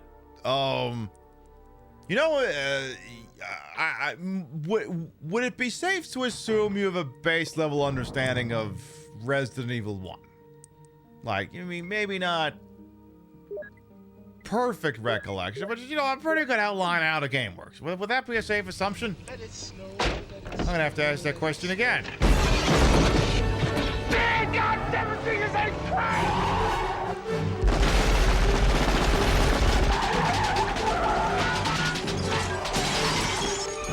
Welcome to the party, pal.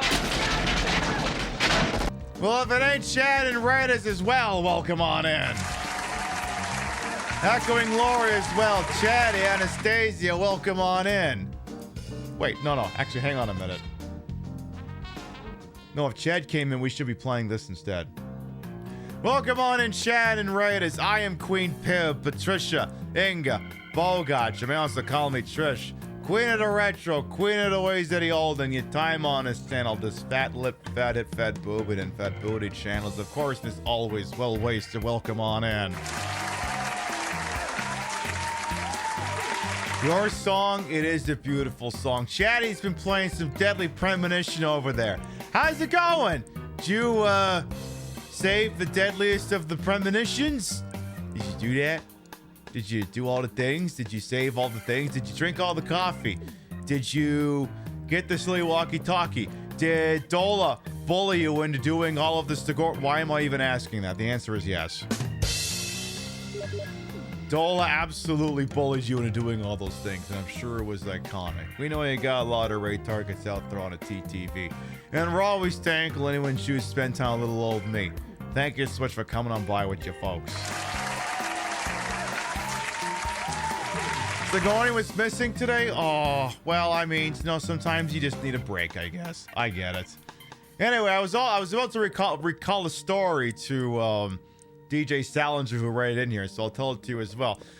We learned something very important here on the Resident Evil Queen Pib show this evening. We learned a very important lesson. So, true story, right?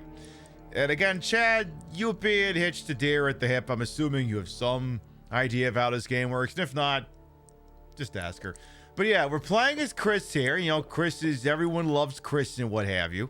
And it's the part of the game where you deal with the giant snake. And I'm always the sort of person who kind of likes to cheese it, because you could try and kill the snake and make it flee, but I'm like, I'm being frugal. I'm saving the bullets. So what I did, right, is I go in there and I go grab the MacGuffin while the stupid snake is, taking shots at my ankles and my titties and my ass. All the usual things, as one does. Now, of course, in the run of that, he gets poisoned. Now, of course, the problem is if he gets poisoned, he's all like, give me the serum, or whatever the piss it is he said. And Rebecca comes and goes, Chris, oh my God. As a reaction, because she's the medic, goes, oh my God, I will get you the serum. And Then you get to play as Rebecca. And the game says, all right, get to basically the exact other side of the mansion, get the thing, and come back here. And I'm like, what if for science, we took our dear sweet time? What if instead of rapidly going the correct way, what if we took our time? What if Rebecca took the scenic route, walked the entire time? Pib, are you pulling that out again? Yes, I can't tell the story otherwise.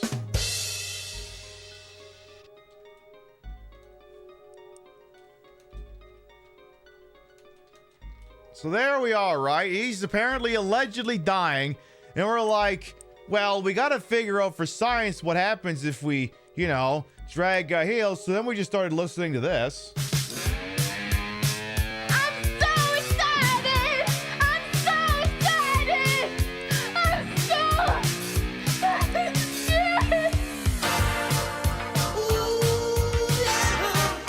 DJ Cumberbund.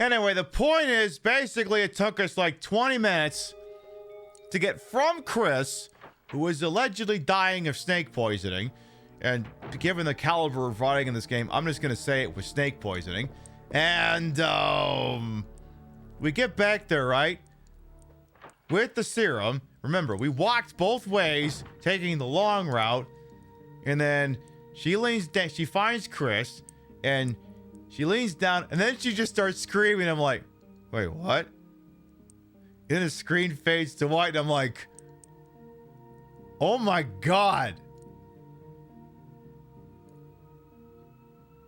I killed him.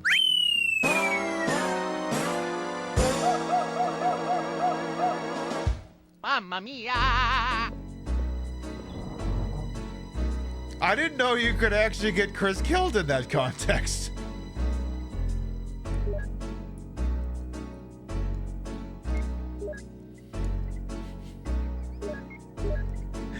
And now future generations will know. Okay, maybe you do kind of need to haul ass a little bit in that.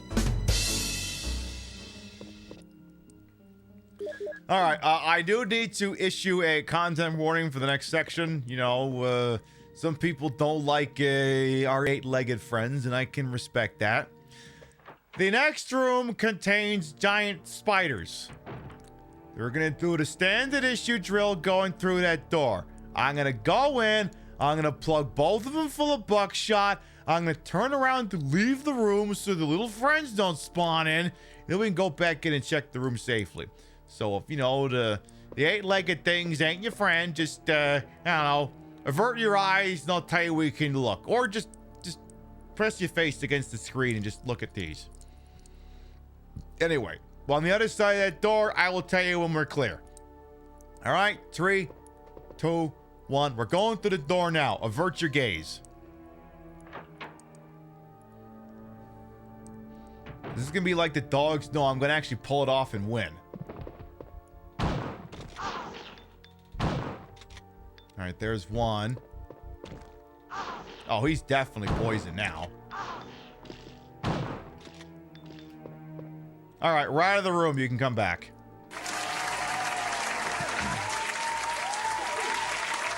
Oh, he's 1,000,000% poisoned, did it? He's not? Huh.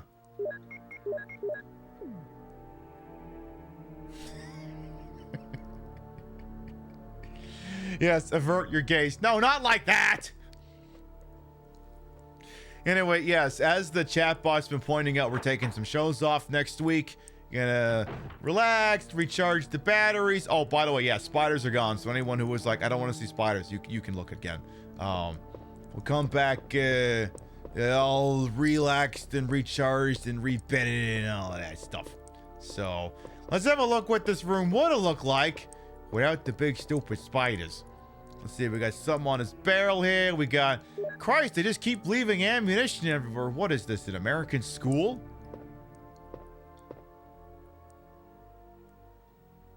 It's a legitimate question.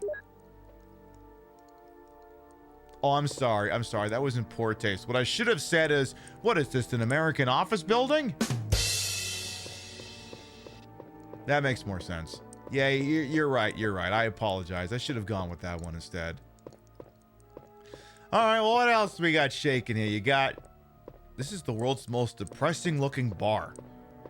And I have been in some depressing-looking bars before. But holy shit. This isn't a dive bar. It is a dank bar. The worst part is the fucking pinball machine doesn't even work. Wait a minute, hang on a second. Is that the Millennium Falcon in there? Why is there a neon green Millennium Falcon in there? I'm not even a Star Wars dweeb and I know this shit.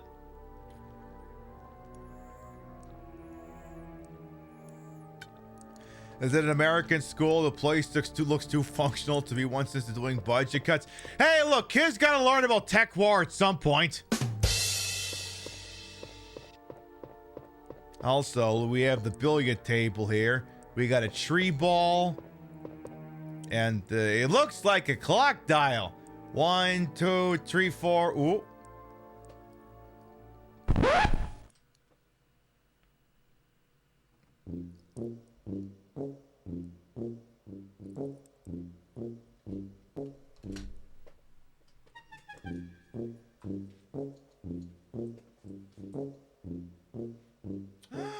Would you look at that? There's a spoon. How you doing, girl? Yes, I know it's a little dry down here. Stick around.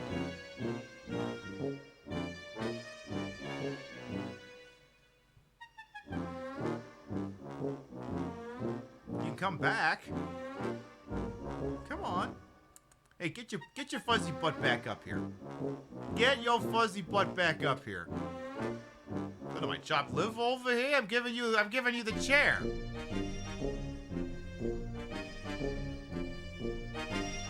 Where the hell did she go?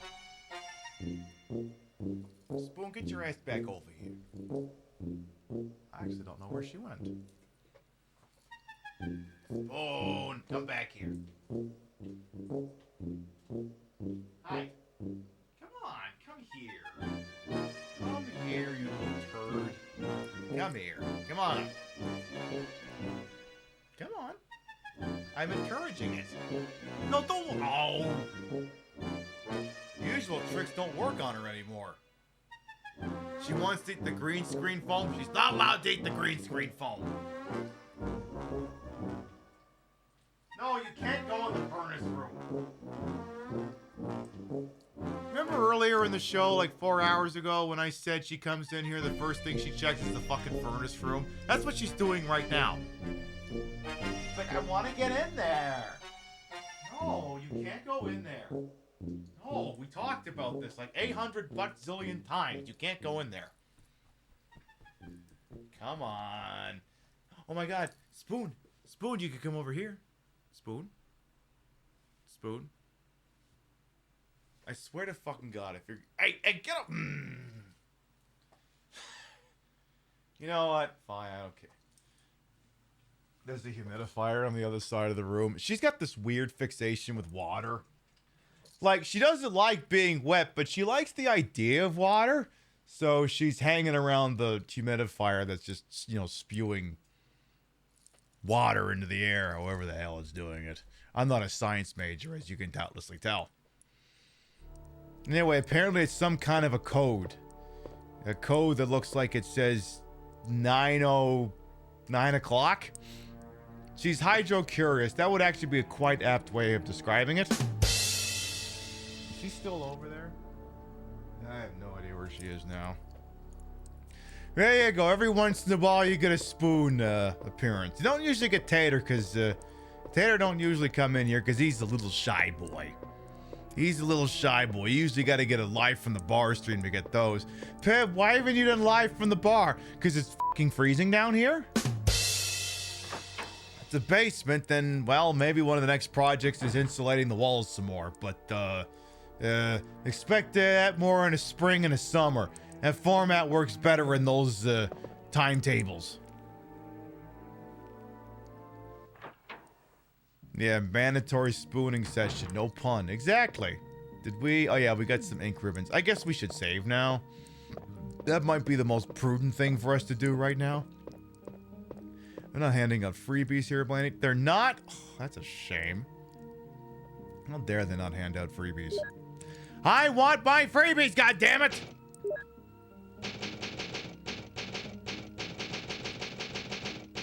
Again, I can't believe we actually got Chris killed. Like, I didn't think that was actually possible. I should qualify that statement. I mean, by poisoning while playing as Rebecca. I mean, we've gotten him killed quite a few. Spoon. We have a spoon running through here. Spoon, are you quite sure you don't want to sit in that chair? Spoon? Spoony. I know chat totally just saw you. Spoon. Come on. Where'd you go? You're not at the furnace door again, are you? Come here. Come here. Come on up here, you little turd. Come on, receive pets. Don't make me do the piss, piss, piss. I will do the piss, piss, piss, piss, piss. Come on, Spoon. Spoon, come on. I'm trying to show you off for the internet here. Come on, you gotta earn your keep. Come, yes, come here. She left the room. Fuck. Oh, she's going for the cat boxes. Oh, god damn it. Spoon's like, what if instead of coming over here, I took a shit? Let me tell you, this cat's poos, they don't smell great.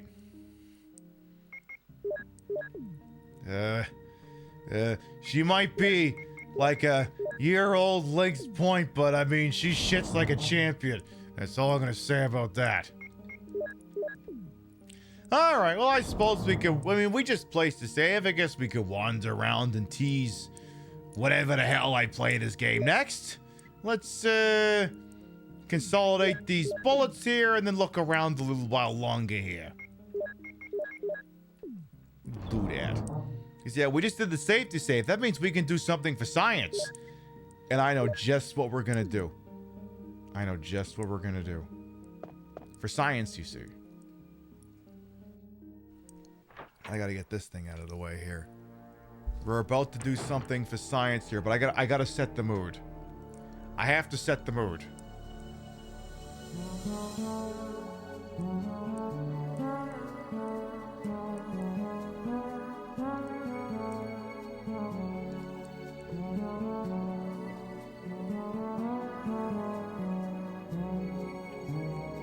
Chat's like, I'm not do this. Please do this. Get up. Let's get up. Do it. Man, do it. Go do it. Think of your family. Think of your fans. Think of everybody. You got the kid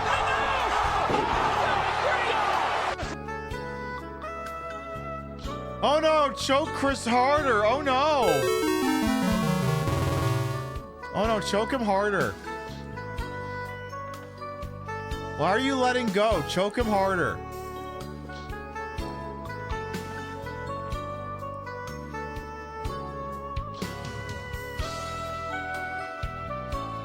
It should have been you. What is this, Devil May Cry?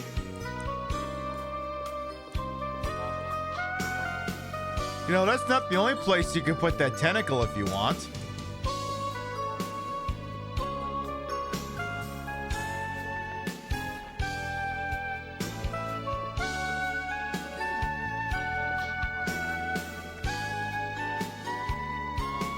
The next one's gotta be fatal.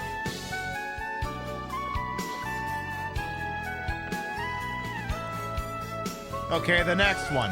The next one's gotta do it.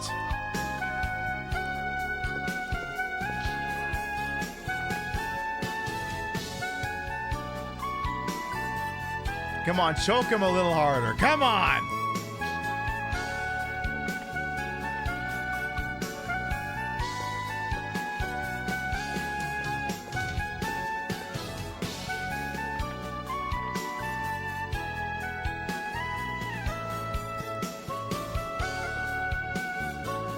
Chris, is autoerotic asphyxiation actually a thing, and that's why you're holding out this long?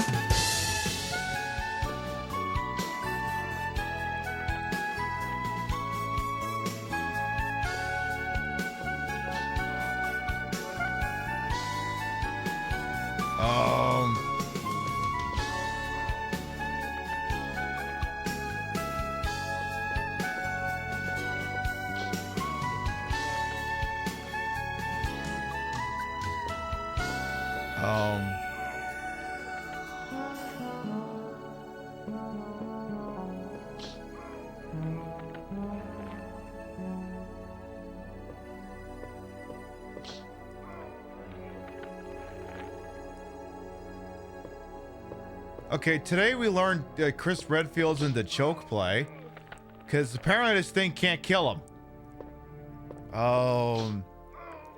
It's not personally for me, but I mean, Chris, live your best life.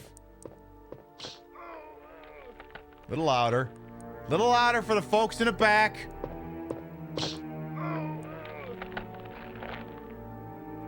One more time, but with feeling.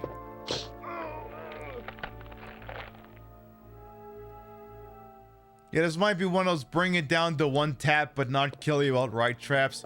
Alright, well that's it. I'm gonna give him the... You know what? That's it. Chris, you're going down, but I've picked the dumbest way for you to go down.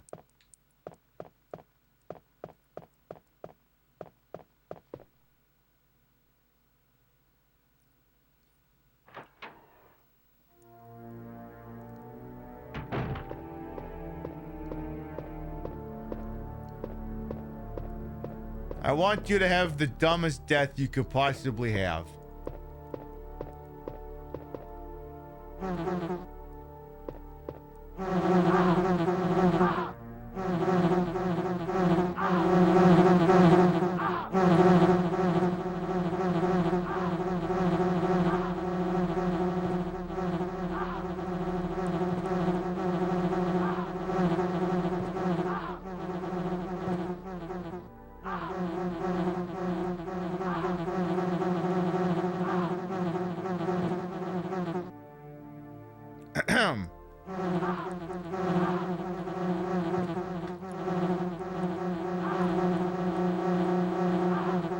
What the fuck are you waiting for? Kill him!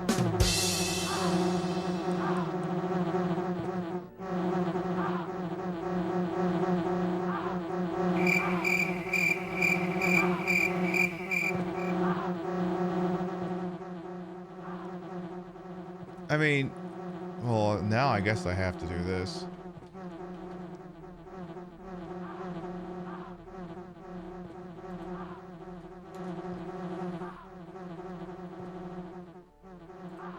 Really? What kind of job? Beads. Bees? Beads. Beads? Job's not on board. How hard can it be? Bzzz. Apparently We'll very see difficult. who brings in more honey. You make money from it. I don't know, honey. Or just as gifts.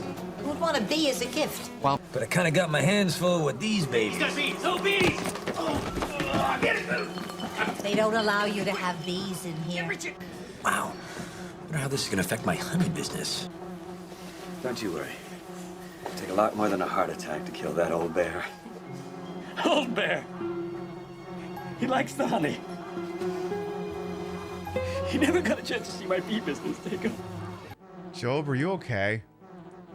Okay, so, amongst all the things we could say we learned this evening, one, It is possible to take too long to get Chris Redfield the serum, and he will die as a result.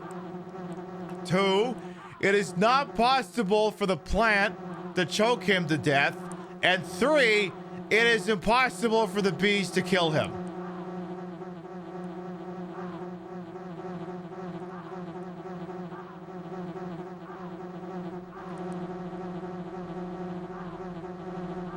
I mean, he'd need a healing item and an antidote when he got out of here, but like...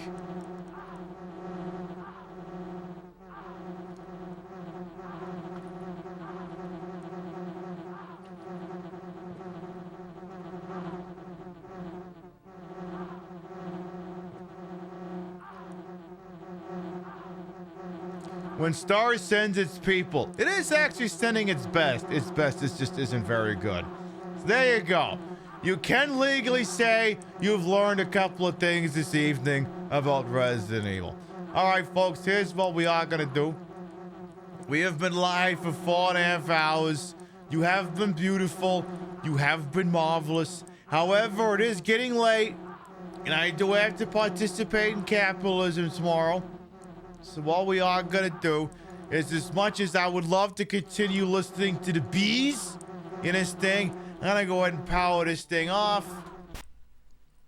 And we're gonna start to wind down for the evening.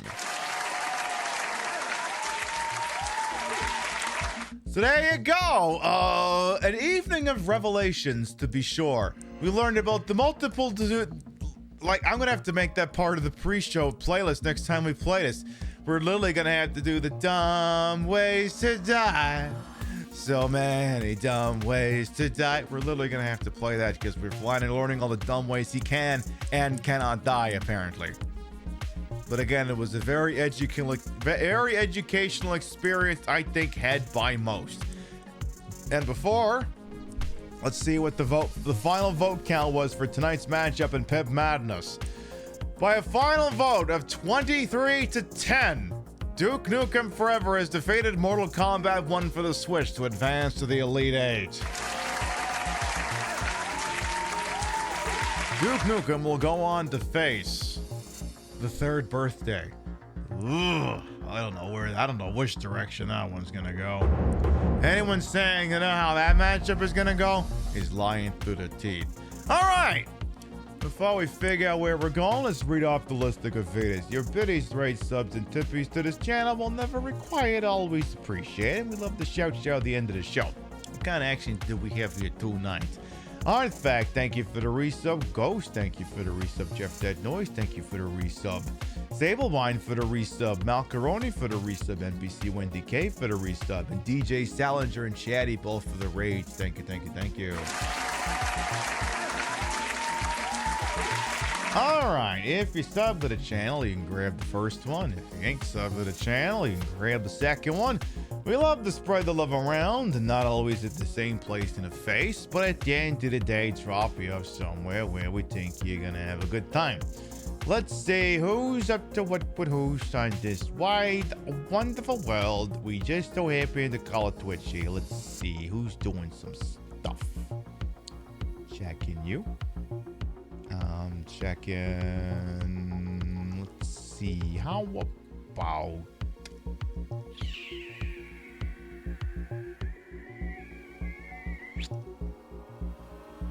You know what? Ooh, oh, this is a look. Okay, okay. Well, we can't not go say hi. Friend of the channel, What's the Face, is continuing her first playthrough of Metroid Prime, so don't spoil anything for her. But I mean, my goodness, she looks amazing this evening. I've always told her anytime she wants to convert over to the dark side and call herself a drag queen, she's more than welcome to do so. Let's go say hi to What's the Face. We will be live next Saturday night, 7 p.m. Eastern, 4 p.m. Pacific. We're gonna do game show night. We may have done game show night last week, but that was on a Thursday and I wasn't drinking. It's a completely different format. come by Saturday night. That show might even go a little bit later than usual. Have a couple of drinks. I'll wear the $100 outfit. We'll press the luck. We'll get a couple of whammies. We'll get a couple of whammies in there. We'll yell at Pat Sajak, and we'll have a damn good time. We'll go on a high note before I take a couple of shows off. So we'll get on Saturday night, game show night, and then you're on your own until the Saturday night after that. All right. Thank you very much to everyone who followed, biddied, rated, subbed, alerted, put up with my bullshit with you the entire time. You all continue to contribute to the ongoing success of this shit show we call the Pib Show. Thank you very much for stopping by, and we'll see you next time. Good night, everyone. Happy Valentine's Day, Galentine's Day, Masturbatory Day, whatever works for you.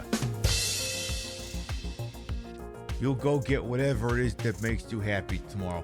All right, folks, we gotta go. Bye. Mwah. Wow.